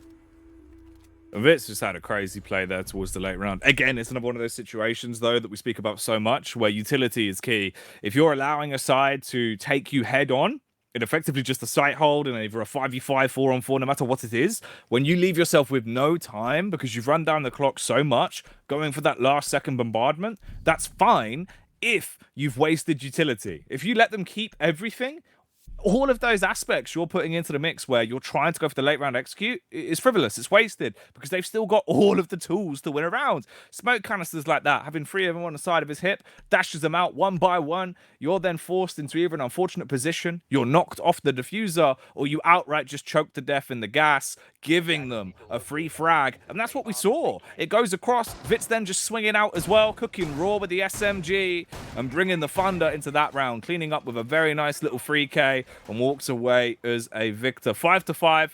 This is where it gets spicy. Buffer for either team is completely gone. You've got nothing more when it comes to throwaway rounds. From this point, you have to win every round on the spin to get a victory. Be it Int wanting to 7-5 or Team 1 wanting to 7-5. If they don't win both back-to-back, best possible outcome is a point-negating draw here on the first map of the best of 2. Right down to the wire we go once again. We had a lot of rounds yesterday, and we're seeing today play out in exactly the same way, and it's no surprise. We had a look at the list of matchups, and we knew that they were all going to be very, very close, but this one is certainly delivering on what we expected from it. Round 11, we're going to be heading to Trophy and Statuary once again. We saw this defended in round 9. Team 1 were successful in attacking there. They managed to get themselves in with another late round execute and just able to use smoke utility particularly to mask exactly what they were trying to do. Go in there and get the diffuser down, but they got the kills as they were doing so and closed out the round to put it on the board. So Ints, they're going to have to find a way. They're going to have to find something different to bring to the table here. And Drunks right now, he's playing aggressively up onto that south wall. He doesn't want to allow anybody to start a push in through Study. Suppose he's done his homework onto this setup then, so let's see if it will be working out for him. Down towards the 2-minute mark, early spam through the window from either side, but none of the bullets are going to connect. Merely just a bit of fear being put into the other team. As we said, this round means so much for either side. There's an awful lot for the grand scheme of the series, not just the map. Depending on who gets that opening frag, that could give us a big inkling of how it's going to go. I'd say Team 1, they've been better when it comes to the entry. They've been able to put themselves with at least a 1 frag advantage for the past 2 or 3 rounds, but it's the big finish where they've been struggling. That's where it started to fall to pieces in the late round and they then execute towards the site. This time around, there is no smoke, so you don't have to worry about breathing in that sanguine arsenic. That's been taken off the board, but you do have to worry about being a bit stunned, dazed and confused by Ella being brought out by Drunks. Using the frag grenade there to try and clear out utility. You can see the mute jammer right in front of our eyes getting shot out, and that will enable now the hard breach to begin.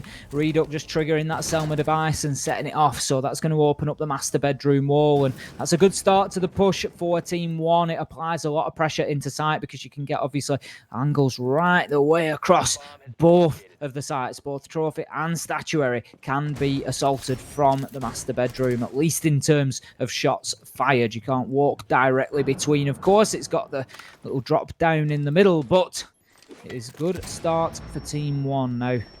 They need to find themselves some kills realistically. They know that there's a man there. Can't find the legs, can't find the feet. There's going to be big shots going into VNX, but ultimately will not find the kill. 5 versus 5, and once again we're coming down to that very late round, Jackie. 20 seconds left to go, and all that is left is for these two to step into the ring and start trading blows. Reduct, he lands the first onto the jaw of Duds, takes him out with a clean knockout punch. Raps gets another onto Alemo, Raps again onto VNX. That's 2 on the round. Drunks, he steps into the breach and starts to shut down the attack, but Reduct meanwhile gets the diffuser down whilst all the action is going on around him. Vitz is down, Drunks is low. go. Team 1 win. It's as simple as that. They get themselves onto that magical score of 6, guaranteed draw here, and they will be able to push forward now to try and take the win on Villa. And it's been hard fought for them on their own map, but they might just be able to put it in the bank. All right, big moves from Raps there. Obviously, the difference maker into a round like that, showing he needs to, ripping them to pieces with the R4, one after another. Unfortunate placement as well from those throw-out nitros that they went for, just dashing them across and looking to try and put someone to bed, but it didn't quite connect. Close, but no cigar, unfortunately. And this whole game could be going up in a puff of smoke for Ints if they don't bite back into this round right here, right now. As we said previously, you need to win 2 on the spin. And Team 1, they've already got the first. It's the bait play coming off of Ace back onto the Ace with a 6th pick, whereas Drunks moves over onto Wamai from Goyo. So conceding the shields, but bringing along those magnets. Heading back down into living room and library. This is the site that we saw for the first defense from Ints back in round number 7. They were very successful in their attack. The plant did go down ultimately, but they never really felt massively out of control of the site. It was a little bit touch and go with Felipox coming off the diffuser and almost getting the kill, but to being shut down ultimately. And Int's able to get in there, Alemo disabling that diffuser, and it was a good start for them on the defense, and then they've never really been able to consistently back it up since then and get any more rounds on the board. It has certainly been a tough slog for them. They've only had 1 round won inside the last 4, and that will start to take its toll mentally on the team, especially at this point where Team 1 have got the opportunity to come in with a win. So we are playing inside of a best of 2. There will be a second map. And what will happen is basically the points will be divvied up, decided on the result of both. So if Team 1 were to come away with a win here and then get a win on the second map, that would be 3 points. A win here and a draw would then be 2 points. A win here and a loss on the second map would be 1 point. And then basically you go down from there. Now for Ints on the flip side, if they end up with a loss here, they could be staring down the barrel of 0 points. That's why so much is riding on this. You have to get yourself a big opener now into the final round. At least leave it as a stalemate. Make it a draw here on Villa. So that you can make some bold moves going into Oregon. And potentially have a chance to actually get points. Because you've thrown that opportunity away here on this first map. Let's see what they're going to be throwing out, if it'll be throwing shade or if it'll be mistakes being made as Raps cleaning up on the entry frag. That's 2. There's a 3rd from Redux. Falls coming in with a Kalashnikov to gun down VNX, and it all comes down to one man, Drunks. He's got the vertical angle, but there's no chance he can bring this round the new heights. It feels like it's done. This one is in the ground, 6 feet under. Felipox fully committing to getting the diffuser down. He can't find anyone peering in through the openings in the floorboards. There's nothing there. No opportunities to get back into the game. He's got 35 seconds to pull off a 1v5. 3 of the players are low, yes. But he's not actually getting himself any chances. They're bypassing him as well. They'll fall into post plants. They can afford to hunt a little bit if they want to on this one, as this round is as good as done. So is the game. It's going to be a 7-5 shutdown here for Team 1. Locking it down. The frustration on Drunks. You can almost taste it. How annoyed he is off the back of this. They do give him 2 frags.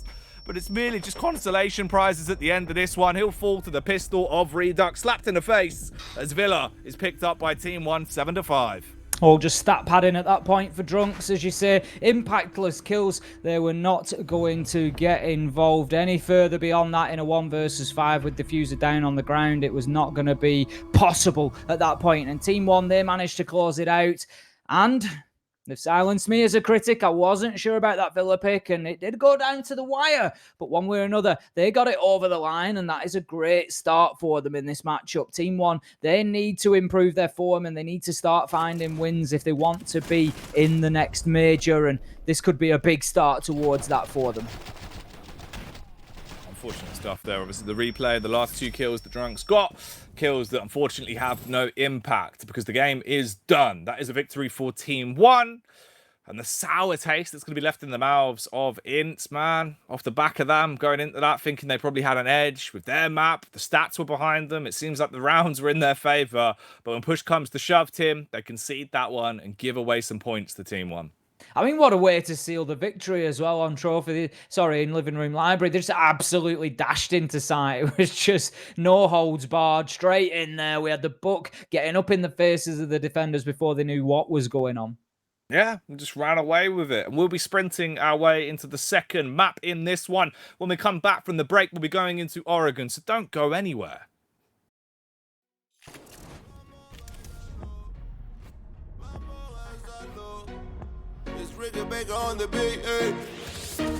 Es difícil disimular lo que pasa por mi mente cuando te tengo de frente, yeah.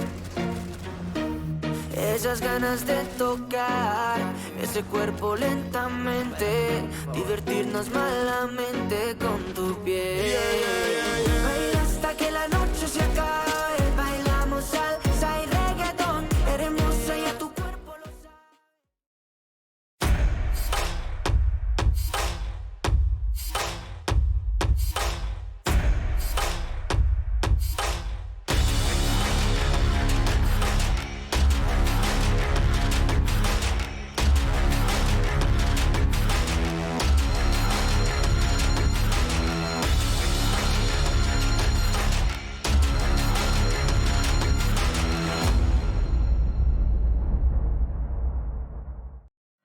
Join Face It, Play Siege, win prizes. With 45,000 Ubisoft credits up for grabs every week in the EU Open Cups.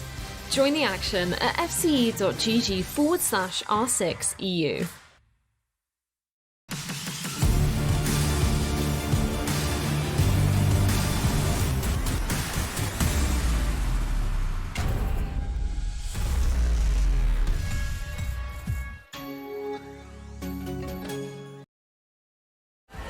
Agora sim, galerinha!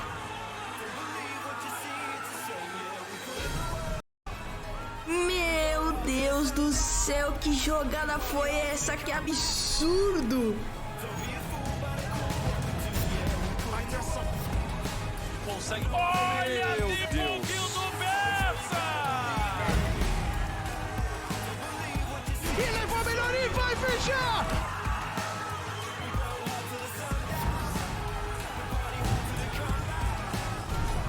Que isso, meus amigos? Não é apenas um jogo, isso é Rainbow Six!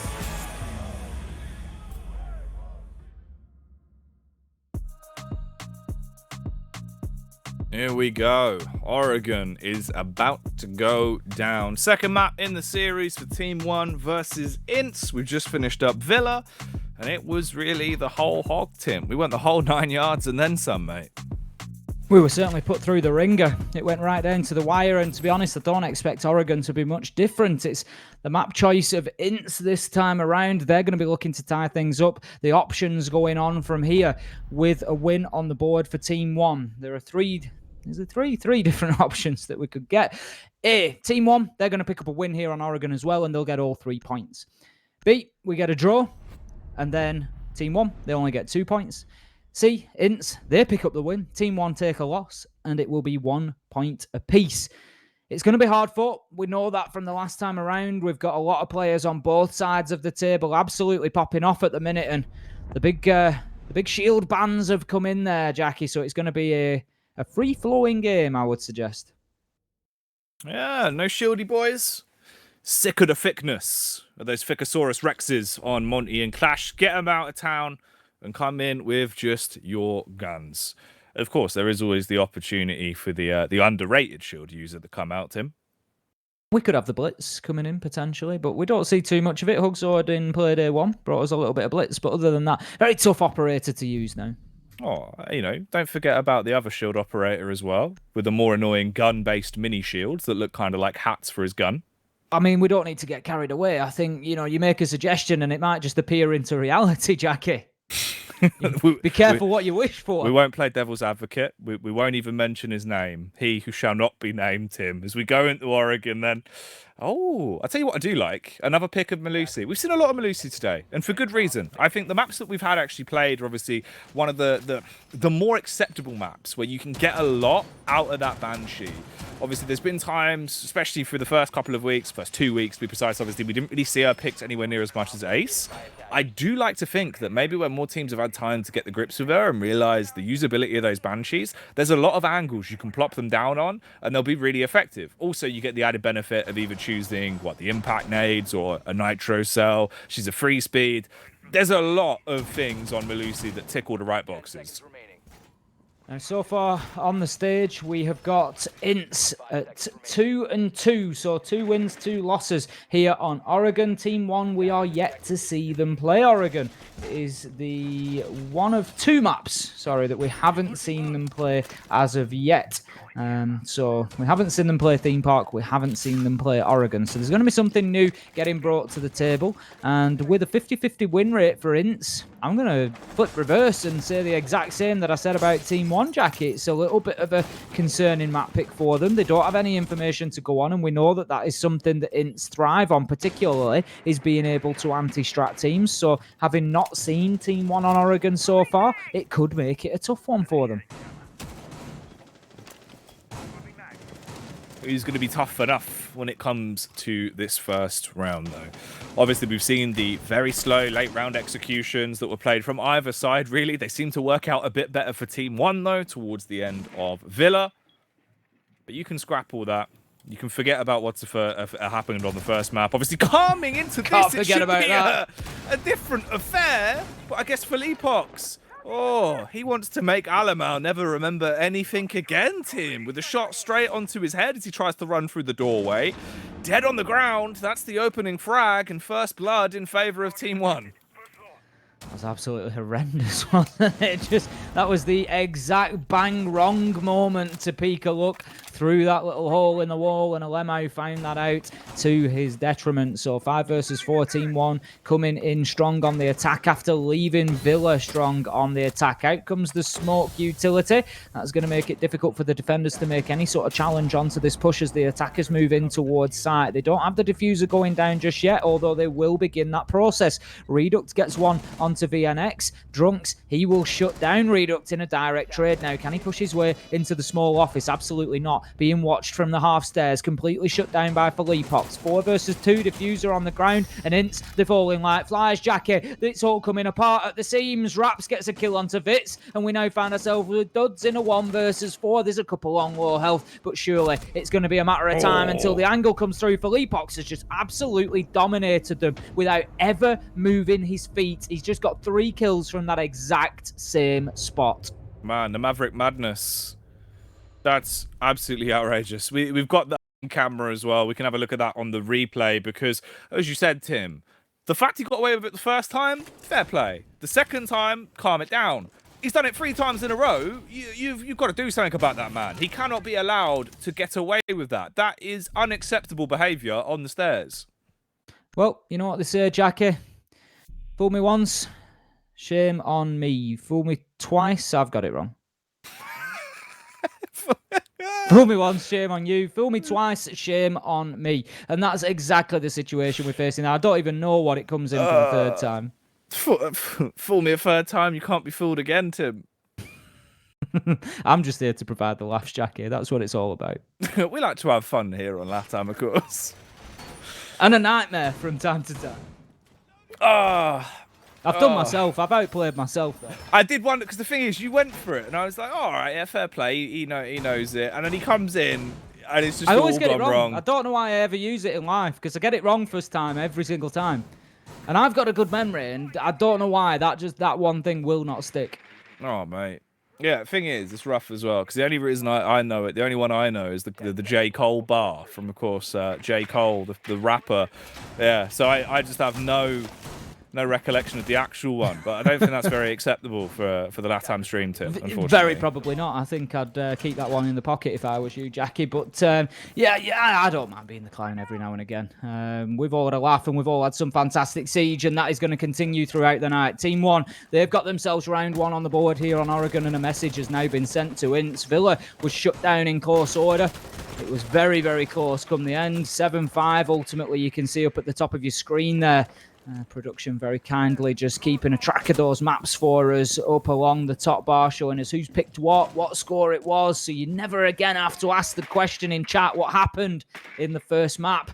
Producer Simon also loves to fire a little pop out occasionally as well that'll tell you just how those previous maps have gone. But 7-5 it was on Villa. And right now, Team 1, they're looking pretty strong on Oregon. This is certainly more of the form that we expect from them. This is what we saw back in Stage 1.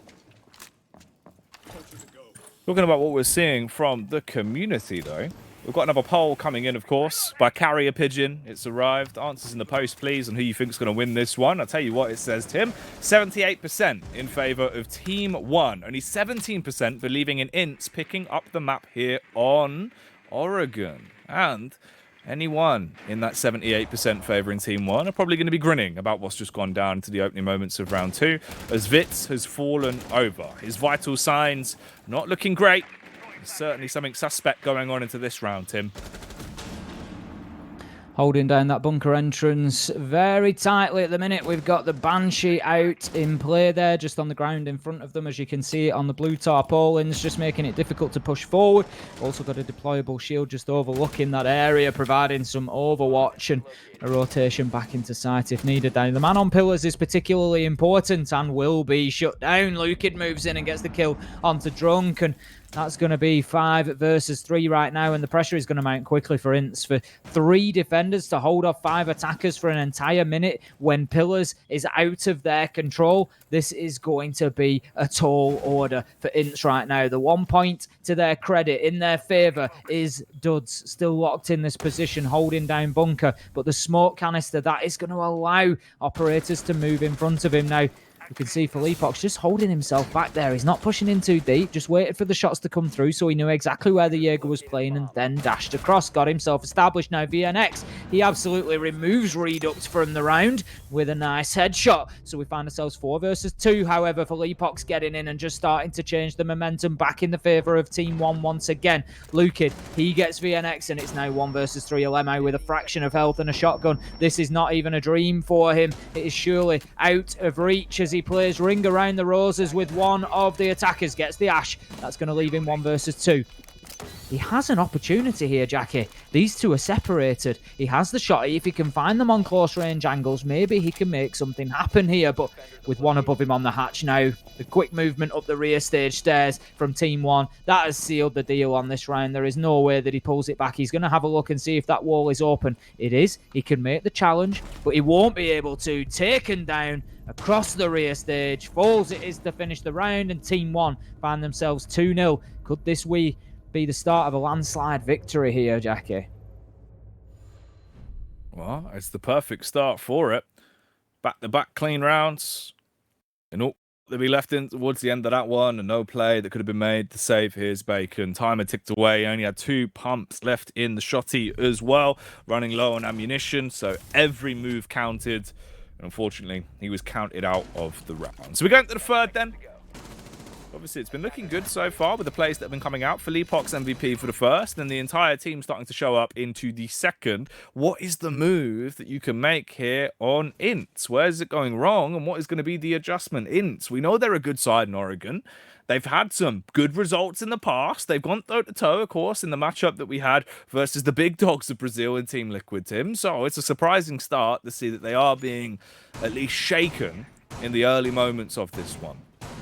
They are. I'm sure there's going to be a lot of frustration in the Ints camp because I don't think they've necessarily shown us the same sort of form that they did against Team Liquid, but equally, it's not fair to take anything away from Team 1. They've looked absolutely electric on the attack, Jackie. You know, you've just got to look at that Lukid performance inside round 1. Didn't even need to move his feet to find 3 kills, just allowed them to feed into him, held his angle and won every single gunfight that was sent his way. It was wonderful to watch. And right now, Team 1, they are looking back to their stage 1 best at the minute. And they needed to be They were up and around the top 4. They were certainly fighting and jostling for a position in there, but they need to start putting points on the board sooner rather than later. You've got to remember, after today, we only have 2 weeks left. There are only 6 play days, and not every one of them will feature Team 1. They have fewer games than that to lock out a major position. So it's getting to that point of now or never. You need to step up. You need to show that you are the quality required to get to the big competitions. We'll soon see if they are going to be cut from the right cloth to be able to make their move to the major. Oh, Vitz. He's getting a fool made out of him. Acting a fool there as he tries to shut down the drone, but eventually we'll be able to clean it up. We get close towards the 2-minute mark on the 3rd round. Where's the aggression going to come from Team 1? They're taking some heavy fights, though, as Raps has dropped down to about 50 HP as we dead hit the 2-minute mark. Luckily, he's still alive and he won't be dead, but he's trying to leave them dead. Timing could be everything. Caught his pants around his ankles as he faces down the stairway, throwing out a flashbang, but switches back to his rifle in time. Hot droned as well, so he gets the read. He has to focus in towards the corner. He has the info that he's there, so he'll peek out and pre-fire, landing the headshot, and once again, shutting down the Goyo of Int. That's Vitz out of commission. And it makes their lives so much harder now into the 3rd round. This is where it really is going to turn into a bit of a bumpy one. So far, Ints have taken the opening death in every single round, and it is not putting them on the front foot. They are coming in playing this at 4 versus 5 on Oregon, and it is just not working for them at the minute, and that is absolutely no surprise with the form that we see Team 1 in. They are aggressive, they are clinical, and they are going in and winning fights. We can see the spray through the barricade, and I tell you what, on a different day, that nets him a kill. This time, they're able to wriggle away with the lives, and there's just bullets flying left, right, and centre through soft surfaces, and it is only a matter of time until somebody cops one of them in the head. But for the time being, Ints, they continue fighting 4 versus 5, and it looks like Team 1 are going to be coming for one of those late round pushes that we've seen so commonly on Villa. It's been the standard execute meta, where you go in full SAS takedown through the windows and the walls. Looking like Lil Jon. Let's see if it's going to work out this time, though. As the peak is there, Drunk's firing off pot shots, but has to deviate back. Smoke cans being thrust out from Alamau as they'll leave his palm and start to at least push back the oncoming assailants of Team 1 for a few more seconds. Time is ticking away, though, and so is the livelihood of Team 1 as 2 of them get gunned down. Falls and Filipox both pop down onto their buttocks, and the response from VNX as he peeks up over the top of the shield, smashing in the face of Raps and leaving it now in a 4-on-1. It's all up to the Nomad, but Redux got no chance to win this one. As the game is pulled out from underneath him, it's finally an Ints round. Going for those late round executes did not work as well this time. It's always the risk that you run, Jackie. It is a risk and reward strategy. You try to give yourself maximum opportunity to do 2 things, and that is clear out utility and clear out men. If you can get yourself a little bit of a man count advantage by the time that you're going in for that execute, obviously all the chips are stacked in your favour at that point, but ultimately Team 1 were unable to really achieve either of those things. And then the risk that goes hand in hand with that reward is that you don't have the time or the opportunity to change plans. You can't get in, you can't switch it up, you can't go to plan B. You just have to keep pushing forward, keep progressing, because you're down to 20 seconds left on the clock and there is no option but to hop barricades, jumping through windows, and just try to gun every which way that you can and see who comes out standing at the end of it. And when you're playing into a set-up defense like Ints were there, you're going to struggle. They're just going to cut you down. They're going to side you like wheat. Well, that's not good. You know, at that point, that'd probably be quite painful. You'd be cut probably in like the chest, I reckon, at that point, if you were like your 1-for-1 trade on wheat. I mean, I'm guessing surely the cuts are going to come more around ankle level. 5 seconds to insertion. Maybe, actually, yeah. I suppose you do cut it quite low down, don't you? You really get in there. Yeah, I mean, you're not just cutting the tops off the wheat. You're getting right down there to the base, Jackie. You've got to take the whole thing. Yeah, sorry, I'm not up to date on my wheat law. I've fallen behind. I'm sure you'll rectify it by next week. I'll get it sorted. Don't worry. When we come into the 4th week of BR6, I'll be prepped, mate. But as things stand right now, We're just waiting to see who's going to be weeded out as the first frag into this round. Round 4 to be precise.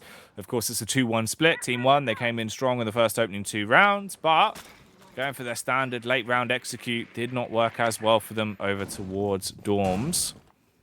Are they going to be doomed into the 4th? Will it be a 2-2 split? And will the game be equalized into this round? 1 minute in, and we've got Buck established upstairs, just opening up some floors to see what he can see. Just give an option there to hold down the freezer rotate from the top floor. The Ash is just going to peek in and clean out that default cam. Now, Ping 2.0 being used just to signify that there is a drone coming in there, and it's going to be followed up by a man. Ultimately, the Buck of Lukid just taking down another default cam. So once again, it's that slow and steady approach from Team 1. Just they've got a checklist and they're working their way through it. Hatches open, default cams taken out, utility starts to be burnt, and after that, they will move themselves into position, which here for an attack on the laundry is generally trying to get some control over the bunker area and also the pillars area where we see VNX playing as I speak there. And once you can get that locked down, we saw actually a great plant, if you remember, against Team Liquid, where Moringa was stuck in the freezer because they had the man at bunker for the breach through into sight, and then they had the man at pillars, and between them that crossfire is practically impossible to move through for the defenders without taking a direct peek and a challenge onto it and winning that max 50-50 gunfight. And it was really well executed, and Team 1, they're going to be looking for fairly similar, I would imagine, although it looks like there's a bit of pressure going to mount on Laundry Stairs as well. There's 2 down at the bottom there, so we've got an actually triple threat building at the minute. Timing could be everything quite literally here for Felipox with that nade. If he can cook it to perfection like a hard-boiled egg, he might be able to crack this site wide open and make some moves into the 4th round. 30 seconds remain. Barrels of utility being pushed over as concussion after concussion is rolling in, draining out all of the ADSs and Wamidis that have been put into place and also bludgeoning the first man. There's the detonation. Oh, this one is going to be felt as Alamau is blown clean off his footing, leaving them in a 3 versus 4, but you have to plant. You need to get it down. That's going to be the one big aspect of the round. Falls fully committing to planting the diffuser now as they trade back 3-on-2 on the retake. Close encounter. Vitz slapped in the face. Doesn't fancy overcommitting to it as he holds. Needs to play off his teammate in Drunks, but look how low they are. Sustainability is right out of the question on this one. By no means is this going to be an easy retake. They have to play it perfectly. Slowly skulking his way forward. Vitz suspicious about where they're playing, but is he ready to be shot in the leg? The close range angle! He's ready for it! Faces in and overthrows the prone player, spotting out another man behind the shield as well, and it all comes down to this. The wide swing, that's the way to do it. They jump on the diffuser with enough time remaining as Vitz will get it. They disable the diffuser and get themselves a 2nd round. Vitz and Drunks will decimate, decapitate and dominate there at the end of round 4, coming in with a massive clutch for Ints exactly when they needed it. That levels things up 2-all, and it is absolutely no surprise to see high spirits at the end of that one. What a tough situation they find themselves in, 2 versus 3, but they played it absolutely perfectly, Jackie. For me, the opening moment was that peak on the left as he came in through the double door, but didn't overextend and expose himself to the angle into Freezer. And that is the mistake that Team 1 made by not having a better angle held from Freezer. They enabled themselves to be challenged like that in 1 versus 1s, and that was a big, big problem for them. Hell of a round to clutch. That was absolutely beautiful. Obviously for what it does in the game as well. Keeps it close, keeps it competitive, and makes it look like there's so much more to be told of the story from this series. The 2nd map is looking a lot better now for Ints. We were saying they've beaten some good teams on Oregon. Coming into it, the veto did seem to favor them, but in practice here, they were conceding rounds left, right, and center. Now they've been able to find where the leak was and patch it up. Hopefully, Tim, it's not going to burst again, though. They need to make sure they can hold back the water on this one.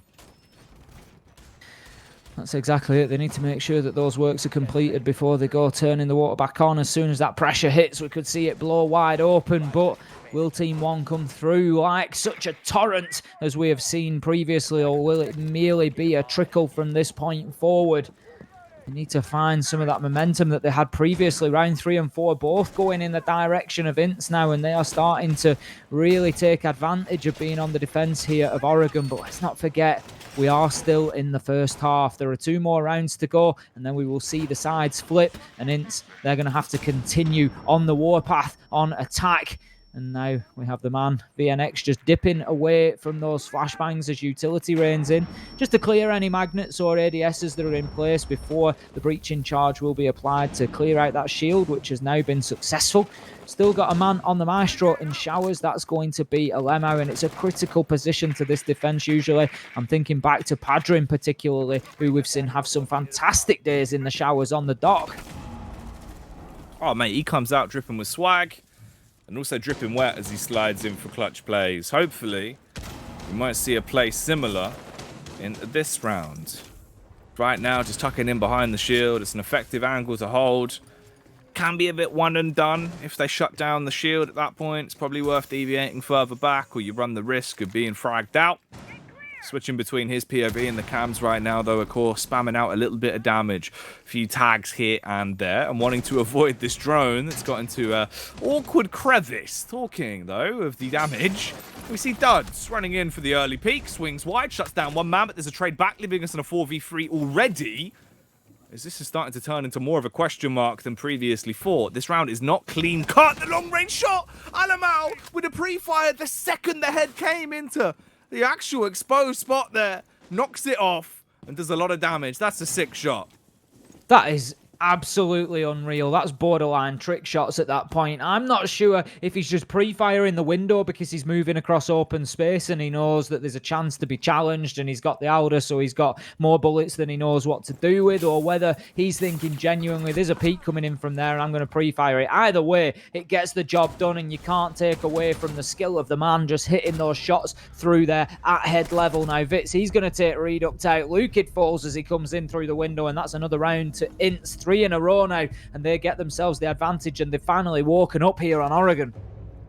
Not only his gun that is crimson red for the blood that's been spilt, it's also that windowsill getting a nice lick of paint. There we go then, Tim. A 3-2 split here on Oregon. Ints, you've got the lead. Finally got themselves the lead. Let's hope that they can actually maintain and build it. Looks like we've got a replay from that previous round, though, that we can flick back into and take a look at. Oh, here it is. Oh. The play from Alamau. Look at the zoom on that. Let's see. It's literally the second he faces. It feels like it's just the one shot. Look at the timing on that. One bullet. Oh, that's disgusting. He sees him. No two ways about it. He sees the pixel change colour, and that's it. Just hits the shot. The reflexes for that's unbelievable. You know how they do the reflex tests where they'll drop the ruler and you catch it as soon as? Yeah, or there is literally websites where you can just text your reflexes, of course, old man. Don't worry about that. You don't need that. That's not reliable, Jackie. It's not as reliable as knowing that your reflex is 1.2 centimetres. That doesn't... He's caught that ruler before it's even been dropped. Oh, mate. Surely that defeats the point, though. That's just grabbing someone's wrist. Well, no, that's taking reflexes and turning them into clairvoyancy. He knew that was coming. That was absolutely unreal. Out of this world from a Lemao. I can't wax lyrical about that shot enough. And the fact... It's a shame. It's a shame that he held mouse one afterwards, because you were right. It was a one-tap headshot from that first bullet, but then he carries on gunning afterwards, so it sort of takes away the style of it. Imagine if he's just hit that on an absolute one-shot. It would have been... absolutely disgusting. It'd have been probably one of the best kills I'd ever seen. Oh, mate. Outrageous. Genuinely outrageous stuff. Bringing the thunder. He's ruling the server with the way he's playing it so far. And we'll see if it can maintain and give them an even larger lead. If they can feed off the hype from that one coming into round 6. Get a 4-2 split. Give yourself a big edge. We know how pivotal it is that you have a good defensive half here on Oregon, especially in the Brazilian domestic scene. We've seen it be a lot more defender-centric. If you can build yourself a big buffer, go out, win in the half, 4-2, you're just going to have an easier time of it. You can afford to make the odd mistake, one throwaway round potentially on your attack.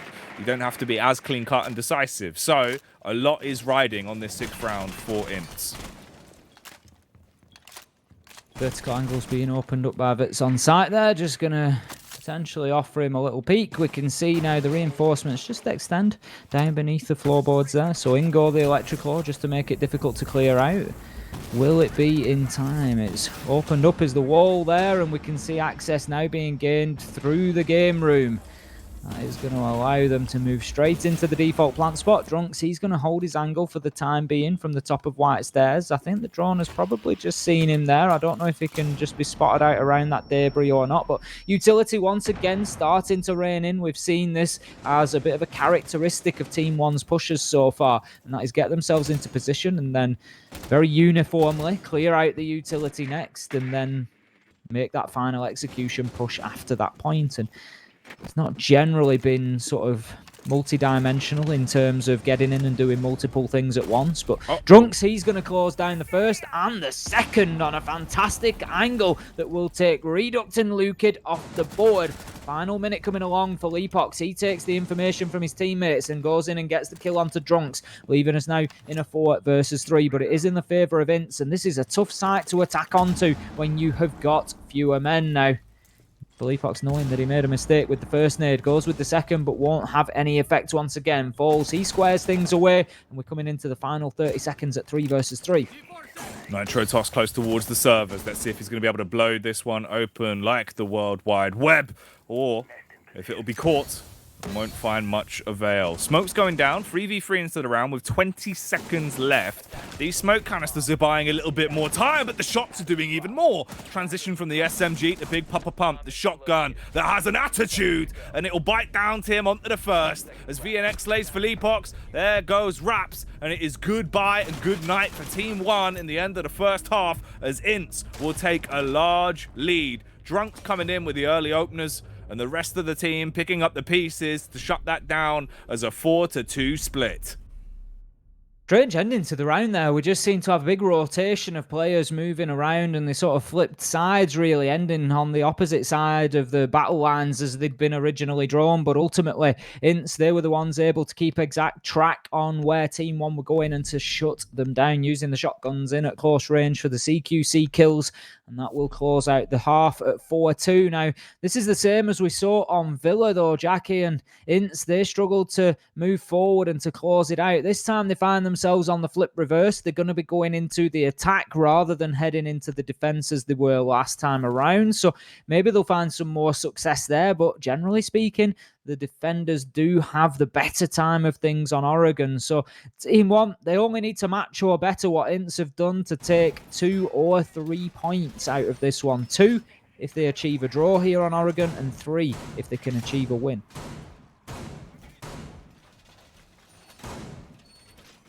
Team 1, what's the defense looking like tonight? That's the big question on my mind coming into this. Obviously, are we going to see the same slow turtle style of play where they'll group up, be willing to play for the full 5-on-5 in the ending moments of a round, or are they going to contest a little bit earlier on? Will they go for those peek outs, potentially roll with the punches and see if they can net themselves an entry? Also looking back over for Ints, where are those entry frags coming from? As Drunks is the one that's performing right now. He feels like he's actually walking away with some big clutch plays into those defensive rounds. He's 6-4. Will Duds be able to step up, though, onto the second half on the Ash? If he gets himself those nice little entries, he could definitely be a thorn in their side. But there's a lot of question marks. We're yet to see what will actually come to fruition.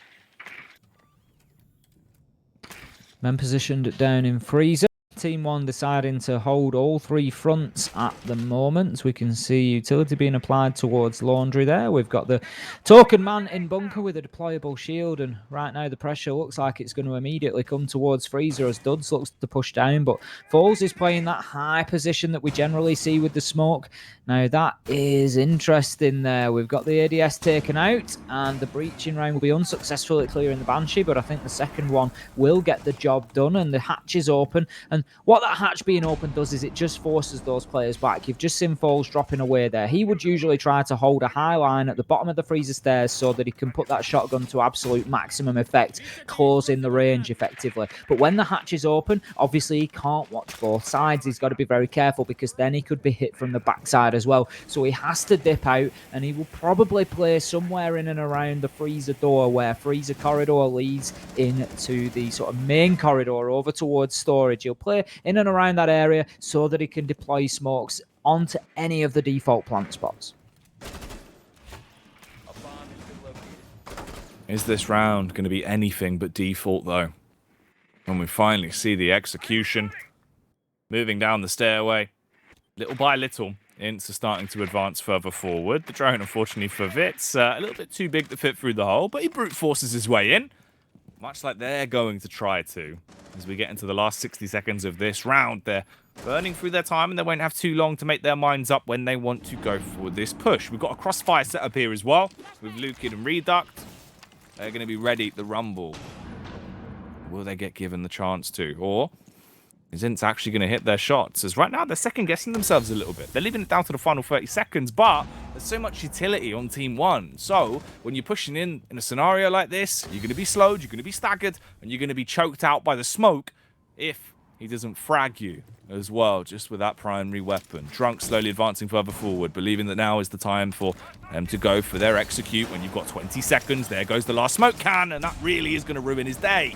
Now you've lost one of those angles of entry into the site. The pincer play is brought down to just 2 rather than a 3-pronged attack. Follow-up Selma charge going out. They've got 10 seconds. They need to find a frag and get the diffuser down, but the only thing that's going down is everyone on Ints. It's a 2 versus 5. Scratch that. A 1v5 as they're scratched out of existence. VNX with a flick shot gets one. Pre-fire panic, but nothing to be found as he tilts right out of the round, giving it the Team 1. He knew at that point that the seconds were ticking away and there was absolutely nothing that he could do realistically in a 1 versus 4. Team 1, solid defense down on Laundry. It is a tough site to assault onto. There's no two ways about that. And they made good progress early on, didn't they? They got freezer control fairly quickly. They just never really did too much with it. That was the problem. They got themselves into positions, but were unable to really capitalise on them. And Lukid and Raps just coming in absolutely huge. Foles joining the party there in the replay. And 3 kills just raining in so quickly is always going to be catastrophic to any attack, realistically. And Ints, they were left smarting after that one. There is a lot of work to be done here if they want to get this one over the line. They find themselves on the attack. It's currently now 4-3. They're about to start being reeled back in if they are not careful. You've got to hope that eventually, maybe the line will snap. You can wriggle your way out. Maybe they'll get bored of trying to pull them in.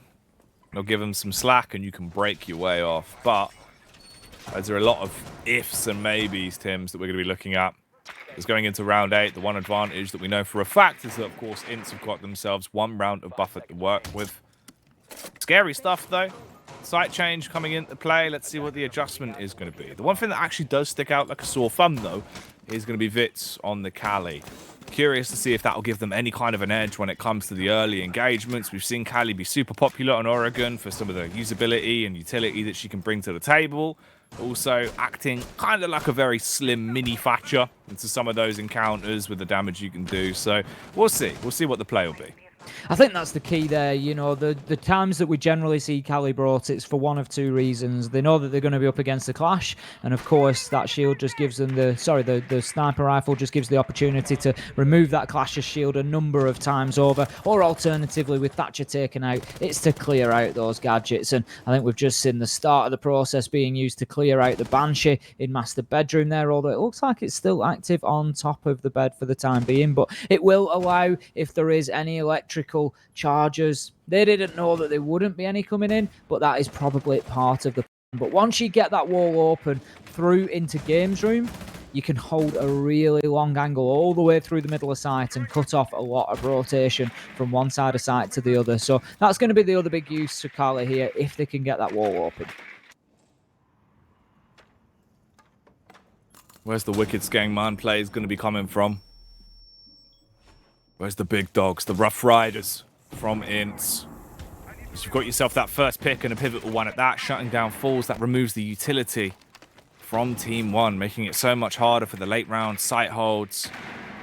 And of course, Ints want to commit to a plant.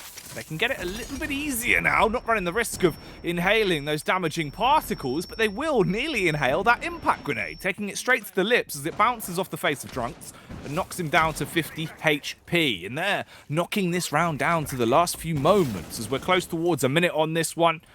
It is a 4v5, but staying alive is still going to be a hard task for Ints when they completely commit to the fight. Selma device going off, removing the hard breach wall and allowing the peak to come around from Reduct. With the Alda ready to rumble, looking for the early peak, but it'll be Philippox to open it up with not one but two, smashing their heads together and cracking open the round. Dutch trades it back onto Raps though, 3v3 now in the last 40 seconds as they push out onto the site. Have to get the diffuser down soon. Drunks recovers it. Oh, the prone peak as well. Drop shot coming out from Drunks as he hits the ground but stays alive, shutting down Redux in a one-on-one trade. It's all down to this, a 2v2 with only one man remaining now for Ints. He has no idea about the sofa stunner of Philippox, tucking himself in and looking like a bit of furniture as he's made himself part of the family there, making sure that they can clutch that round out. Team 1 with another winner in the belt. Team 1 going to be feeling very good at this point in time, coming with two solid defenses. Ints never really been near to getting that diffuser down or impacting on the Team 1 defense. It's, been very, very difficult for them so far. Team 1 just very easily closing out a 2v2 there, never really challenged in those final few seconds. And now heading into round number 9, they go to their tertiary site now. They're going to be heading to Kitchen and Meeting. That is their choice this time around. So it's going to be a big battle around the rear stage, generally speaking. That's what we normally see. And for Team 1, they only need to keep going as they are. Even if they lose this site, they're going to be looking for 3 points. Of course they are. But if they can just do the same again in Laundry and Dorms, they only need to find one round on an off-site so they can try Meeting. And then they can try Dining next time around. And that gives them their opportunity to take this one over the line.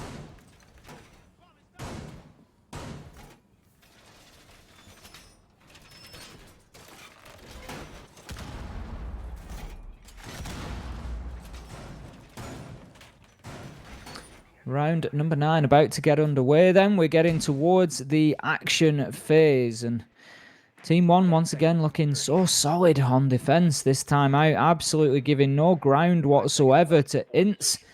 They are really mixing things up and making it very, very difficult for them. The Banshee's just going down at the very last minute there. And they will start to push in now, Ints. They're looking to aggress in towards the map and gather that information, get boots on the ground, and start to push forward. All right. Round 9. Starting to heat up then. I'll tell you the one thing that's standing out far away from the rest of the pack as well, Tim. Philippox racking up the body count. 11 frags to 5 deaths. He has been popping off consistently. He is a big member of Team 1 with the moves he's been making into this game. Hope it will remain consistent. If he can keep up putting up those sort of numbers, there's a chance here that Team 1 could get an awful lot out of this series.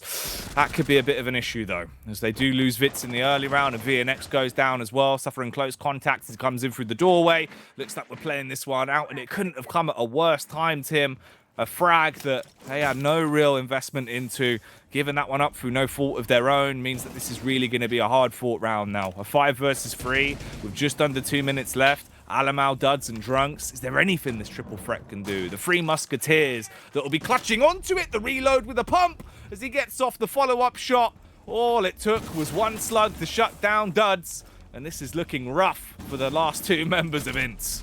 Foles reacting rapidly there as he was just heading into that reload animation, but able to snap back out and get the shot up through the vertical angle. 5 versus 1 now. It's going to be a nitro from Raps to finish things off, and that is going to be another round on the board. And now Team 1, they find themselves ahead here, not just on the map, but in the fixture overall. Jackie, they of course got the win on Villa to begin with, and now it is 5-4 on Oregon. They are 2 rounds away from taking all 3 points against Ints, and that's a little bit of a surprise. I honestly thought that there would be something in this one for Ints.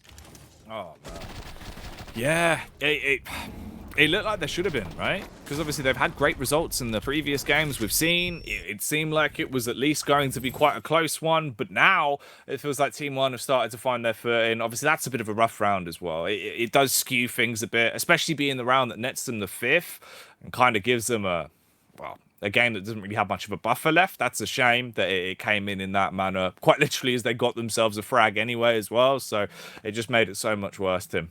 It's terrible timing for them, as you say. It was just not just within the round, but in the whole sort of environment of the game. If you think about the whole positioning of it, like you say, 4-4 level, and now Team One find themselves one round away from guaranteeing a draw, guaranteeing 2 points overall, and guaranteeing sending Ints home empty-handed with absolutely zero to show for the day. And that is just, it's not only bad in terms of the game itself. It's going to be tough for Ints to mentally do it. That's going to be tilting. There's no two ways about it. It's just the worst possible time. Yeah, that's a super frustrating round. Like, you're right. That is a tilter. You're going to be sat there head in hands, a little bit annoyed about it's gone down in that manner.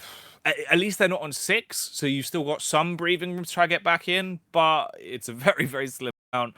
We'll find out. We're getting the players back into the lobby. This one will be going live as soon as possible once we've got all 10 back in. What we are going to do, though, Tim, is, as per usual, slide into a little treat for you and the viewers at home that do fancy the rehost riddles. Do you fancy another one? Always down for one. All right, Tim. Well, here we go. I've got a bit of a shorter one for you this time around. It's a bit more interesting. You've had a lot of logic ones, so I thought I'd switch it up a bit. You know what I mean? You've gone into a different category now. I'm worried now. I love that you're categorizing your riddles. I can see the doc now with, like, you know, logic based, and then I don't know what the others are. I don't know what you'd classify the others as, Jackie. Well, you'll find out. It might give you a bit of a hint.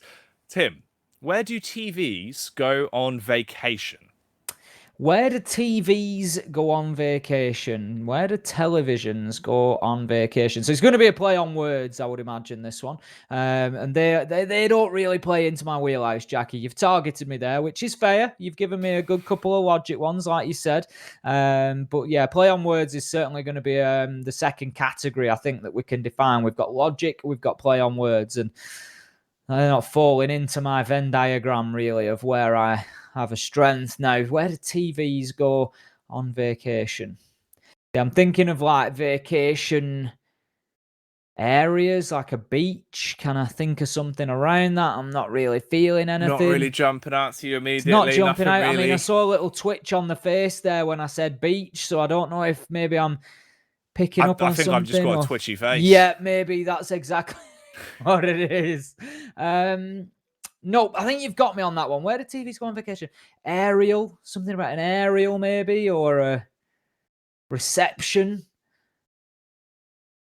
No, I'm not getting there. I don't feel like you're going to get it, Tim, unfortunately, I'm not getting mate. there. Hit me with it. Oh, to remote places. Hey, there we go. You see, I knew it'd be a play on words, but no, I wasn't. See, I mean, I was sort of looking in the right. I was thinking about an aerial, so I'm thinking about parts of the TV, but the remote just never kicked in for me. The aerial one, I was like, oh, he's kind of on the right track, but he's not really getting there. We could have extended it and said they go to remote aerials.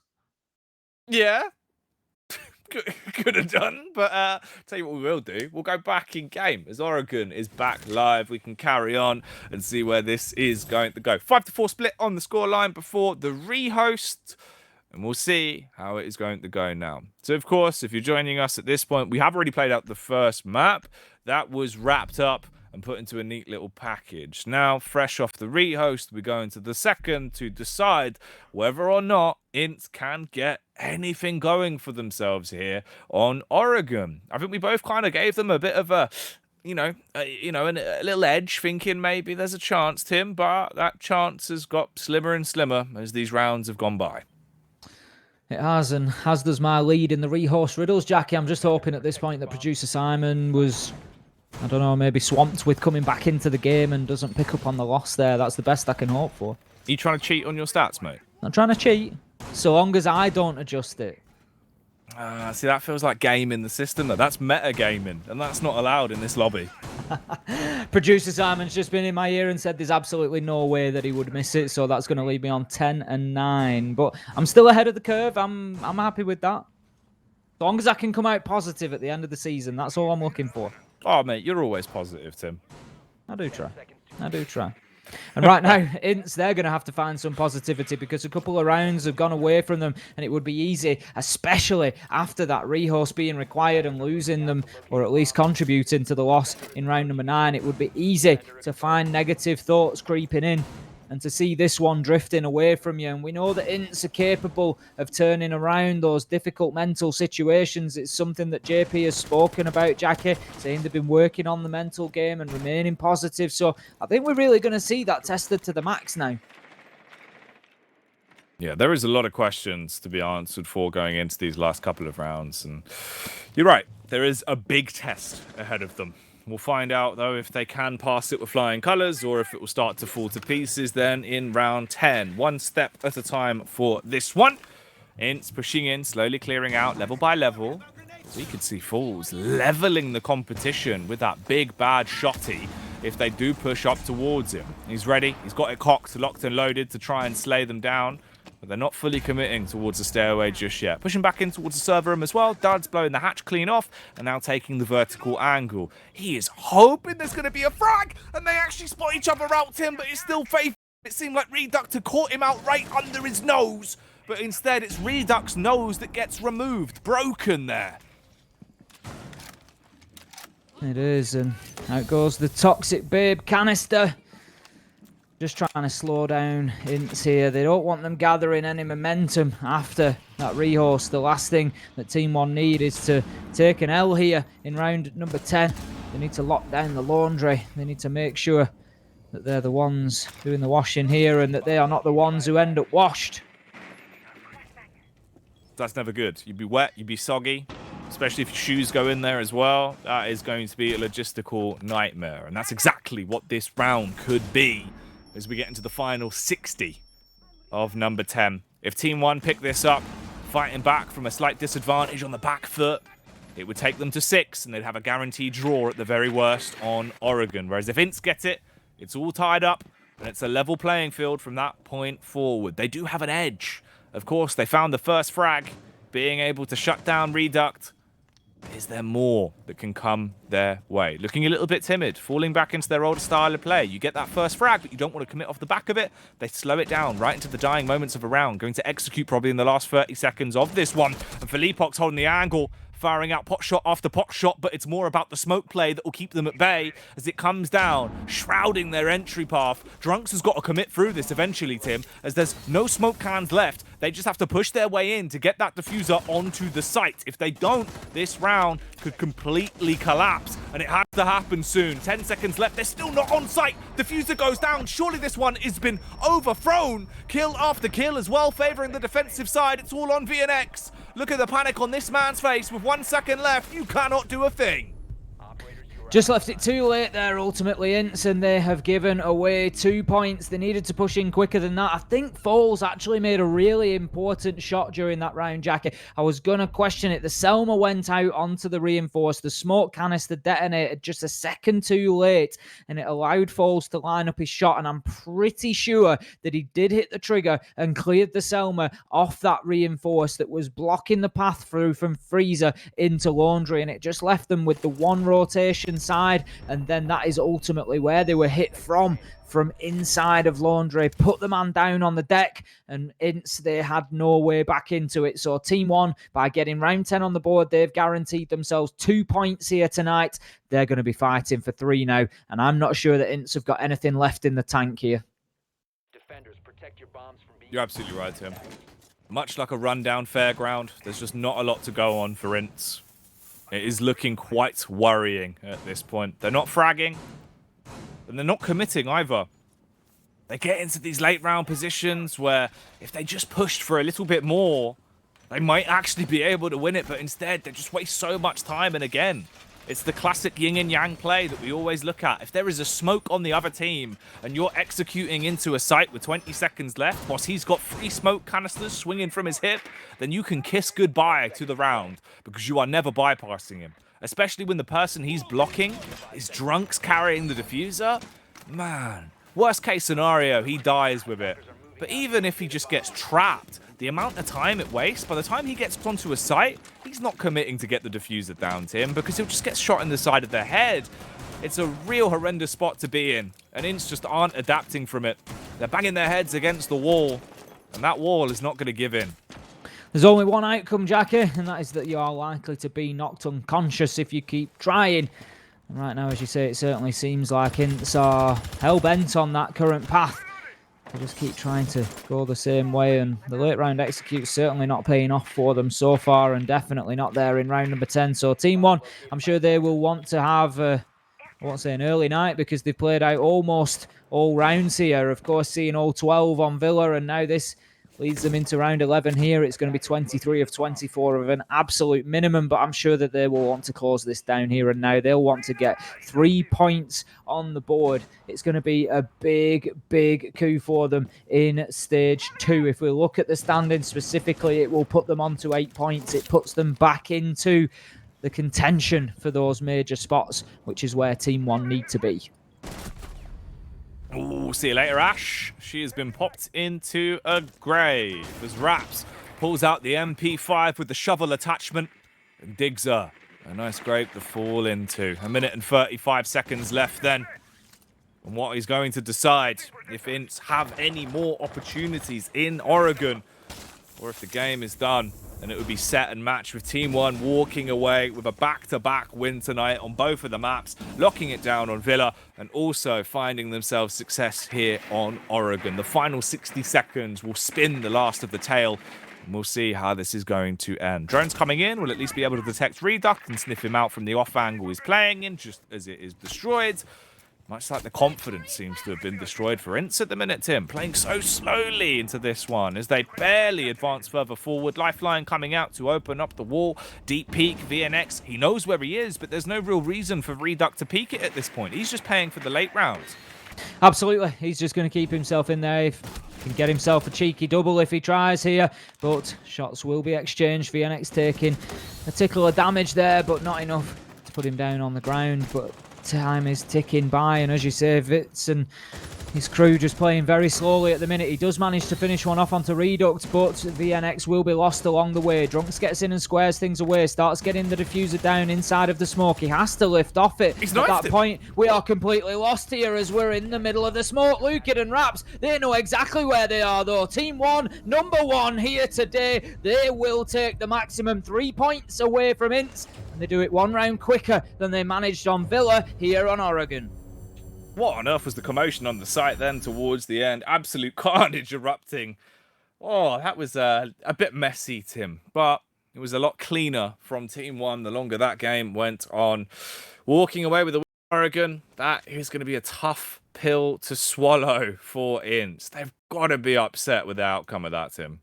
Yeah, they're not going to be happy there. We know that Ints have been coming in, working very hard at being able to take down the top teams and to counter-strat them, but Team 1 just showed them a little bit more than maybe they've seen before there, and it was a difficult day for Ints. And again, we've got a little bit of a lack of footage of Team 1 on Villa, so as much as I question that map pick and it was a risk, it's maybe something if we're going to have a chat to Bodega possibly. I'm not sure if that's who we've got lined up for an interview, but if we do, it might be something to ask. You know, are they sort of counter-stratting? Ints is counter-stratting. You know, if you're going to come in and try and counter-strat us, we'll bring you a map that there's nothing to find for us on. It could be. It could be. I do want to ask him just really the raw question of how do you feel about the veto? Because to us, obviously, it did look a bit rough, right? You know, you shape it up, you're thinking this doesn't seem like it has much of an edge for them, but it doesn't matter.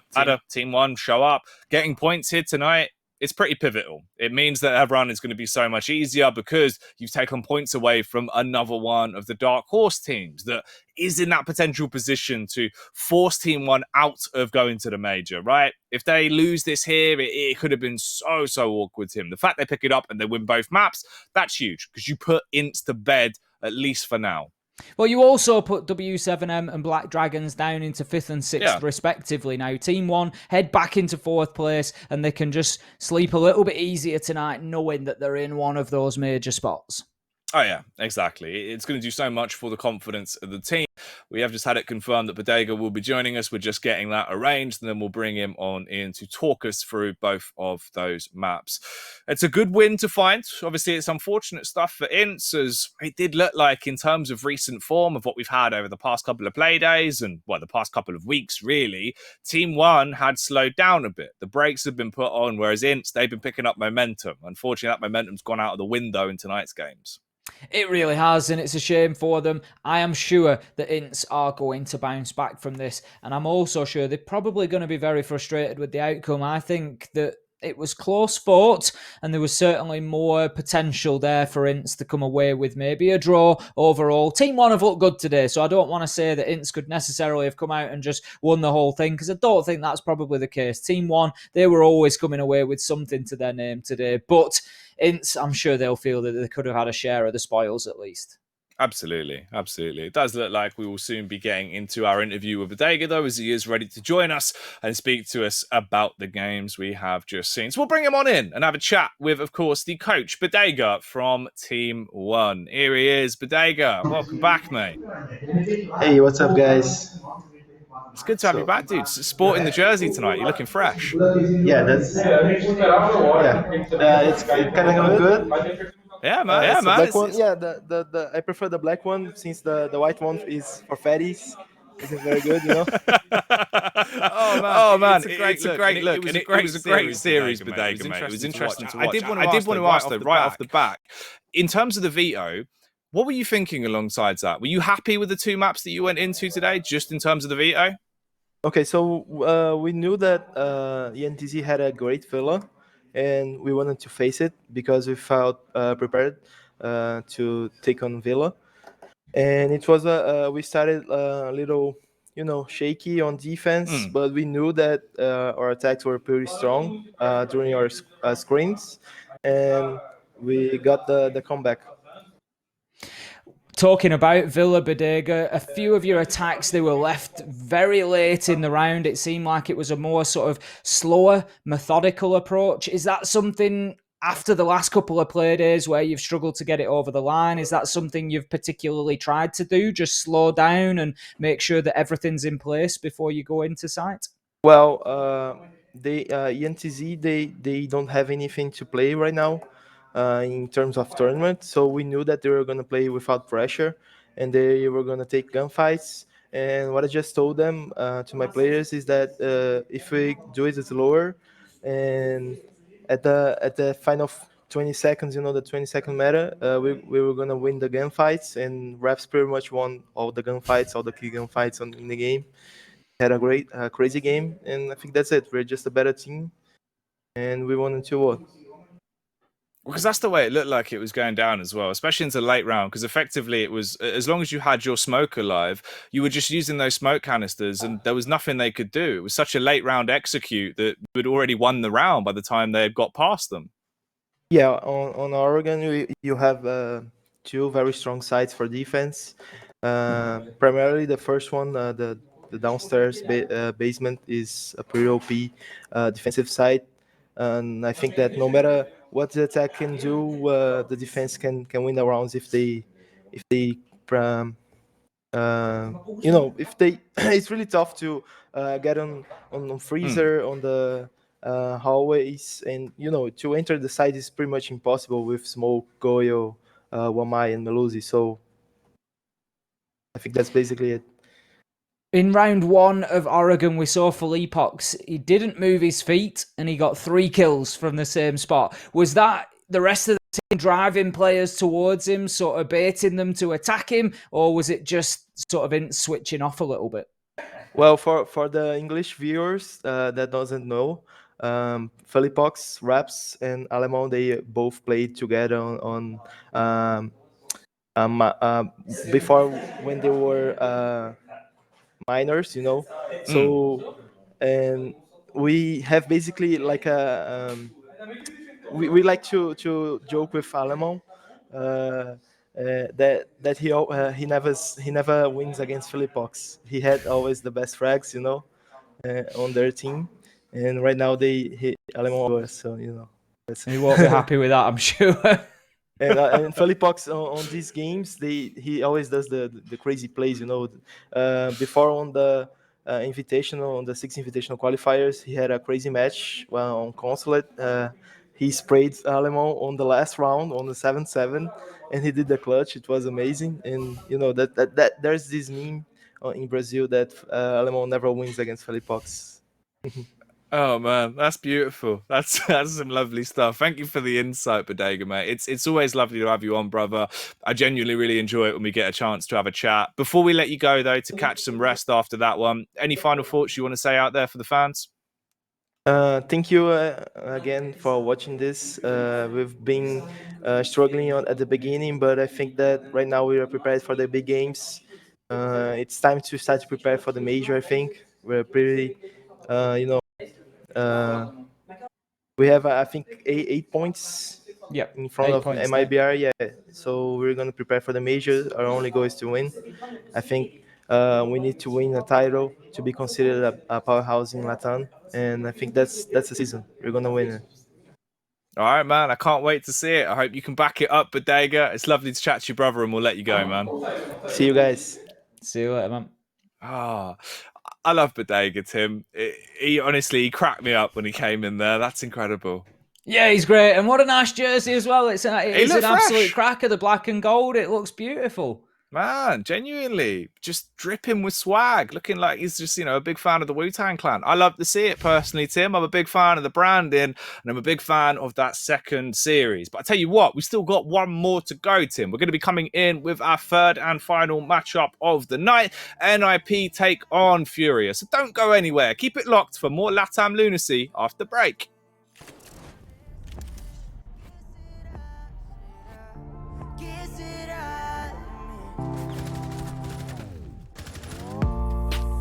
Por todo yo brindo, de lo feo hasta lo lindo.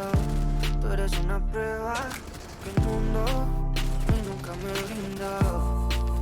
Quería casarme, yo tan loco en ilusionarme, creyendo en tus besos y tus caricias. La verdad no fue el culpable. Ay, todo tiene un propósito y dejarme será solo uno más. Siempre a medias no he logrado encontrar mi otra mitad. El tiempo dirá, el tiempo dirá.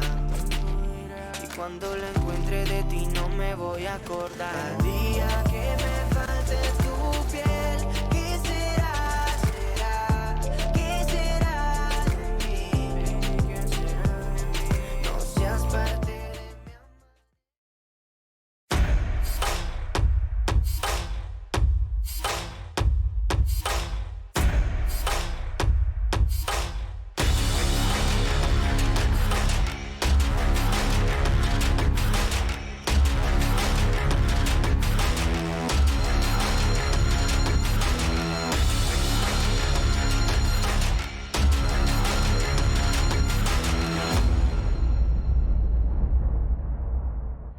Join Face It, Play Siege, win prizes. With 45,000 Ubisoft credits up for grabs every week in the EU Open Cups.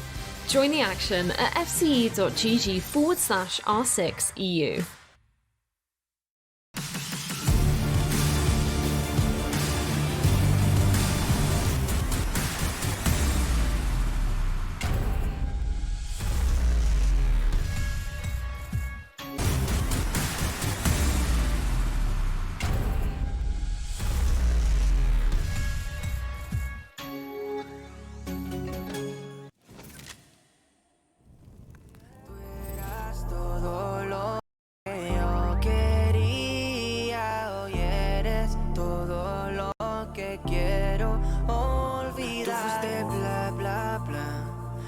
seguridad lo hizo más fácil para ti. El día que me falte tu piel, ¿qué será?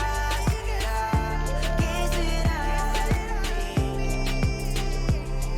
No seas parte de mi amanecer. ¿Qué será? ¿Qué será de mí? Si tú te vas. El día que me falte tu piel, ¿qué será?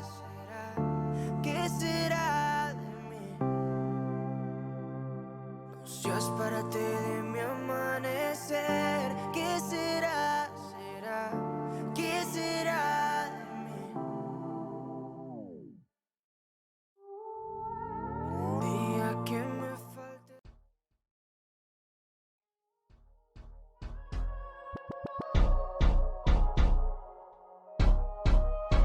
Te desvestiste, lo hicimos en la habitación, qué rico. Pero en cosas del amor muchos fallaban. No veía nada, mi amor, algo esperaba de tu mirada. Perdidos, sé lo que siento, pero tú no. Nos entendemos haciendo el amor. No hay nada más que eso, estamos perdidos.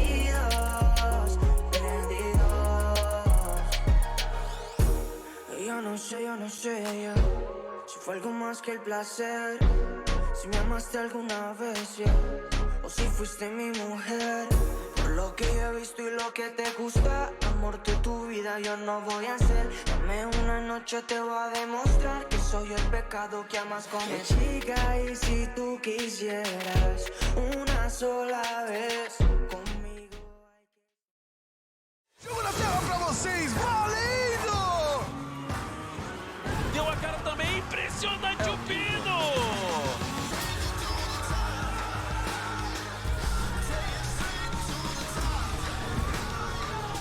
Belo trabalho, impressionante, 4K do Vitz.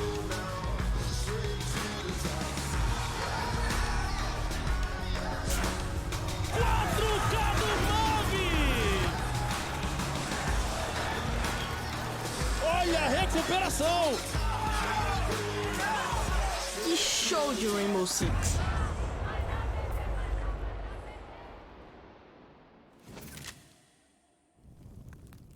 Wait. Welcome back for some more Siege then. Get ready for what is going to be our last banging matchup of the night for another stunning day of Sunday Siege here. Tim, we move into NIP taking on Furia, mate. It's a treat to finish us with. It's going to be a good match, I'm sure. Obviously, NIP are coming in the favourites here. There's no two ways about it. But Furia have shown that they've got a real ability to get in there and disrupt and upset teams. And I think a lot of this could come down to the map ban and just where we end up playing. It could do. I feel like that would have a bit of an effect on it. Before we start to pick this game to pieces, though, let's move into the schedule first and have a little bit of a look back on today as a whole. Because if you're joining us now, you've only got 2 maps left to go. Of course, we've already played out 4 of them up until this point. We have, and it's been a treat so far, Jackie. We've seen all bar 1 round. We've seen 47 rounds so far. Yeah. They've been real slugfests with teams. We knew that the 2 openers particularly were going to be very close affairs. It will be. Here's the schedule, though, that we were talking about. Of course, the opening game being a very, very tight series there, ending 6-6 on the last map between W7M and Black Dragons. Then when we went into Team 1 Ints that we've just shut down, that was a 7-5 and a 7-4 split on the way it was played out. Both of them slightly favouring Team 1 towards the end. Obviously, we've got the classic interview with Bodega coming in, sporting the New Jersey tip. It was certainly an interview for the ages. He always gives good insight. It was interesting to listen to how he spoke about the fact that Ints so far have been playing in for gunfights, and he thought that was going to be the case, so they were happy to just leave it to the last 20-30 seconds to execute and let Raps do Raps things, and that's exactly what happened in the end. Right, well, let's get into today's last matchup then. Furia, the dark horses, the underdogs, the side that we were touting to potentially be an upsetting squad. They've struggled a little bit, but now they have a big task ahead of them. They go up against the mighty NIP, Tim. They do, and it's not going to be easier. We got to remember that they did get a draw 6-all against Liquid on Clubhouse last time around, and then the result on Cafe was slightly different. It was 7-0 in the favour of Team Liquid. But on the day, if we have a look at who played well, particularly Fred and Heise, 22 kills across them on Clubhouse, so showing a real mastery there in Germany against Team Liquid. So 2 to watch out for tonight. Oh, they can pop off. They can hit their shots. Obviously, we've had a lot of time with Twister as well. We bring him in. He'll speak about the fundamentals of what the team's been trying to change, the way they're looking to approach the game. Obviously, not overthink things too much. Try and play a little bit more aggressive. When it comes to aggression, that's when ninjas in pajamas are out in full force. Here's the 5 ninjas that are going to be on the server tonight, tearing it up. And we know the names very well by now, Jackie. Of course, grand finalists at SI 2020, losing out only to Space Station Gaming. They were our major champions last time around after stage 1, and they continue to be a powerhouse here. Muzi went particularly big last time around. Clubhouse and Coastline versus FaZe, 12 and 14 kills, 26 in total on the day. An absolutely monstrous performance from Muzi. Oh, man. Psycho can also be a big performer for the team. There's times where this man not only will be able to micromanage and set up the rest of the squad for success, but will go nuclear himself. So I'm excited to see who will take the mantle as being the really dominant demon on the side of NIP tonight. It feels like it can change on a whim, Tim. There's so much power. It does, that's it. There's talent, across the board there. So really, it's just toss a coin and whoever comes out on top will come out on top, and NIP are always going to have at least 2 strong players on any given day. But there's going to be at least 2 maps left off the back of the VO, Tim. So let's start to move into it and see where this is going to go. Final series of the day, final opportunity to get these dead on. Do you reckon you can do it? I'm not too sure, Jackie. We'll see how we go. Looking at it, we've got consistent bans for Furia taking out Consulate and Cafe, and that just aligns absolutely perfectly with where we know that NIP are particularly powerful. We've seen them play extremely well on both. Furia having an absolute nightmare on Cafe last play day as well, so I would expect them to continue with those bans. So for me, looking as well at where NIP choose to play, generally speaking, I would suggest probably Clubhouse, Coastline, and Villa. All right, well, let's get straight into it, and then we'll jump into this one immediately. We'll bring on the veto and see how this has shaped up. As the bans are coming in, you getting a little bit nervous, Tim? I am, after seeing that Coastline ban. That's really surprised me. It's again where it's gone up to the wire there, and Furia have chosen to take Coastline out rather than Consulate. All right, so Consulate to kick us off, and then Clubhouse to shut us down as the bookend. Those are the 2 maps we've been given. Let's see if the plays are going to be baffling you, Tim, when we get into it, or if there's a reason for this trickery. We'll start off on the first map. We'll take it from there, and we'll see where it's going to go. Furia on attack, NIP on defense as the bans are coming in. I'm not saying necessarily that you want to play NIP on either of those maps, Coastline or Consulate, but NIP are just very, very strong on Consulate. It's going to be a very difficult opener for them. So Furia having the opportunity to take that away from them is a little bit of a surprise. We've seen them play it once so far, NIP on Consulate, and they've won it once. Not too much of a surprise there. They're absolute demons on the attack. 100% attack win rate down in Garage and Cafeteria. And that's a big win rate. That means they haven't lost. It's almost as if you couldn't get bigger. What? Yeah, technically. That's crazy, isn't it? It really is.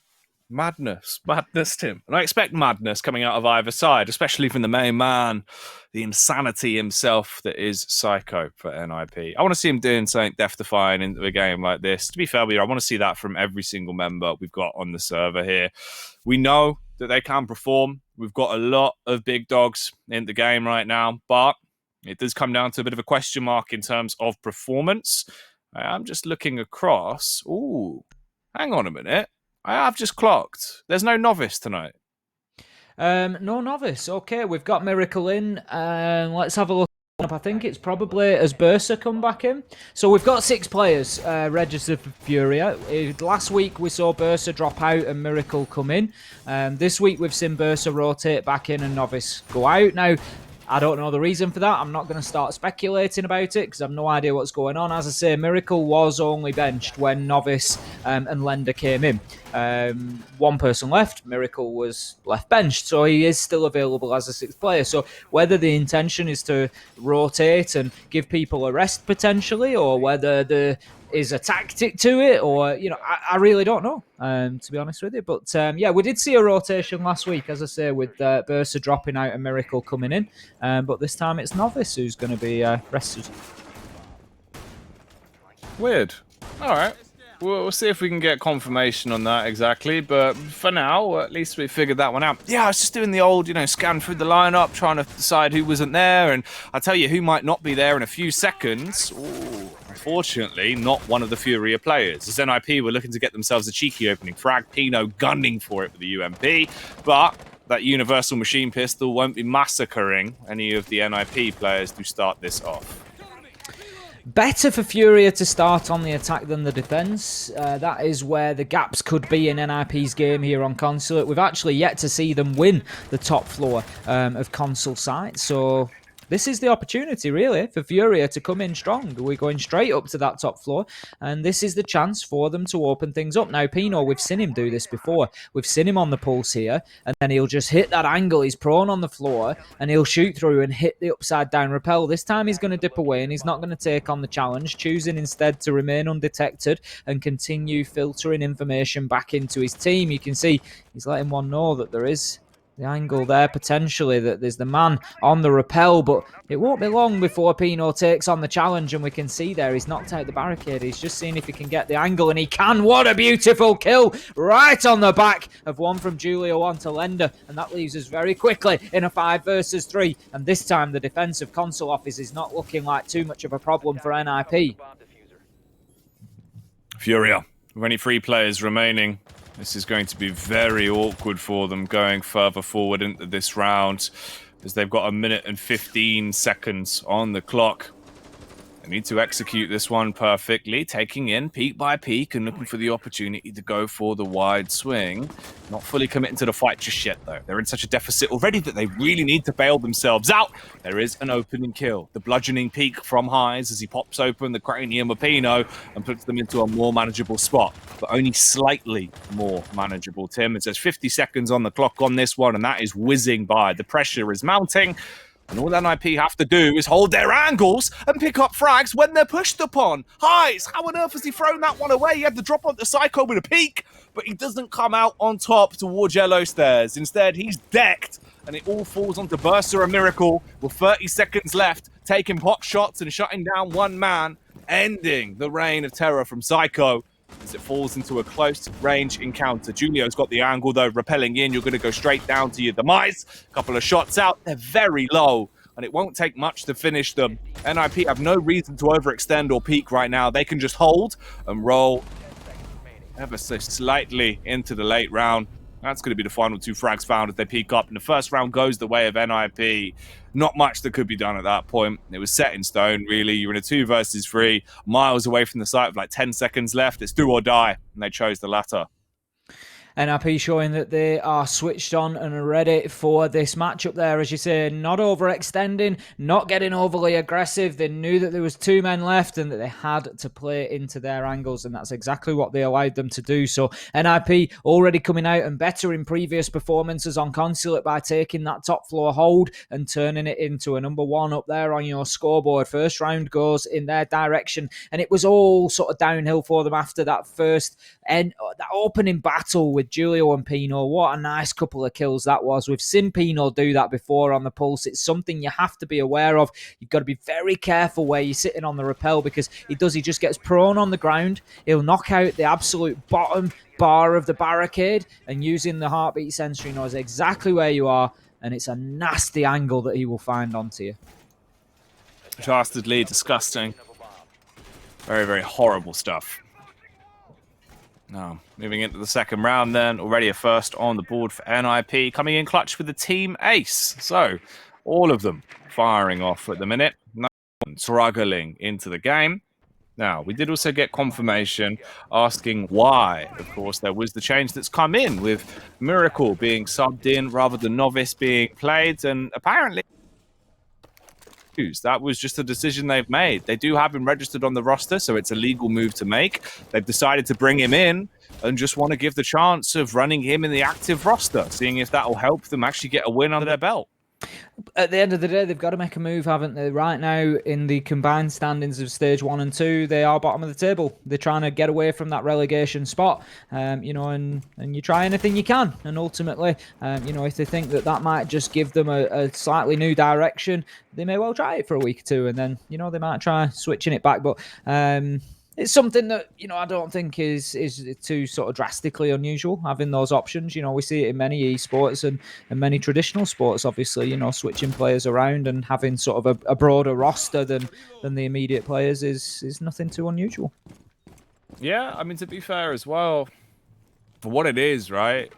Novice, he had that one really good performance the first time we saw him way back on play day 1, but from that point forward, there was a lot of question marks, a lot of games where he struggled. He wasn't finding frags for, I mean, nearly half of the game throughout a few of the games we had seen him play. Definitely struggling at the BR6 this season, unfortunately, so the move to bring back Miracle might be a beneficial one. We'll see. We'll find out what the answer's going to be, as Pino, he wants himself an early frag, and he's going to grab it with both hands. There's also a follow-up coming out from Patrick Bateman, Psycho himself, and it just keeps on giving Tim. Pino, follow-up frag, headshot right between the eyebrows of Bursa before he's put to bed by Miracle. But look at the position you're in. 1 minute and 20 in a 2 versus 4. Nearly a vertical frag, but you're not going to get any more off the back of that. This is a rough spot to be left into. Oh, no. It's all going downhill at this point as Kamikaze, he will find Miracle from beneath with the shotgun. And right now it's all on Fred's shoulders. 1 versus 4. He's a player that has the ability, and he's got the HP on his side at the minute. He's fully stacked with 100 to go at, but there goes the Selma charge, just trying to clear out any of that utility. Nades raining in from beneath. It's NIP are just absolutely chomping at the bit to try and get at him here, just any way they can. Shotguns, explosives, everything that they can bring to the table, they will do. I'm sure they'll make the challenge onto the hatch, given the opportunity. It's Muzi who will slay to finish the round. 2-0 NIP, and I'm already a little bit concerned for Furia. Yeah, this is really worrying.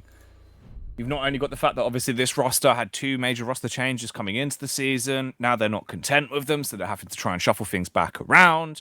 With the frags that are being found here early from Nip as well, they're taking a very tenacious defense against them. They're playing attack on defense, and when NIP are playing with that level of confidence, Tim, you really have to pull out all the stops. You can't afford to play to your standard level because you have someone like this just coming in and cleaning up.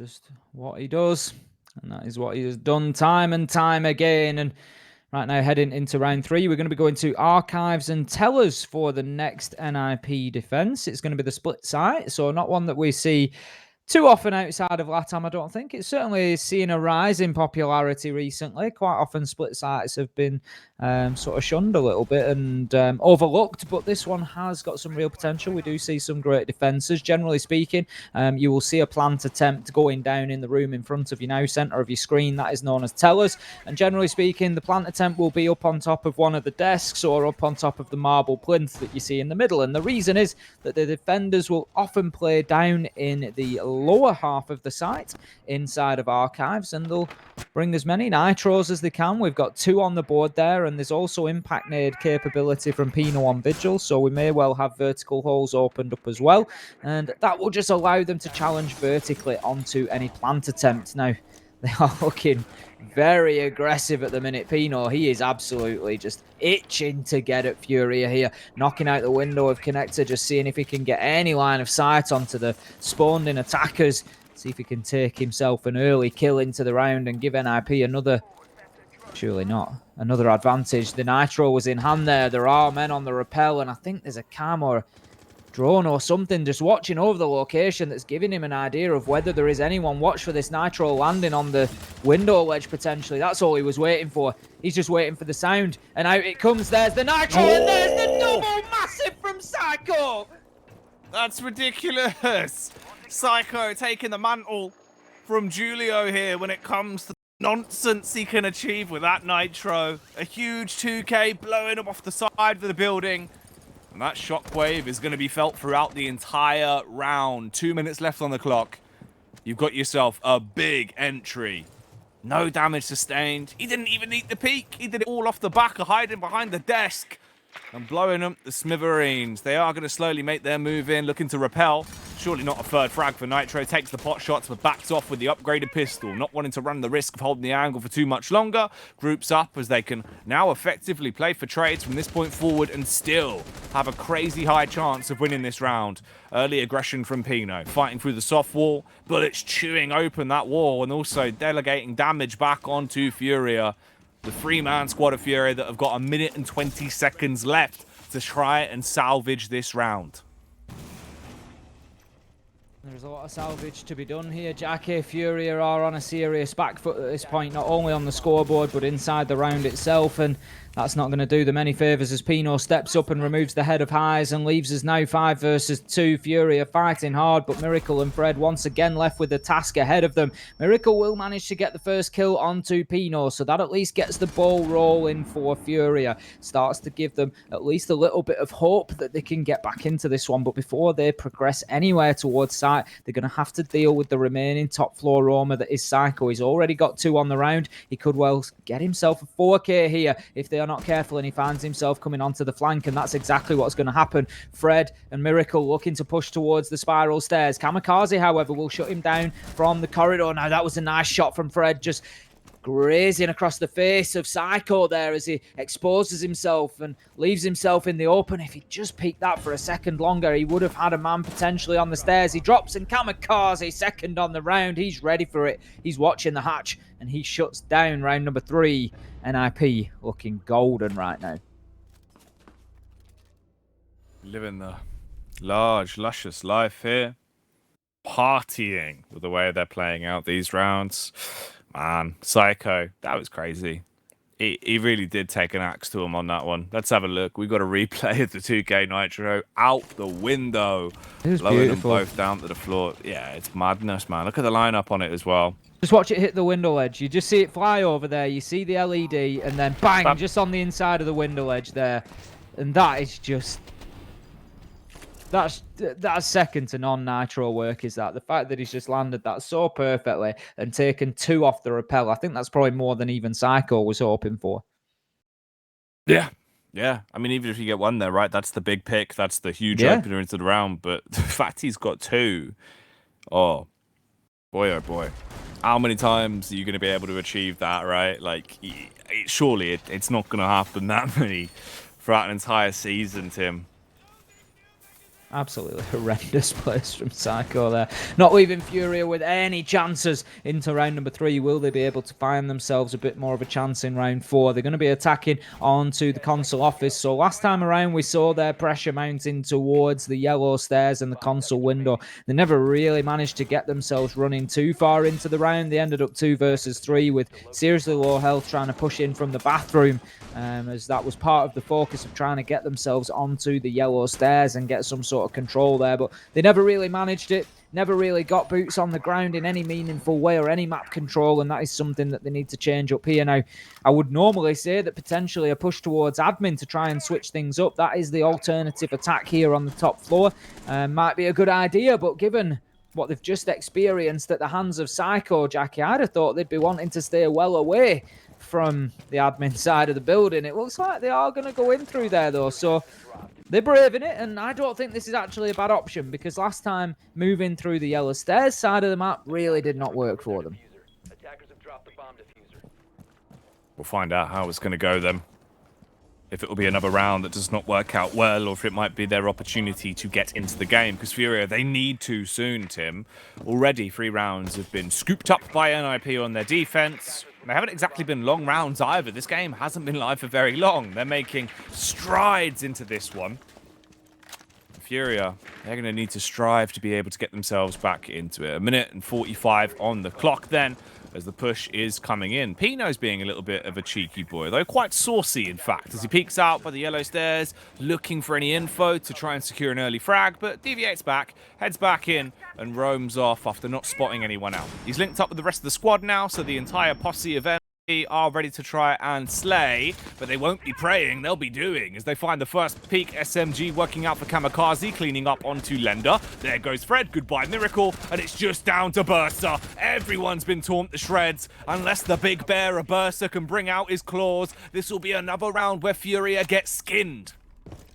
Bursa will drop down to the underneath, give himself a little bit of breathing space, a bit of thinking time to maybe get himself up and attack from a different angle, see if he can pick up a cheap pick or two, and then all of a sudden you start breathing new life into the round. But heading through a barricade is going to be no mean feat here, because as soon as the vocal cue goes out, the audio suggests that the barricade's being knocked out. It's going to face a hail of bullets. Now, if he peeks far enough around, he may be able to find one. That's exactly what he does onto Muzo. 1 versus 3. He has time on his side here. He can keep doing this, hitting them from multiple angles. He could potentially push yellow stairs, and he might even have one more rotation in him if he's quick enough. But the problem that he's facing is, I think, NIP, they've figured out his game, Jackie. They know exactly what he's up to and what he's going to do. And Pino, he looks through on the dock and will shut down Bursa. And that is going to leave us now 4-0, and we've got a call for a remake there. Fred experiencing a sound bug, so we'll come back to us very briefly. It shouldn't be a long one, as the players will literally need to just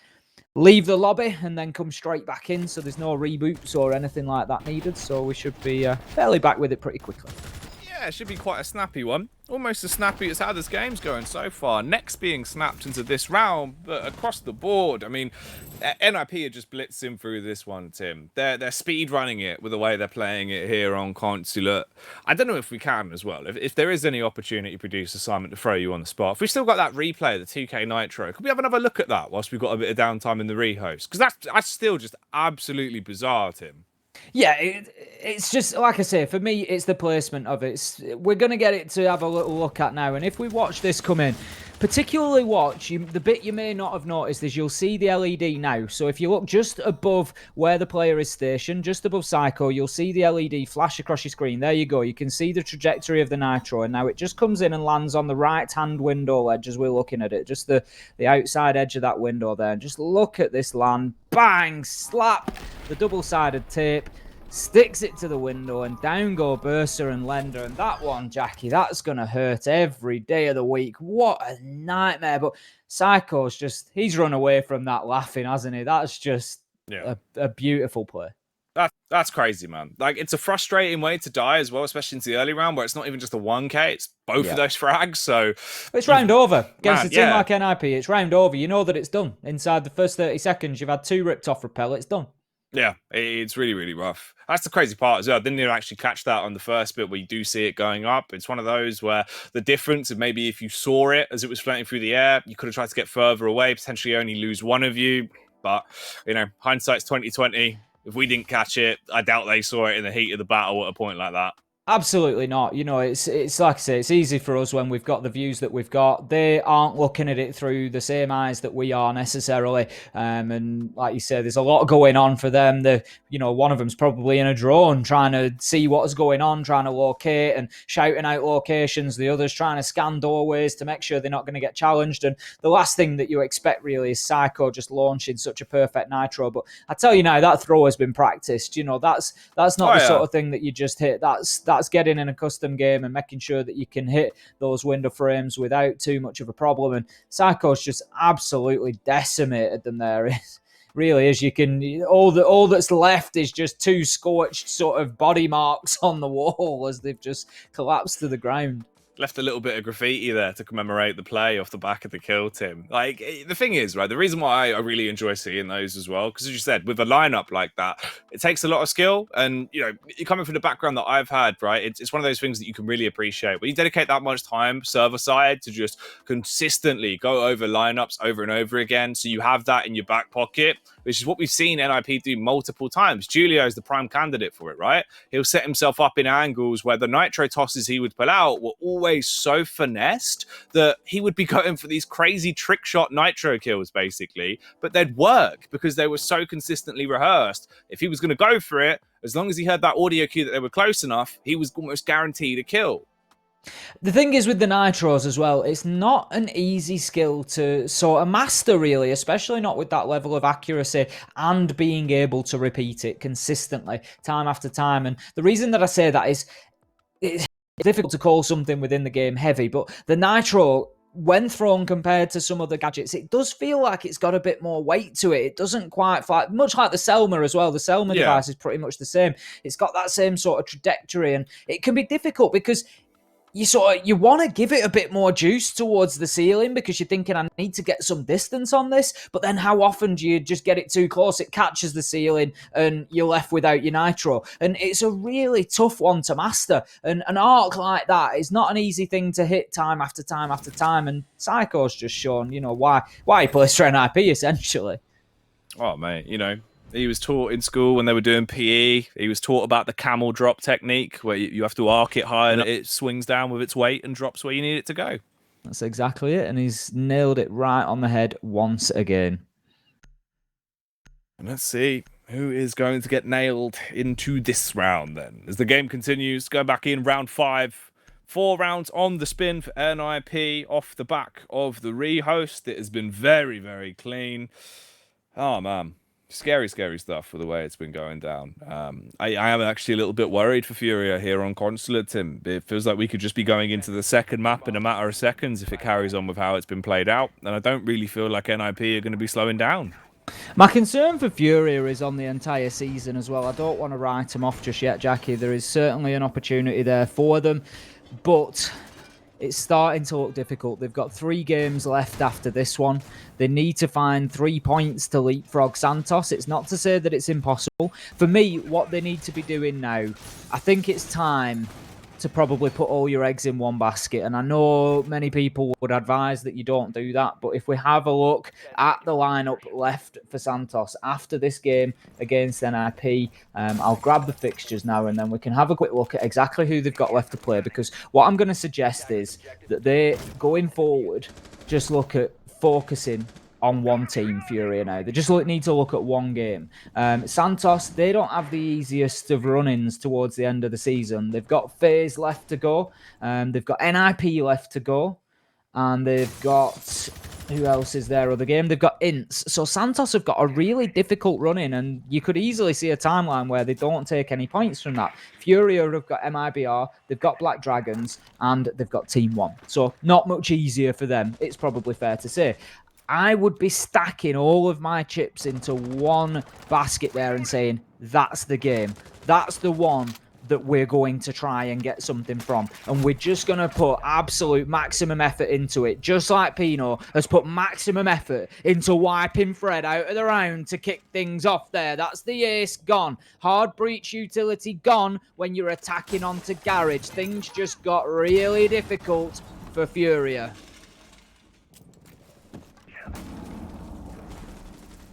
Two minutes left. This is a scary spot to be left in.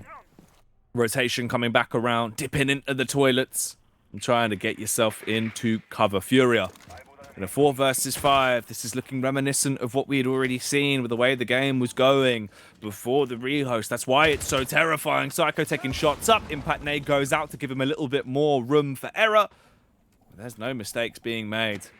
They're keeping all 5 of the NIP players alive, and that's what they have to do. At this point, if they don't get into another encounter until we're down to the last 30 seconds, they're still going to be content. They're going to be happy because it's the side of Furia that have to make moves. It's terrifying with how it's being played out right now.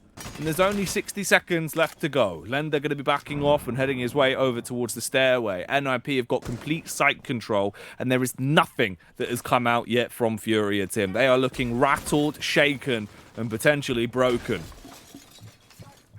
I don't think that they have many options left at this point other than to just go in there and try and get frags, try and take gunfights. But right now, Pino, Psycho, Muzi are making that very difficult because they're hitting shots and they are winning fights. And Furia are rarely coming away with anything more than a scratch landing on the NIP players. And it's starting to feel a little bit like they're out of ideas now.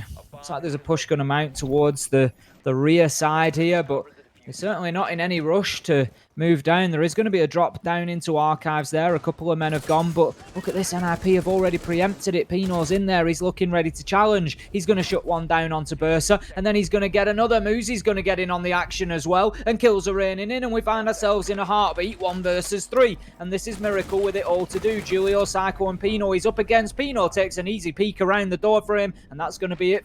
It is now 5-0 to NIP, and this one is running away from them very, very quickly. Yeah, this looks like it's kind of over already. That's a scary factor. Big Daddy NIP have come in. You know, they've taken Furia upstairs, they put them into the bed, they've tucked them in, read them a short story and said, look, turn the lights out. It's time to sleep now. And they've walked out of the room, Tim.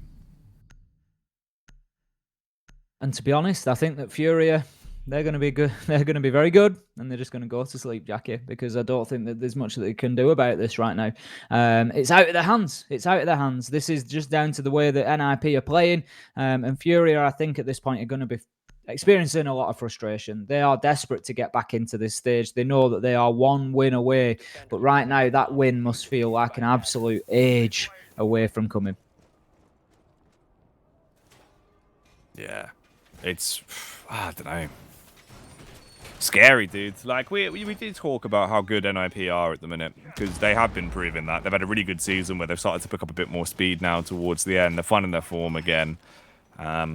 They've looked quite scary. It's only been the games where we've seen teams that have really anti-stratted them and read exactly how they're going to play against them, where they've actually been overthrown. For a good majority of the games we've seen, they've been able to play the classic NIP style, and there's been no counter for it. And that's what we're seeing here once again. The slow, early bits of aggression now and then, but for the most part, they just play for the sight hold, and they're just hitting their shots. Pino, 4 frags in that one round. Muzi coming in clutch for the last blow, and look at them. They're happy. They're smiling. They're taking this one in their stride, Tim, with the way they're playing it. You don't blame them. They need one round to have a guaranteed draw here on Consulate, but to be honest, with the way it's shaping up, I feel like this could be a 7-0, a unicorn game from the Ninjas in Pyjamas.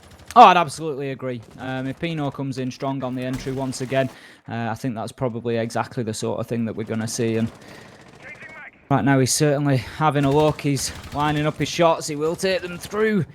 Little balcony banister there, but will not find any success this time around. And Furia keep themselves fighting. How about this for a little standoff that we had there? And this just shows the fine margins again, the absolute pixels sometimes that you are away from a kill without being aware of it. Miracle, he's finally going to open things up for Furia and give them an advantage into a round. Could this be the one, Jackie? Could they avoid the 7-0 whitewash as they take Vigil? Pino, he is gone out of it to begin with. 2 minutes left to go, and there goes Pulse as well. Lender taking out Julio. It is now 3 versus 5, but you've still got Muzi, Kamikaze, and Psycho on the board. Furia need to make sure they don't take their foot off the pedal here. They don't think that things are going to be easy, because they certainly won't be as they get gunned. And that is unfortunate. Bursa doing the work for them as he gets the kill onto Fred. I think we were losing Fred there anyway, in all reality. Psycho had him lined up. I did think that he'd done a lot of damage, seeing as he was only hitting him on the legs, and he just went down like a sack of potatoes. But ultimately, it was his man behind him, Bursa, who finished him off. Kamikaze will get the kill, and it all starts to turn around. We thought it might be a round for Furia, but we found ourselves 2 versus 2, 1:15 to go. Kamikaze, he's seen the barrel. He knows exactly where he is. The air jabs are going down to try and slow down the ever-encroaching movements from NIP. Audio cues are everything, and decision-making is a pivotal point of this round. Final 60 seconds, 2v2 retake. They charge out. He finds the first. The response from the Nomad, leaving it in the one-on-one, but the diffuser was not planted. Luckily, there's still 50 seconds of time left. Bait play from Psycho, firing out pot shots, and he actually does come off. He waits, knowing that he can afford to come off and then go back on the diffuser. He waits, now jumping back on it. Mozzie roaming around, taking a peeking, a little bit scared about where those potential air jabs could be, honing his angle, looking towards the left-hand side, peeking in around the server rack, but will he be a virus to break down the firewall of Furia and get a 6th round for NIP? Or is this the first go in the way of Furia? Close encounter, and it's an awkward one. He doesn't slay him, makes the adjustment, no, and he'll finish him off with a headshot. NIP with a flawless half as Psycho clutches it out. Miracle not getting a miracle tonight.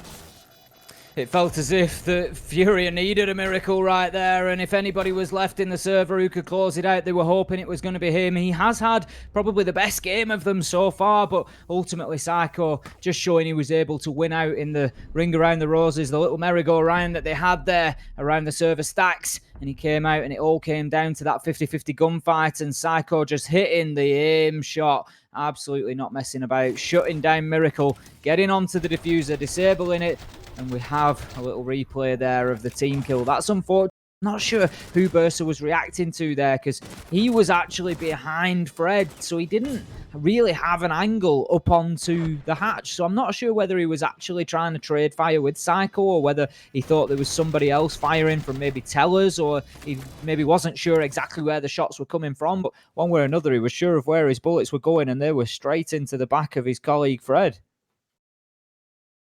It's just one of those, when you see it happen and you're just like, oh man, they're going to throw the round. It's all going to go wrong. As much as it didn't really have that impact in the grand scheme of things, it's still annoying. It's still one of those that you're like, oh, come on. We've still not won a round. I've just shot my mate in the back of the head. You sat there, you're getting sort of death stares from the rest of Furia because they haven't got context for what's happened.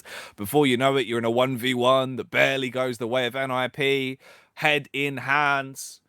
At this point, Tim, take them to Clubhouse. Consulate's over. This one has been stamped with an NIP victory, mate. 7-0s on the cards, and I feel like they're going to be gunning for it. You might recall coming into it, Jackie, that I questioned the choice of allowing NIP to bring them to Consulate. Given that they had another option there, but they allowed Consulate to survive through the ban. When it is a regular ban for Furia, it's certainly not looking like the best of choices right now, because NIP have just been wildly dominant so far. It's been an absolute nightmare day for Furia, and right now I can't see anything but this continuing on Clubhouse. I'm hoping to see something different. I'm hoping for Furia to come and make a game of it, but Pino, he's going to kick things off, this time on the attacking side, still getting in there with the entry, taking Fred down. That's going to be the one eye off the board. No more magnets will be coming out of him. NIP, I think they are on the way to a unicorn game. It's got to be. The mythological madness from the ninjas in pajamas is 1 round away, 4 frags away from being set in stone in this series versus Furia. They have tamed the beast. They put it into a cage. Right now, it feels like it's just a matter of time before they get the padlock on the door and seal this one as a 7-0 victory. Furia running the risk of taking a little bit of a peek, looking towards the sky, but I don't think they're going to be praising the sun, as this game is not going their way. 1 minute and 45 seconds left to bring this back from a one-man deficit. NIP not overcommitting, not rushing things. They've got roof control, and bit by bit they're peeking in through the skylight and playing on the upside down rappel as they will walk over towards the window. Utility going off as the Wamai discs suck in the oncoming Utes that are chucked out by NIP. But all that's going to do is waste a few seconds. When push comes to shove, Tim, in a raw 5v4, late round execute, with the way they've been playing, I favour NIP all day. Oh, absolutely. I think, it'd be remiss of us to suggest anything else, to be honest, at this point. We're all seeing the same game, and we're all seeing just how dominant NIP have been so far. Let's fingers crossed for Fury, they can get back into it. We never like to see a team struggle. We've said that time and time again. We want to see competitive games, and especially a team like Fury who have been working so hard to improve the foundations and to make themselves a more competitive team. They really have been putting in maximum effort to try and achieve that, but it just seems like nothing has worked for them. Right now, it's all coming to a bit of a head as NIP, they're looking to finish off this map in short order. It is 6-0. First attacking round for NIP onto the console office. They haven't really got the boots on the ground yet. Kamikaze gets himself into the little cubby there. He's going to use the hatch to take out Bursa. There is a second man down there. I don't think he's aware of Lender, but that is going to be the nitro off the board. The important thing, Lender will struggle to make any sort of challenge vertically onto a plant attempt, which is exactly what Kamikaze is going to do right now. He can spray through the floor. He gets the peak, and that is fantastic. As I said, that was always going to be difficult for him to achieve, but he gets the job done. Miracle comes in and takes out Psycho, and all of a sudden the clock is ticking down. Diffuser down cold on the ground. There's nothing NIP can do, and Furia have got themselves a round. I think we all wanted to see it, and there it is. 1-6 Furia. I won't say it, Jackie. There's no need, Tim. There's no need. Let's not curse it. We'll let it play out naturally. We all know what you're thinking, but that's crazy. For them to actually even get back in a position like that, where it seemed like it was game, set, and match, where it was over in the favour of Nip, where this game had already been put to bed. It's madness that they brought it back for a round like that. And all it comes down to is that critical kill onto the diffuser. That's one of the reasons why, if you're planting that late, you're just leaving yourselves out to dry. It's the risk you run if you are committing to a plant like that. And the control below, working off masses, they find both of the frags. Didn't matter that someone else grabbed it and tried to crack it back open. You might have had 8 seconds left, but when you're getting shot in the head, it does not matter. It's a Maestro cam. Ultimately, the Maestro cam must have still been alive. The ping has come out and given Lender all the information he needed. I'd literally said 5 seconds before, out of the 2 that were down there between Bursa and Lender, ultimately you want Bursa to survive there. He's got a Nitro in hand as the Goyo, and he can really try to make a difference on that plant in a much easier fashion. Lender had to have information to assist him, and I was concerned that wouldn't be available, but they proved me wildly wrong there as Jaeger does take the shots. And you've also got the risk, even with him being pinged out, how many times do we see the vertical shots wildly fired through the floor, even onto a ping, not land because they're hitting those steel joists that run through there, and you just hear ting, ting, ting, and nothing happens, and the diffuser still goes down and is activated. But Lender, he was able to find the gap and thread the needle and put the bullets through onto the man. So that's going to be a round on the board for Furia.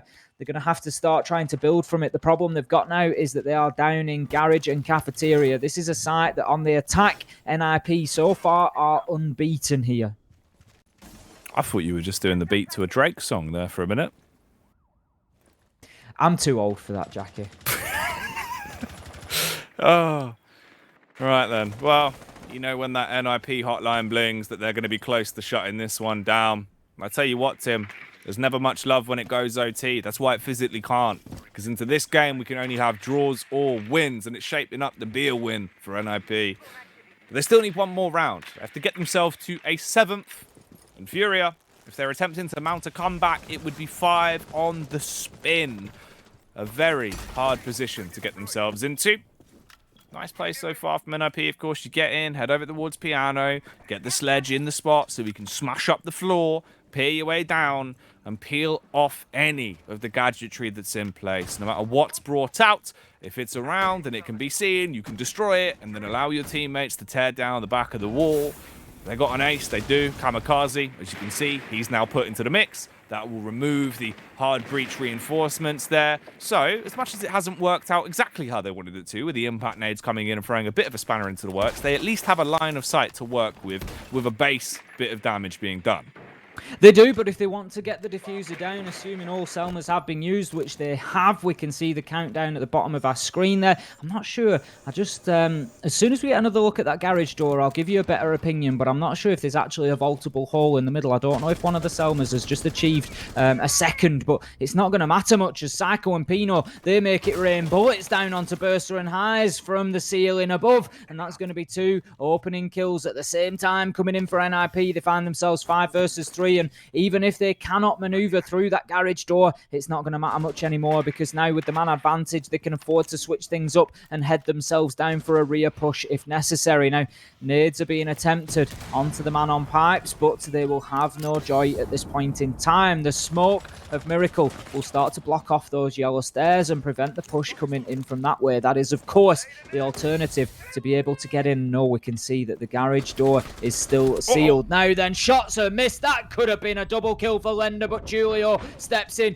takes advantage of those missed bullets and gets the final kill. Miracle comes out big with the shotgun, finds himself a double. 1 versus 3, but Kamikaze gets the diffuser down on the ground and active. Can he get a third? Yes, he can. This is going to have to be an ace clutch. 1 versus 5 it started. 1 versus 2 we find ourselves. It's Pino and no, Pino just went down. It's Muzi and Kamikaze who are left. He gets 1. He's down to 1v1. This is 4 kills so far. Surely the last man, Muzi, he has retired all the way. Can he get low enough to avoid the line of sight? Could the damaged Selmas cause a problem here? Can he get the angle that he needs? Yes, he can. Muzi closes it down.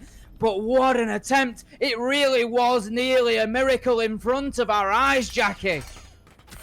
Man, a Halloween miracle could not occur for the main man himself in the month of October. It will still be a win for NIP. A 6-1 split turning into a final scoreline of a 7-1 victory. Furia fought hard for that one. Miracle really was gunning for it. Close to getting himself double-digit frags and a big ace to lock that one down, Tim. The shotgun was singing his praises, but it wasn't enough to find victory in the round. NIP moving on from Consulate, then will be going into Clubhouse with already a big point lead into the series. My heart is going after that. I really thought that there was a window where maybe he achieved that, because obviously just the angles that were available from the Selmas, how they had opened the garage door up, I just thought, I can see this where Muzi gets himself pressed up hard against it and just can't quite see the angle, but it was there for him. I've got to say I was rooting for Miracle on that one. That's the sort of clutch that everybody wants to see, and he really went wild, and he certainly made the statement as to why he's been brought into the team there. It was a great effort from him. Yeah, that's a hell of a way to, prove yourself into the dying moments of a game, right? Where you've nearly put the team on your back and clutched out a massive round with an ace. Would have been a statement, but unfortunately he was silent. So we move into the second map. Clubhouse will continue our series as the bookend after the break.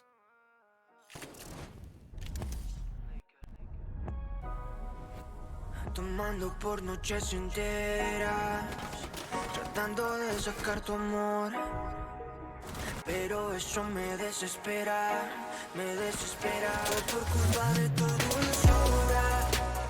Mami, me engañas otra vez, ese man no te da la altura ni a tu escultura que yo te dé. Tú por culpa de tu dulzura, mami, me engañas otra vez, ese man no te da la altura ni a tu escultura que yo te dé. Toda esa noche de tu amiga que ibas a estudiar, lo hicieron, te fuiste a la fija, pues nada que hablar. Cupido, gracias por la vida que me querías dar, pero mejor yo la rechazo.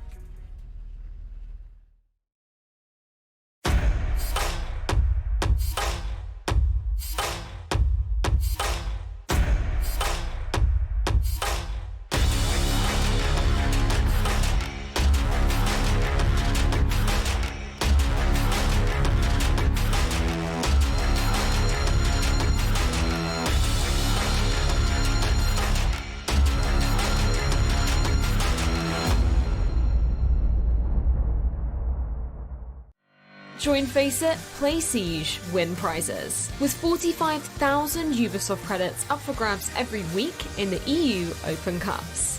Join the action at fce.gg/R6EU.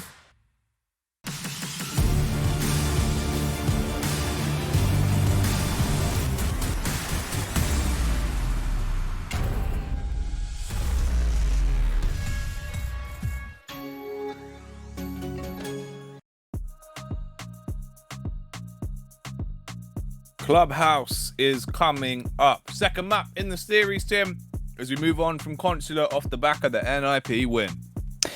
All that Fury can hope to do here is make a more competitive matchup of it. Coming in from Consulate 7-1 is certainly not going to be a confidence booster that they required.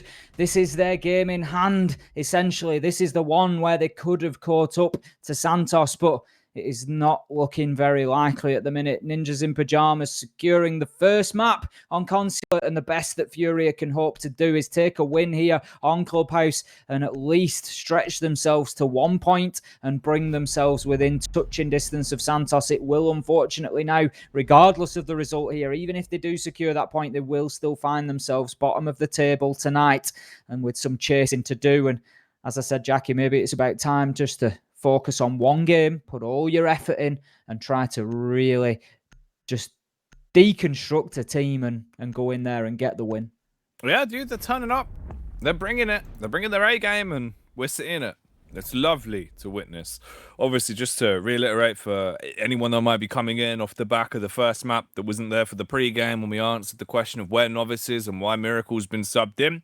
It's kind of akin to a Rob Schneider bench warmers type situation. Novice has been taken out for the meantime, with Miracle coming back into the roster as they feel like it's a good move to make. And I'll tell you what, Tim, Miracle, he has been showing up. He's been hitting his shots. He's been actually performing pretty well back on Consulate. He was a big fragger for him. If he could do it again here on Clubhouse and the team can step up around him, maybe there's more of a chance for Furia. Oh, it'd be difficult to make an argument to suggest that the move hasn't been a good one at the moment. Miracle certainly put up a good performance of himself there, put up a good showing, and Really, I think, you've got to look and say, could he have had an impact throughout the season? I'm not saying necessarily in place of Novice. Novice has had some good games, but, this rotation has started with sort of 4 or 5 games left to go. And, maybe they could have done it through those first few, but it's something that's relatively new to Siege. The idea of having that sixth man that is sort of intended to be there, to be used, to bring in that rotation, generally speaking. We like to stick to the consistent rosters of 5 to allow people to build that synergy and that sort of familiarity with each other. But something needs to change for Furia ultimately. So here's the two ways this could go in my mind in terms of NIP playing defense on Clubhouse. It could be really sick, and they could effectively have a very similar map to what they just did on Consulate and dismantle Furia, toppling them over like a 5-man Jenga tower. Or, Tim, if Furia come in, they've kept a level head, they've reset and gone, take it as a best of 1, don't think about it as the best of 2, we still need to get points. They've looked into it and they've realized how easy it is to counter NIP setups on a map like Clubhouse from what we've seen where other teams in the BR6 have been dedicating time looking back at the VODs and realizing they play a very similar style, game in, game out. And it is readable, it is counterable, especially a player like Muzi. There's certain early round positions he'll go into to try and find opening frags. We saw, of course, when MIBR went up against them, they'd pre-nade it, and it worked wonders to force him out of position and never let him get a grip on the game. If they brought that to the table here, then this could still be a close affair and maybe there's a win in it for them. However, based off what we've seen on Consulate, I don't feel like the prep work in this series has been done. They certainly didn't look prepared for what NIP had to bring. And as you say, it is a team, NIP, that can be counter-stratted. Like you say, they do tend to use a lot of the same sort of techniques, strategies, methods. And it's something that Furia could potentially take advantage of. Now, looking at recent history as well, if we have a look at Furia's attacking stats, they're actually pretty good here on Clubhouse, Jackie. There is a timeline where they can certainly get themselves an advantage. If we have a look, they've got a 60% win rate Church and Arsenal, 75% win rate in CCTV and Cash, Gym and Bedroom being the only place they really struggle, down at 30%. So there's 2 good sites there where they could potentially come in and snatch rounds away from NIP. And if they can do that, that could be a big boost for them into the map, because NIP, they're not overly strong defensively here on Clubhouse historically either.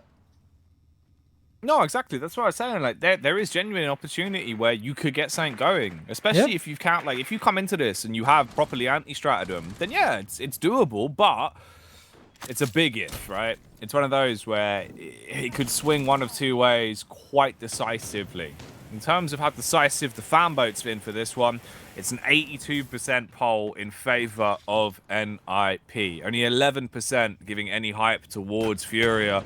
So a lot of the NIP fandom out in full force tonight, backing up the Ninjas, not believing in the beasts from Furia here on Clubhouse.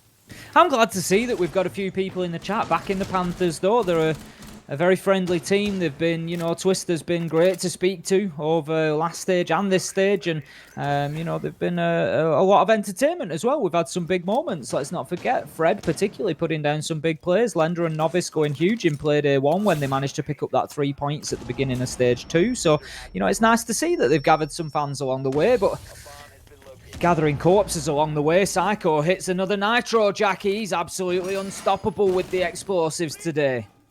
Oh, mate. Genuinely, it feels like Psycho is the new Julio into stage 2 with the way he wants to play it.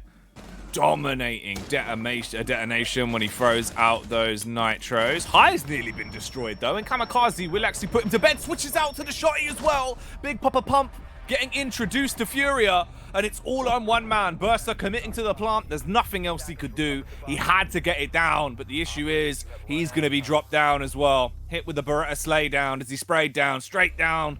And that is another round going the way of NIP, Tim, as they kick this off with a bang. A flying start, carrying on from what we've seen, the commotion that was caused on Consulate. And the thing is, I think the result on Consulate almost starts to wipe out those historic stats that we've seen where NIP, they've only got better than a 50% win rate on defence in Church and Arsenal. Other than that, it's 50% or worse. So, there is, as I say, rounds to be taken from them whilst they are on the defence. But I just think that result on Consulate is going to have been an absolute hammer blow to the confidence of Furia. We know that coming in here, you're playing against NIP. You're playing against one of the best teams in the world. You're playing against the second best team in the world this year, essentially. They were runners-up in the grand final at SI 2020. And so I think it's not to say that the names are playing a big part here. It's not to say that Fury are coming in now afraid of NIP because they've just been sort of dismantled on Consulate. But the point is that NIP, they are really firing at the minute. They are proving that even at a man disadvantage, they won most of those rounds. If the kill didn't, the entry kill didn't go in their favour, it didn't really matter too much. And they just always managed to find a way. And that's what Fury know they're up against. 10 seconds to go. And it probably would do some damage to you.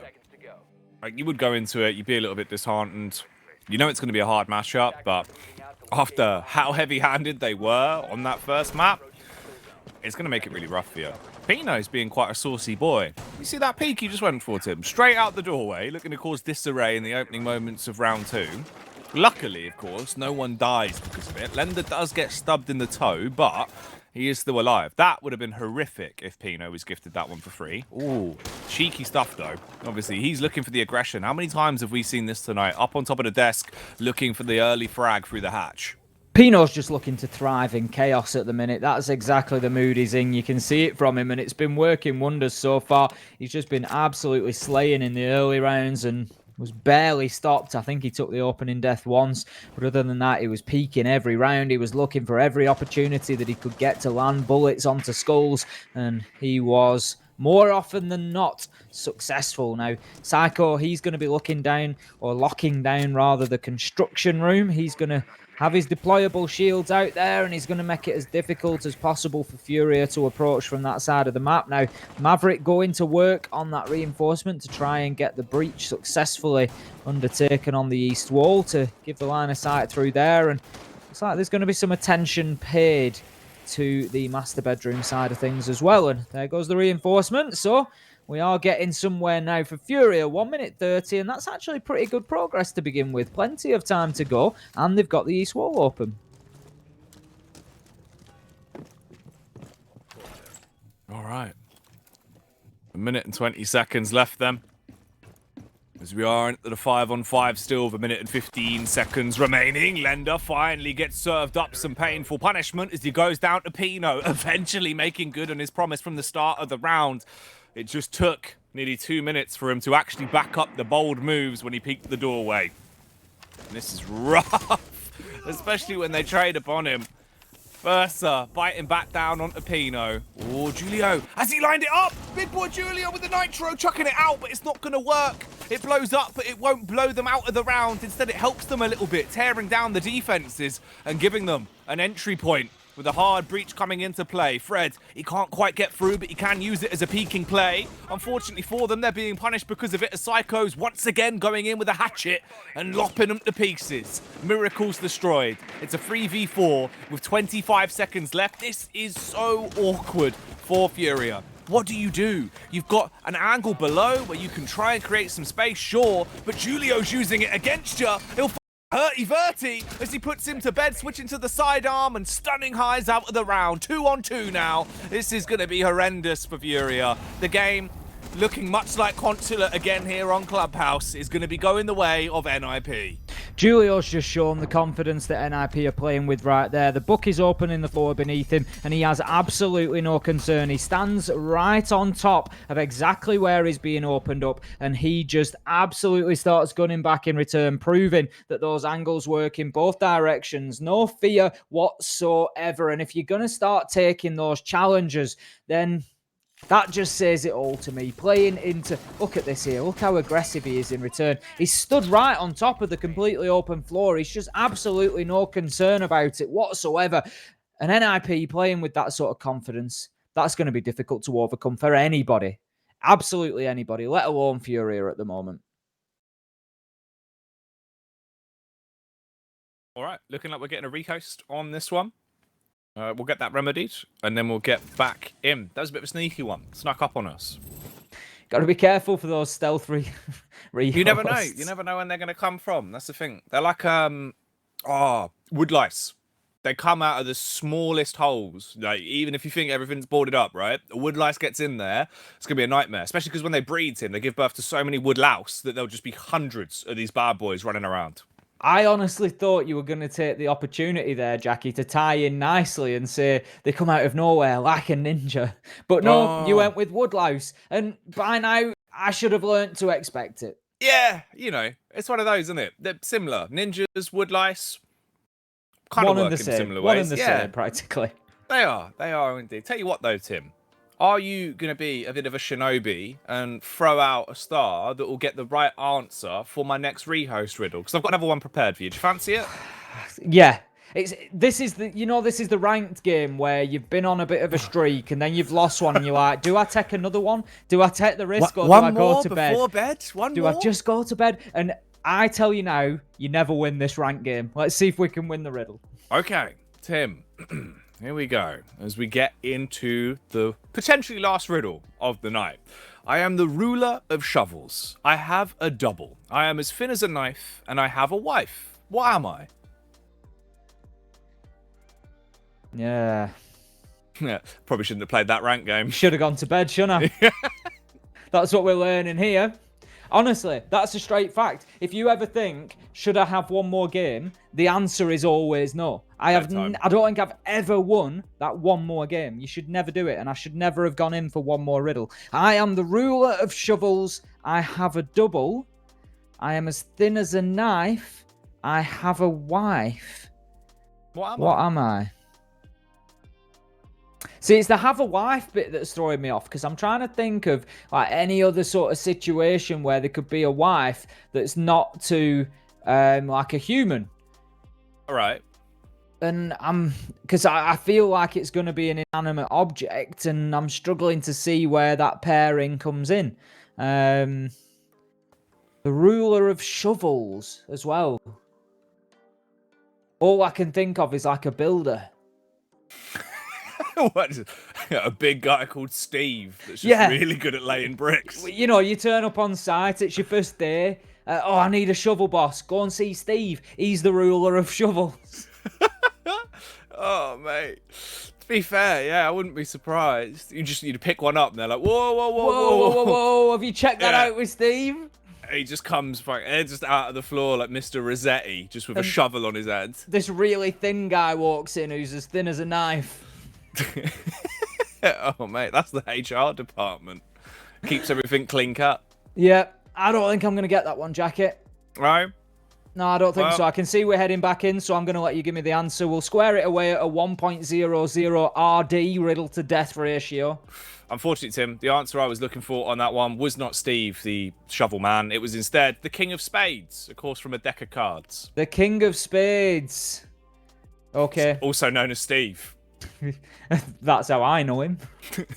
If you're unfamiliar, pop down to your local work site. You might find him. He comes out when the moon's low.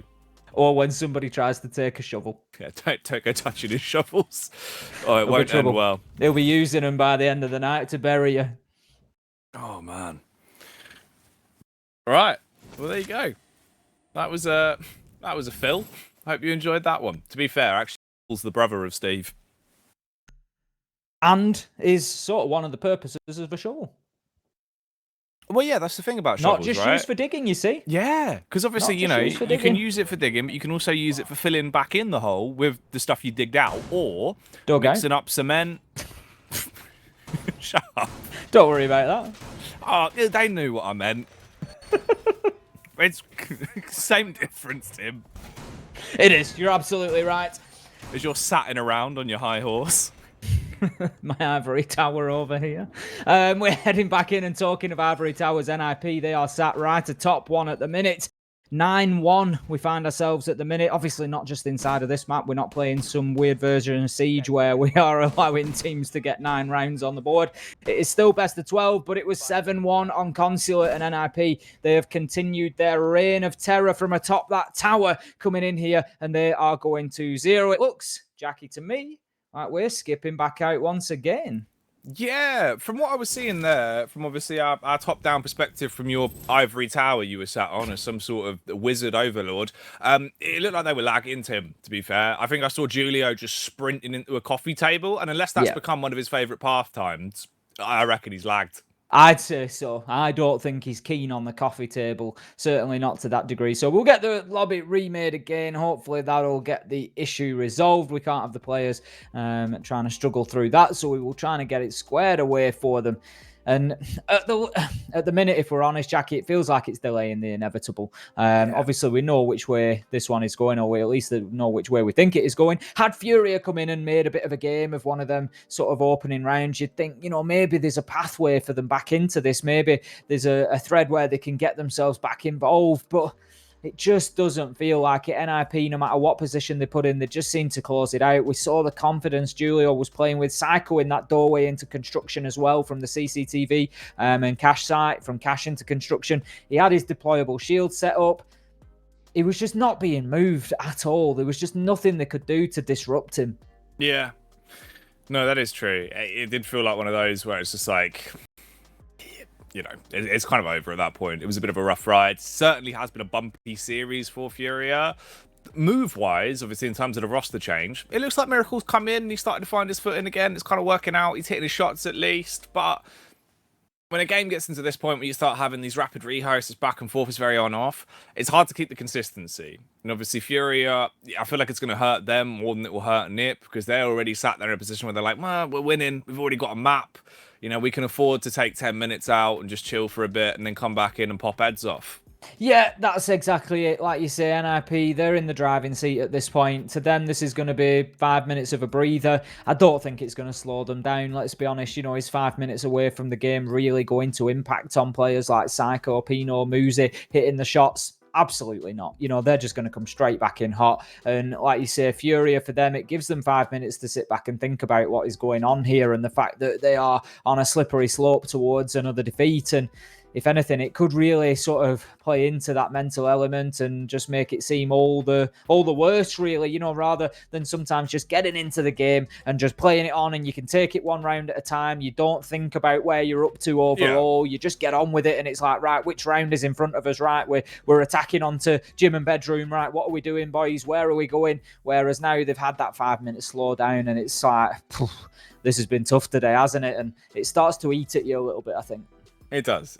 I've done a quick bit of research in the downtime as well, Tim, and found out that actually the oldest known shovel that was recorded that had been found was dug up in 1967, and it was actually a wooden shovel from approximately 2000 BC. It was found in Turkey. I like the idea that it was dug up as well. With a shovel. There must have been some sort of shovel, at least shovel-esque technology involved there, whether it was a little trowel or something. I don't know what archaeologists use. I'm assuming archaeologists aren't going at the site with a JCB, generally speaking. No, probably not. They're not going at it with a big digger. It's probably all small brushes and trowels, I'd have thought. Yeah, well, that's the thing. It's like with paleontology, right? I always wonder how they actually get anything done because you only ever see them in like movies, just there with toothbrushes cleaning off bits of dirt, and it's like that'd take years. It's no wonder we haven't found all the dinosaurs. if they'd have just got a bigger brush, Jackie. We'd have done it years ago, Tim. We'd have had it locked down by now. All of this would have been figured out years ago. If only somebody had gone out and got a bigger brush. That's not a brush, Tim. This is a brush. And this is the game that is currently underway. 2-0 on Clubhouse for NIP. They're certainly bringing out the blades, looking like in Crocodile Dundee with the way this game has been going, Tim. They're certainly looking dangerous. I think they've got Furia in a bit of a death roll right now. They've got him under the water, Jackie, and they are not letting go. The jaws are locked on, and they are going in for that death grip now. They're going to take them to the bottom, and they are not letting them come back up again. That is certainly the plan of NIP here. They are on defensive Clubhouse. If you've just joined us, you are very late to the party, but you missed NIP take Consul 7-1 in the last map, and Furia were lucky to even get that round, to be honest, because NIP were electric. They just ran right over the top of them, but it seems to be continuing here on Clubhouse, so don't worry, you've not missed too much. You're going to see plenty more of it, I would imagine, once we get ourselves going. It certainly seems like the lagging issues that we had have Touchwood sorted themselves out. Everybody seems to be moving reasonably freely now. We've got nobody running into coffee tables. Which is good, because obviously that probably hurts your shins quite a bit. So, there's not nothing doing that would be worse than beneficial. banging your shin.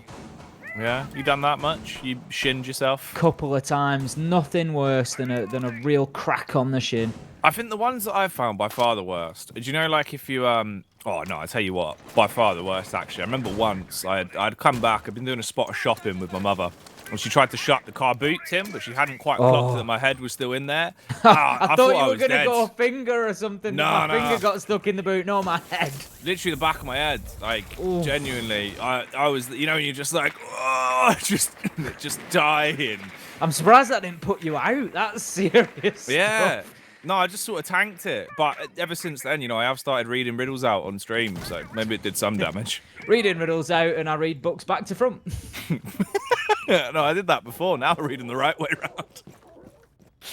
NIP have got things the right way around as they look to progress forward ever closer to the victory here that will put them one step closer to those major spots, and they're really sort of starting to make a big shout for it. I think they're on 8 points at the minute. This will put them up to 11 if we look just at the stage 2 results. That is correct. So it will actually put them top of the table ahead of Team Liquid, Jackie, and that is when they have both played 5 matches. So it is all looking good for NIP if they can claim the full 3 points here. It really does put them in the driving seat, but also when at this point in the league we start looking towards that seeding as well, and NIP, they could be coming in with a big top seed and looking to play 4th place to begin with in the major. Now, to be fair, the finalists last time around in the major, they came in as 3rd and 4th seed. NIP and FaZe, it didn't faze them whatsoever as they got themselves through to the final, but there is still that prestige of taking the top spot.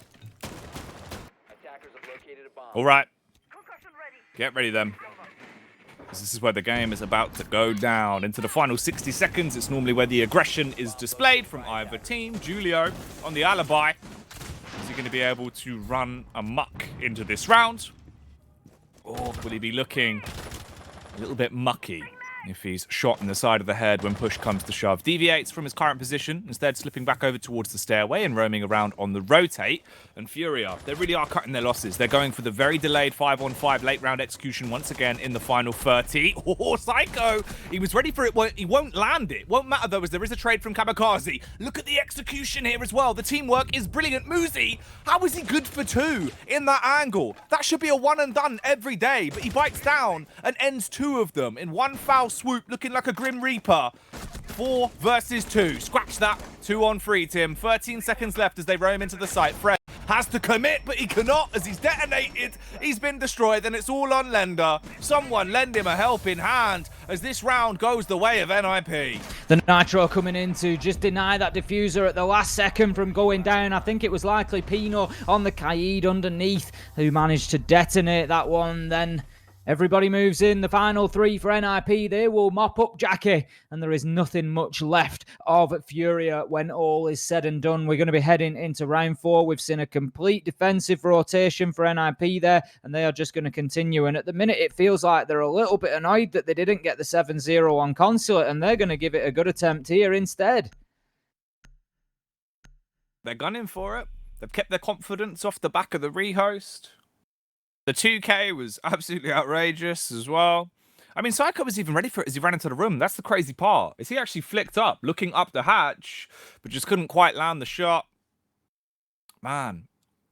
Tim, I'm going to say it as well. It's one of those things where if you're a team that's going up against NIP, when their dream way of playing defense is to hold a site and not extend out, just play literally turtled up, and massacre you as you push in through corridors holding crossfires, where they're going to win on choke points every time, maybe stop giving them the ability to do that. Maybe stop just pushing in the last 20 seconds. It's not working, Furia. It's not worked for an entire map. It's not going to work now.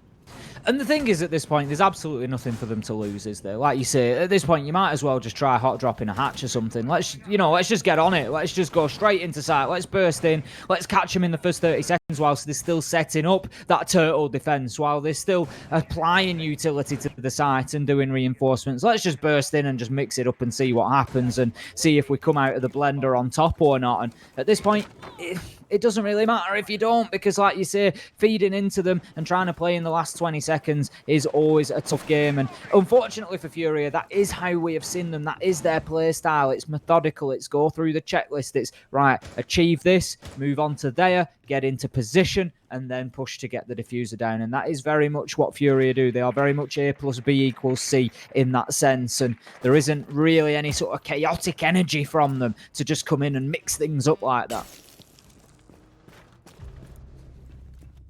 Here's the difference into round 4, at least. They find themselves an entry frag, so it's going to be slightly easier if they do conform to that standard Furia style we've seen, where they push in the late round. Obviously, it's still very early doors at the minute, though, so that might not even be a potential aspect of the game. 2 minutes left to play out on this one. NIP falling back to site, not really overextending. Angle's just being held by Furia. Paranoid about the potential push in towards the server room, as they do have garage control, but they don't want to move much further up in case they are mowed down like some very tall grass.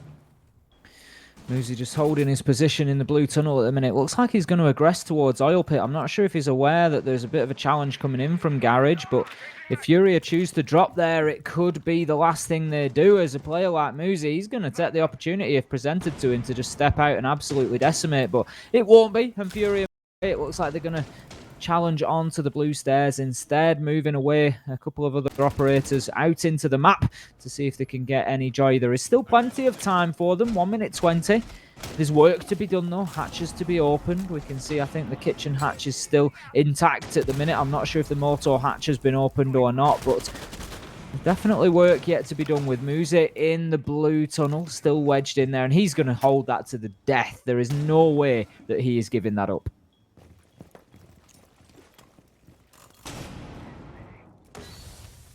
50 seconds on the clock. They've still got the edge that they found themselves in the early moments of this one. If they can maintain it when push comes to shove, now jumping in through the hatch and going for their two-pronged attack, then they will have a bit of a tactical benefit. Psycho spots out one person's noggin, but doesn't take a pot shot to shut him down. Instead, lets him pass and waits until their final execution to come out. Fred droning in all the way through the dirt tunnel, looking like a micro machine course, but this round is going to be anything but micro for Furia. This could be their first one on the board. 3 on 2, though. Potential for Muzi the Human Uzi to pop off. If he can massacre the opposition and clutch this one, there's still a fighting chance for NIP to get themselves a 4th. They're back up through the dirt tunnel. Kamikaze hightailing it out of there. They need to get the diffuser down, and that is all eyes on Fred, committing to the plant. If Muzi kills him here, the round is over. It doesn't matter they have an edge. They've given it up once again, Tim. You have to have a man on the cover there. They have to get themselves in a position to be able to challenge. They've got one man into sight. What is wrong with the second? The thing is, I'm pretty sure just after that happens, somebody drops the kitchen hatch, Jackie. That has to be 5 seconds sooner. You've got to get yourself down there to protect your man whilst he's getting that diffuser down. That is his most vulnerable time. And Muzi just steps in. It's as easy as It's just so easy for him to come in and clean that up, and it's a shame to see this happening because it really looks like the wheels have come off for Furia at this point. Oh, the wheels have gone, the chassis gone, the engine's gone. This car has been picked to pieces. At this point, it is literally just scrap metal, Tim. It's ridiculous, man. It's one of those rounds where you should have won it. You've got yourself into a large lead. I don't know how they've done it so many times where they'll get the first pick and it all just crumbles to pieces at the end, especially that one as well. Bigger question marks are being made because how is no one covering him? You're not even into the post plant yet, so it's not as if it's okay if someone pulls in and the player that's on top of the bomb goes down, because then, yeah, all right, you're still in a post plant where you can at least cover it from the vertical angle on the hatch. If you're up on the hatch, at least set up so you can cover the man on the diffuser. As soon as he dies, the round's over anyway, and Muzi's allowed to just walk in and pick that one open like a locksmith. Well, this is why I say, you know, ultimately, yeah, there's an argument that you don't know what you're dropping into. You don't necessarily want to go through the hatch and just, you know, give away a free kill, but like you say, it doesn't matter. If the diffuser doesn't go down, if the diffuser doesn't stick, then the round's over anyway, so you might as well give it a chance. And as I say, it's tough to watch for Furia because all the way through stage 1 and stage 2 as well, I've really tried to support Furia because they've been an entertaining team to watch. It's been nice to see the progress coming along, and we saw them out in stage 2 so strong with that opening win, and I thought, this is it. The roster changes have really done it, and week after week I've said how we know that they've got these upsets in them, and if you remember, it was last time around against NIP, Jackie, they managed to get a draw in stage 1. The upsets are there to be had for them, but they just never seem to be able to manage to get everybody to click at the same time and to do it, and it's a real shame to see them struggling in the server like this. Yeah, it's just one of those where it feels like the basics go out the window at times. And as much as they can have good strategy, they can have players that can hit their shots. If you can't play the basics, you can't play the core mechanics of a tactical shooter like Siege, you're going to throw away rounds. And that's all that's happened. Again, Pika's advantage play here coming out from Muzi off the back of the info that's gifted to him there from Burst. So the fact he gets 2, though, is outrageous. Muzi, the human Uzi, unloading that magazine.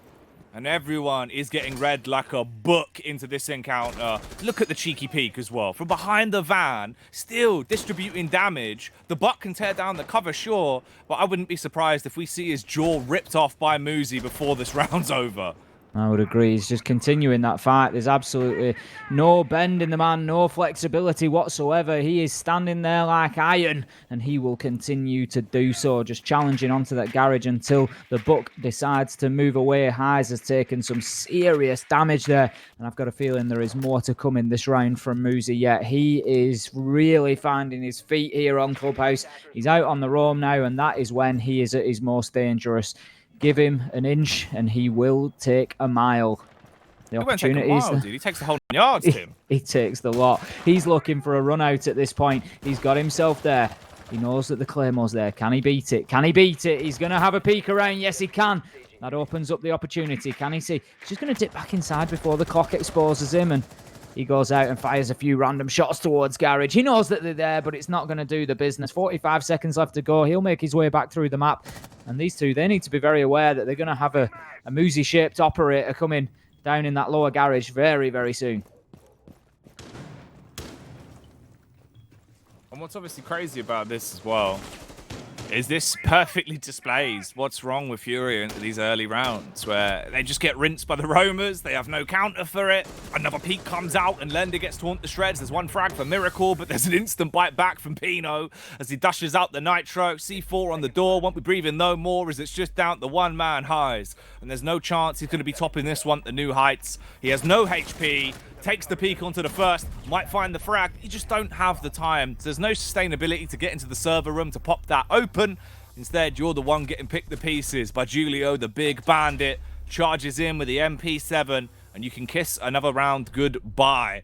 A flawless game so far here from NIP. 5 on the spin, looking very reminiscent of what we had back on Consulate. And again, this is another round that's won off the opening few moments, really. Muzi wins the opening 2 frags, then just runs around for the entire round without being punished at all. The diffuser was down for like 40 seconds before they even tried to push back on it. Fury just look broken right now, Tim. It's disjointed. Muzi just creating misery from minute 1 there. Just got, like you say, involved and opened up with a big double, and it was just all downhill from there. And we've seen that so many times where that big 2K comes in either from one player or from a duo teaming up for NIP, and they just give themselves such a big advantage. And at 5-0, I'd be surprised to see Furia get around here on Clubhouse right now. NIP are going to be even more formidable on the attack. If anything, their defensive stats have been worse here on Clubhouse. They've certainly done them no harm today, let's put it that way. But attack is where they've really thrived previously, and I can see them absolutely running over Furia in these next 2 rounds. Gym and Bedroom, this is going to be their opportunity for me. This is their chance. This is the site that they can come in and create a little bit of chaos, create a bit of mayhem, and see what they can collect out of the dust as it settles. 5 seconds left. Is this dust ever going to settle, though? Is there anything that's going to even be given to Furia in this game? They've had opportunities. I think that's the bit that really makes it so annoying for them, is that they've been in positions where they get a couple of entry frags. They have a lead. They have site control. They nearly have a plant, but they're just not covering each other. And the basics are where the issues are at the minute. You've got to take it back to the drawing board and reset. You have to fix those small core mechanic issues, or else you're going to be losing those rounds. And Pino, he's taken this peak in an early stance towards Dirt Tunnel a couple of times. He hasn't had the opportunity to find a frag from it yet, but he's still just going for it. Still, unfortunately, won't be seeing that kill coming out. It would have been a disgusting Kurt angle if he was given it. But instead, Smoozy will find us one. Roams in on the Wamai, hitting Bursa with a whammy, slamming him in the face with the Org. And he's still content to try and contest for even more as well, Tim. Going out the doorway, he's got the contact, but has the back off. He's going to drop down to the basement level. He'll rotate underneath and he'll come up somewhere else to cause a problem. It's much like whack-a-mole, but it's on expert difficulty right now, Jackie. And no matter where Muzi pops up, he manages to do some damage, as does Psycho, taking Lender out of the game. And once again, as we said, inside the first half, and it's 5-3. Man count in the favour of NIP.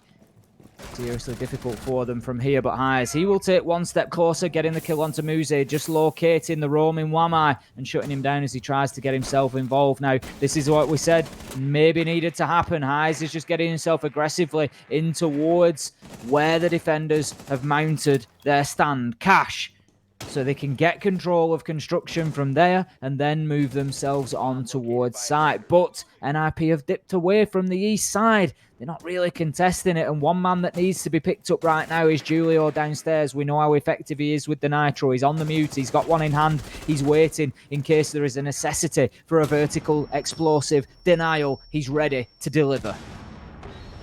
Psycho taking pot shots, finding an easy frag on the Fred as he drops through the air, dead before he even hits the ground. They're trapped in this room. A tight angle to be stuck in. Close quarters combat coming around. Smoke filling as their vision is hazed. The round is going to be even worse. Highs gets one onto Psycho. 40 seconds left in a 1 versus 3 with almost 1 HP. This is going to be rough. As soon as the peak comes around the corner from Pino, that will be the end, and it will be. As he's slaughtered once again, that is another flawless half for NIP. The difference is, will this actually be a unicorn game on Clubhouse? Can they 7-0, or is there one round in it for Furia? I honestly think we're heading for it. I think Fury will go down to Church and Arsenal and they will try to defend what is considered the strongest site on the map. That is exactly where they are going to be heading to begin with. And I think we're going to see something a little spectacular come out of NIP here. I think they're going to get very aggressive into the map. There's going to be absolutely no fear. They're going to try to close down those roamers, although it looks like there's not going to be a roam game potentially coming in from Fury. They do have Jaeger there on with Lender, but there's no Mutant Mozzie combo that you'd usually see if we were going to see any top floor presence, and without that, generally speaking, it is a case of turtling up onto site. They may decide to play one in and around the mid-floor just to try and create a nuisance of themselves, but I don't think that'll be the case. I'm imagining they're going to want to try and hold their angles and just make it as difficult as possible for NIP to get themselves inside. Although Malusi, Fred has just gone absolutely herring upstairs. It could be that he's just gone to get the hatches. I think he's just flashed up there that he's getting the kitchen hatch. Lender join him. So I think we'll probably see those two rotating back downstairs. It looks like it is just a mission for hatches.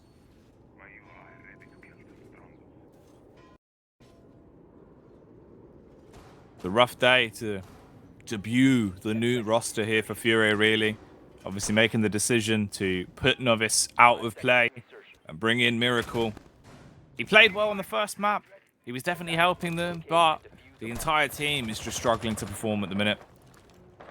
It's a shame to see it. Furia, they were an underdog. They were a side that could be a little bit of a dark horse team in BR6, but we've just not seen that from them in today's games. They've hit a bit of a mental block, and NIP are making full advantage of that. Being plopped onto their attacking side now with 6 rounds already in the bag, needing one more for this to be a unicorn game, a flawless 7-0. I wouldn't be surprised if they were able to end it here. Furia, they got themselves 1 round though, of course, when they were put on their defense back on Consulate, so maybe there's an opportunity for a Miracle starting to find his footing on defense as well. And he has come out of his shell, at least onto the smoke into this one. Early pre-fire from Psycho, really taking an aggressive stance as he'll push his way in. Pop shots being laid down, but no frags found just yet. Serious aggression coming out from NIP as expected. The impact trick is unfortunately unsuccessful there. And the X-Kairos pellets will still just develop there and open up the hatch. The drone drops in. will start to feed back information about those defender locations inside of sight, and that to me says that we're going to be seeing some aggression out of NIP. They're going to be looking to get themselves down there quickly. I don't think we're going to see a drop necessarily, but they do know that there is a shield down there, so the ADSs are burnt and the shield will be cleared out. That will force Furia further back towards the rear of the Arsenal site. They're going to be playing in and around the boxes there. There's one in Dirt Tunnel by the looks of things. We could just see off towards the top of our screen at the minute, right up there by the barricades. Now, I'm not sure if that's somewhere that NIP are going to open. They've got a Kamikaze on the Thermite, so certainly an option for them. The Ash is going to clear out the Banshee, and now that most of the utility is gone, here comes the drop. In they go. Happy to take the gunfight. It's Kamikaze. He goes to get the diffuser down. Now he tries to back away from the Toxic Bay canister, but realizes that he doesn't need to. Lender takes Muze, but Pino gets one of his own. Kamikaze taken out. Important kill from Fred. Leaving the diffuser down cold on the ground in sight. 57 seconds left to go, and this one looks like it could be Furia's round.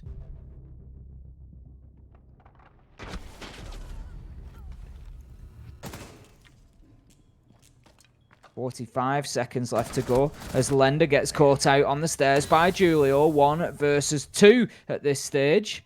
Julio could do this. He has the time on his side. He sees one. He knows where the man is. He downs him. That's behind the boxes. It's 1 versus 1. He just needs to focus on the final fight, and that is towards the boxes. He takes the man. Stops the distraction, prevents the information being fed from his location. Out goes the nades. They will be unsuccessful. The diffuser's cold on the ground. He's got 18 seconds to close this out. This is now a deadly game of Ring Around the Roses. Just seeing who will peak first. Bursa, he's trying to find himself an advantage, but he knows he doesn't need to go too aggressive here. He's just trying to waste time. 7 seconds. Julio will tag him and get the final kill. NIP come in. A big 1v2 clutch for Julio to close out what turns out to be a unicorn game. 7-0. They close out Clubhouse, and Furia, they have had a terrible day at the office. Oh, they have just been fired by NIP. The manager's turning up and laying down the law on that one. A hell of a response. It seemed like it was done when it fell into the 1v2, but no. He rinses them in the dying moments of that one, shuts it down. 7-0, the unicorn game, the mythological madness from NIP, Tim. It's not what we expected, but it's certainly what it feels like NIP deserved out of this series with the way they played it tonight.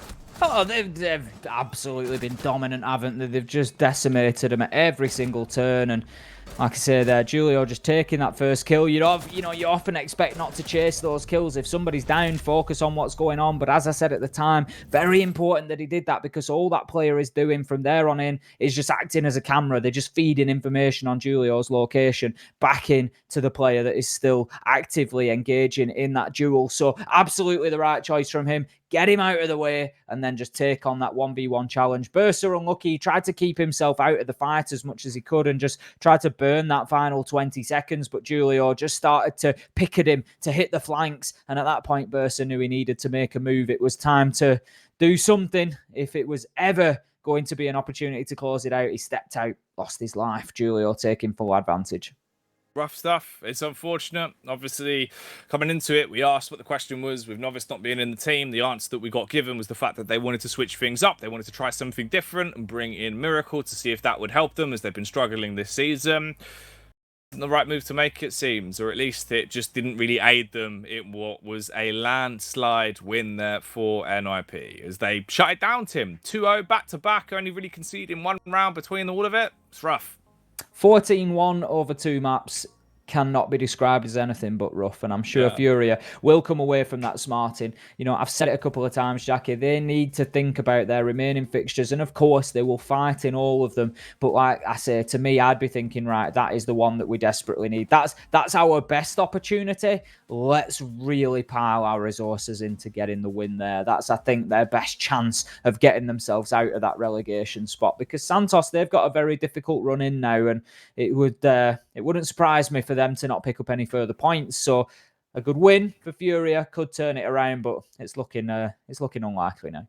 Yeah, well, let's have our interview then. As the series is wrapped up, we've got Julio from NIP joining us, who's going to share his feelings on that map. How you doing, Julio? Hello guys, how you doing? I'm fine. And Good. you guys? Yeah, good, man. It's good to have you back on for another chat after a 14-1 victory there. Just talk us through that. Obviously, to the average viewer at home, that game might have come across as a very easy feat. From your perspective playing it, did it feel that way? Yeah, it was a pretty good match for us. We knew the time to play aggressive and passive, and everything went right. But unfortunately, they had a sub-in. Novi didn't play, so I think that hurt them a little. But yeah, it was a good match for us.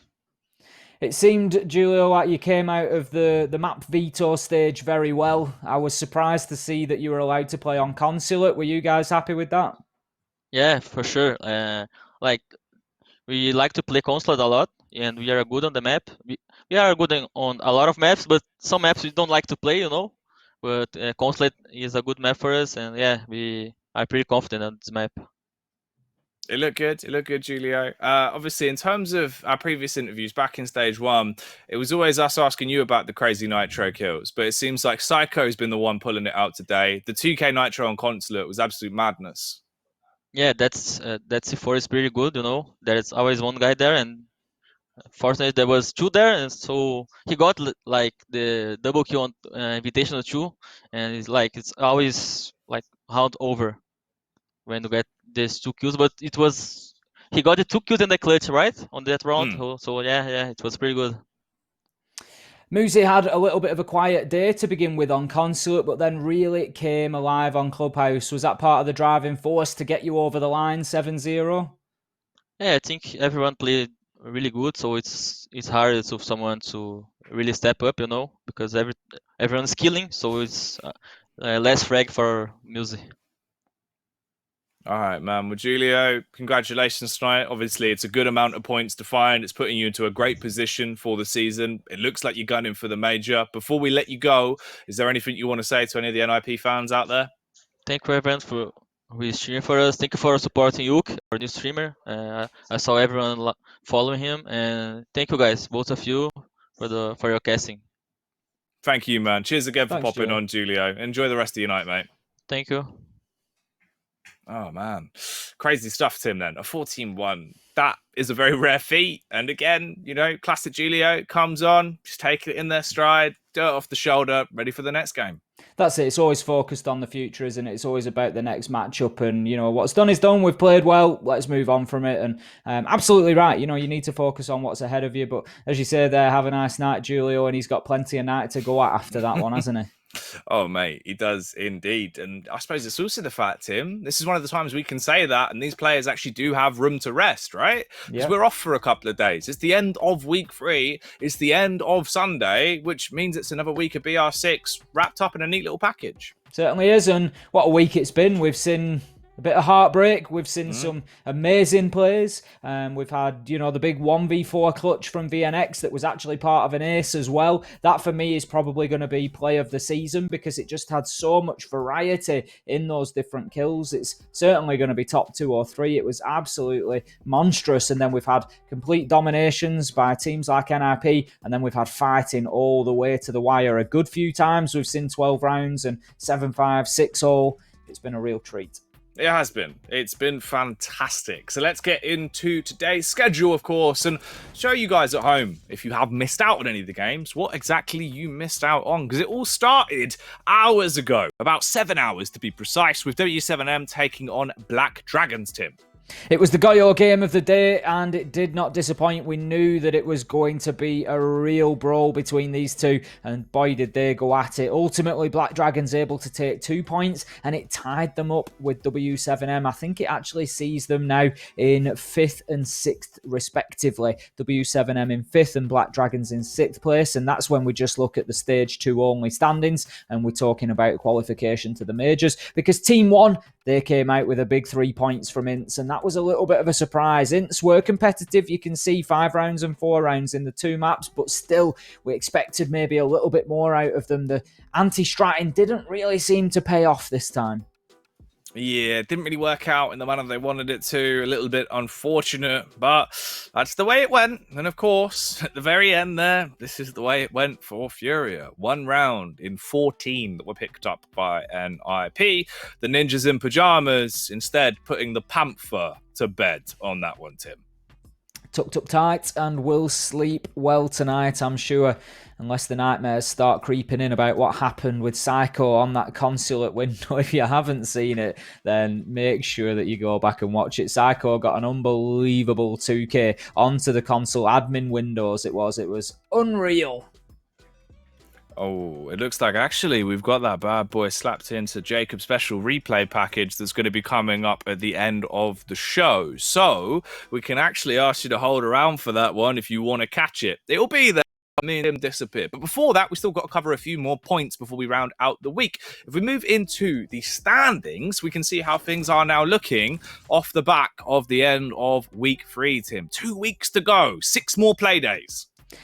Not looking good for Furia down at the bottom. The chances for them to prize themselves away is becoming fewer and fewer. 3 games left to go for them and Santos. And we had a little read through their upcoming fixtures earlier to see where the possible opportunities were for either team to sort of cement themselves away from that bottom spot. And they are few and far between. There's big names to be played in there. NIP, Team 1, MIBR.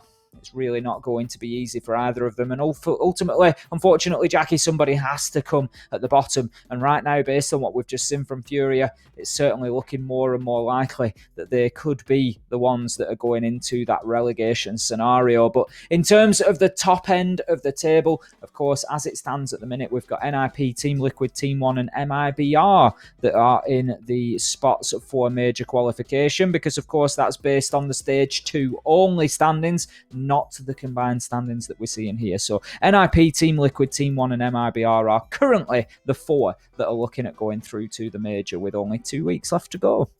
There you go then. So standings shaping up spectacularly, but let's have a look how next week is starting to formulate as we bring up the schedule. What are the games gonna be? W7M NIP, FaZe Clan Santos, and BD Team 1. Oh, Tim, what have we been given here? That's tasty at the end of the day, isn't it? We've gone back into our old ways, Jackie. Somebody's going to rumble us on this one. They're going to call us out for that last matchup being the final one of the day. They're in for the duration because you can't go anywhere. Black Dragons Team 1, surely the Goyo game of the day. Yeah, this is actually looking really sick, right? NIP W7M, that's a banging game to start. It's one of those where we can see an on-form NIP taking on W7M that they're up there, but there's definitely some cracks. So that is a big tester. Good benchmark game. FaZe Clan Santos, that's one where I could see FaZe Clan really rattling them all night long, Tim.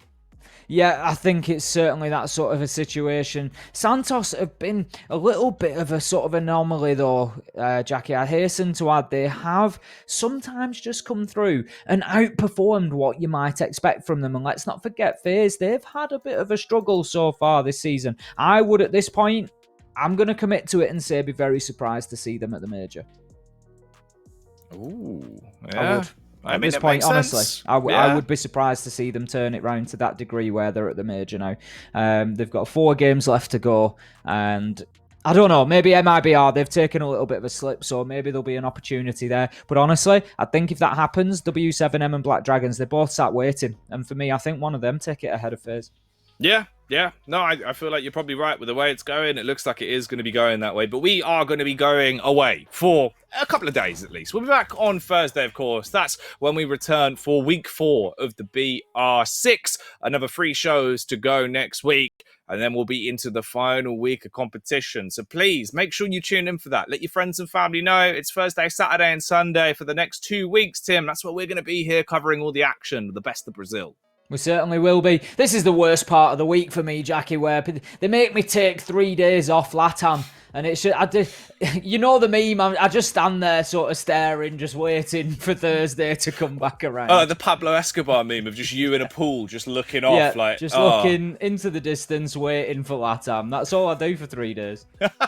That's fantastic. Right, well, today's been fantastic. You've been fantastic, Tim, and so has everyone that has joined us for the stream. No matter where you've watched, no matter where you've got involved, be it on Reddit, Twitter, or all over the gaff, thank you for joining us on this epic adventure. We will be back, of course, on Thursday. Before then, there's only one final thing to do. Thank you, Ubisoft. Thank you, Faceit. Thank you, producer Simon, and of course, Jacob on replays. It's been another lovely endeavor here as we've stepped back into the best of Brazil, and we will be back on Thursday. So mark it down in your calendars if you want to catch some more exhilarating Siege.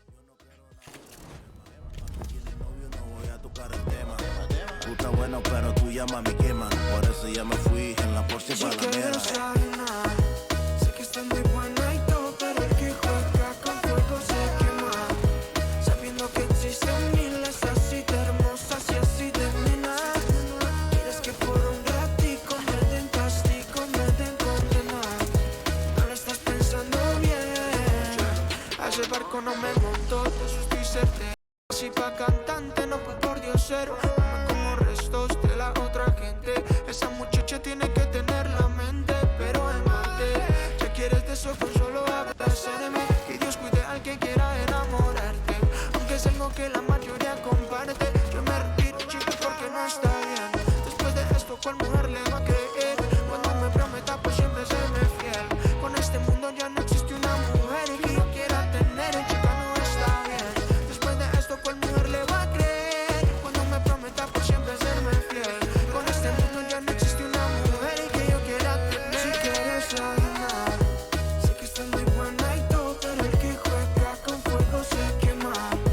Sabiendo que existen miles así de hermosas y así de buenas. Quieres que por un ratico me den castigo, me den condena. No lo estás pensando bien. Me dicen pistolero, me llaman bandolero, pero la verdad es que soy un marinero. Navego la vida sin problemas, soy sincero. Pana, ya tú sabes que comencé de cero. Me baño en refresco y solo porque puedo. Hago lo que quiero debajo de mi techo. Me baño en refresco y solo porque puedo. Mami, ya tú sabes, este papi está bien hecho. Si quieres adivinar, sé que estás muy buena y todo, pero el que juega con fuego se quema. Sabiendo que existen miles así de hermosas y así de buenas.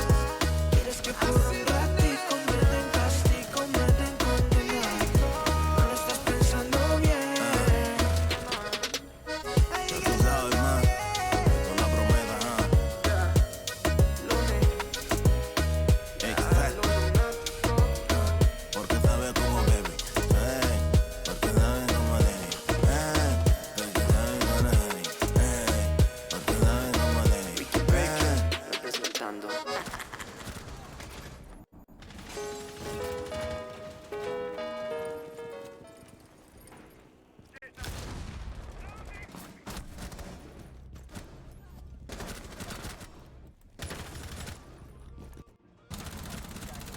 User has the user.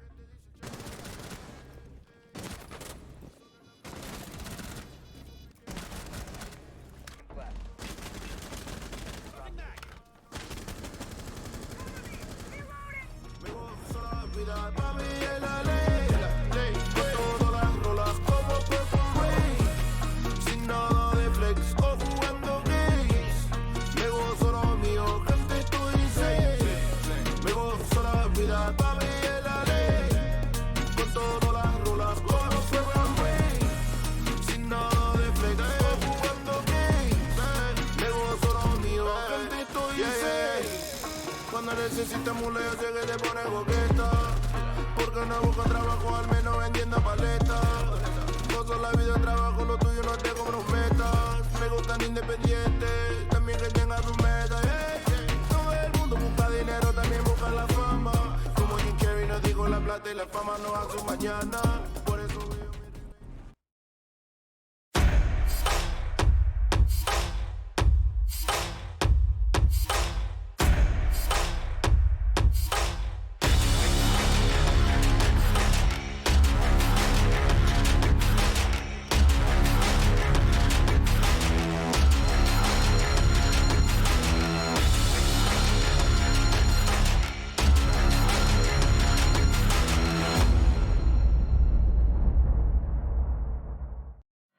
Join Face It, play Siege, win prizes. With 45,000 Ubisoft credits up for grabs every week in the EU Open Cups.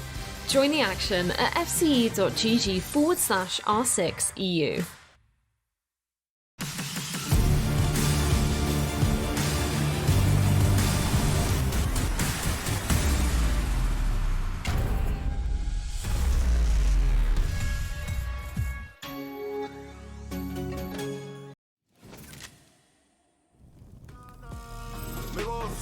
vida pa' mí es la ley.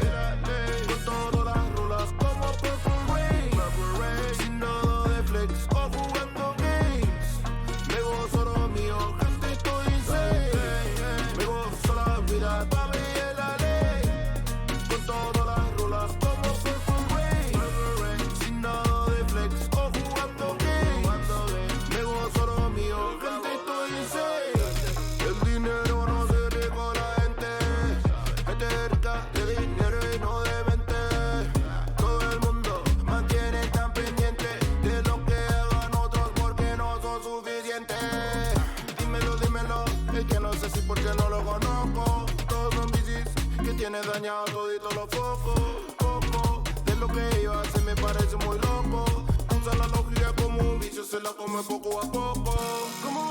Como José, que la vibra no rellene. Que no desee todo lo que el éxito tiene. Yo no vendía con plata, pero no la de la acera. Tener una esposa que se mueve como Salma, soy Antonio Bandera. Me gozo la vida, pa' mí es la ley. Con todas las rolas como Purple Rain. Sin nada de flex o jugando games. Me gozo lo mío, gente, estoy insane. Me gozo la vida, pa' mí es la ley. Con todas las rolas como Purple Rain. Sin nada de flex o jugando games. Me gozo lo mío, gente, estoy insane. Yo soy el mismo de siempre, el chamaco del barrio que quiere la gente. Vacilamos en tu mente, gozándonos la vida es más que suficiente. Claro.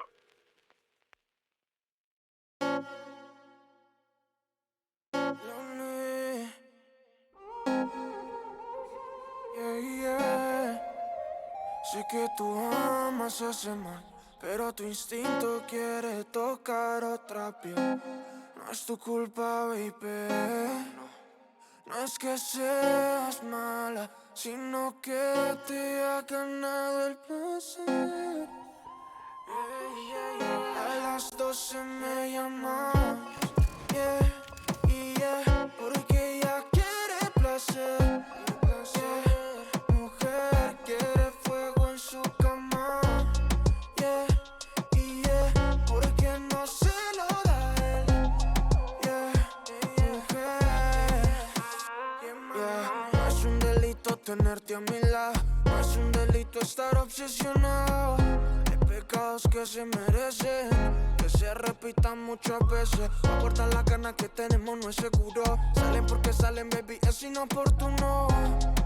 Por eso yo procuro que lo hagamos en lo oscuro, baby. No somos nada que ver, aún así quieres verme.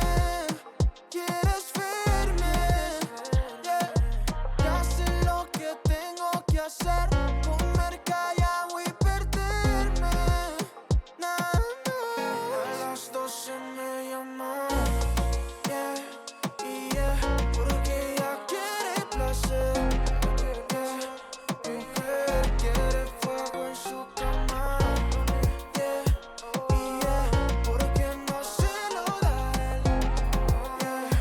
Mujer, lo prohibido es más rico, baby. Tú haz lo que quieras, nena, que solo estas paredes verán lo que tú eres cuando actúas en la escena. Ven, pórtate bien, si tú quieres, baby, que me porte mal. Que de 0 yo acelero hasta 100 y no freno hasta yo verte volar. No somos nada que ver, aún así quieres verme. Quieres verme,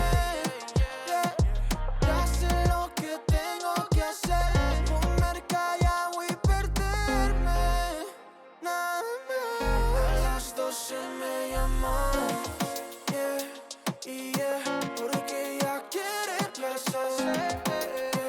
Ella quiere placer, quiere fuego en su cama, porque no se lo da él. Mujer, sé que tú amas ese man, pero tu instinto quiere tocar otra piel. No es tu culpa, baby. No es que seas mala, sino que te ha ganado el dos en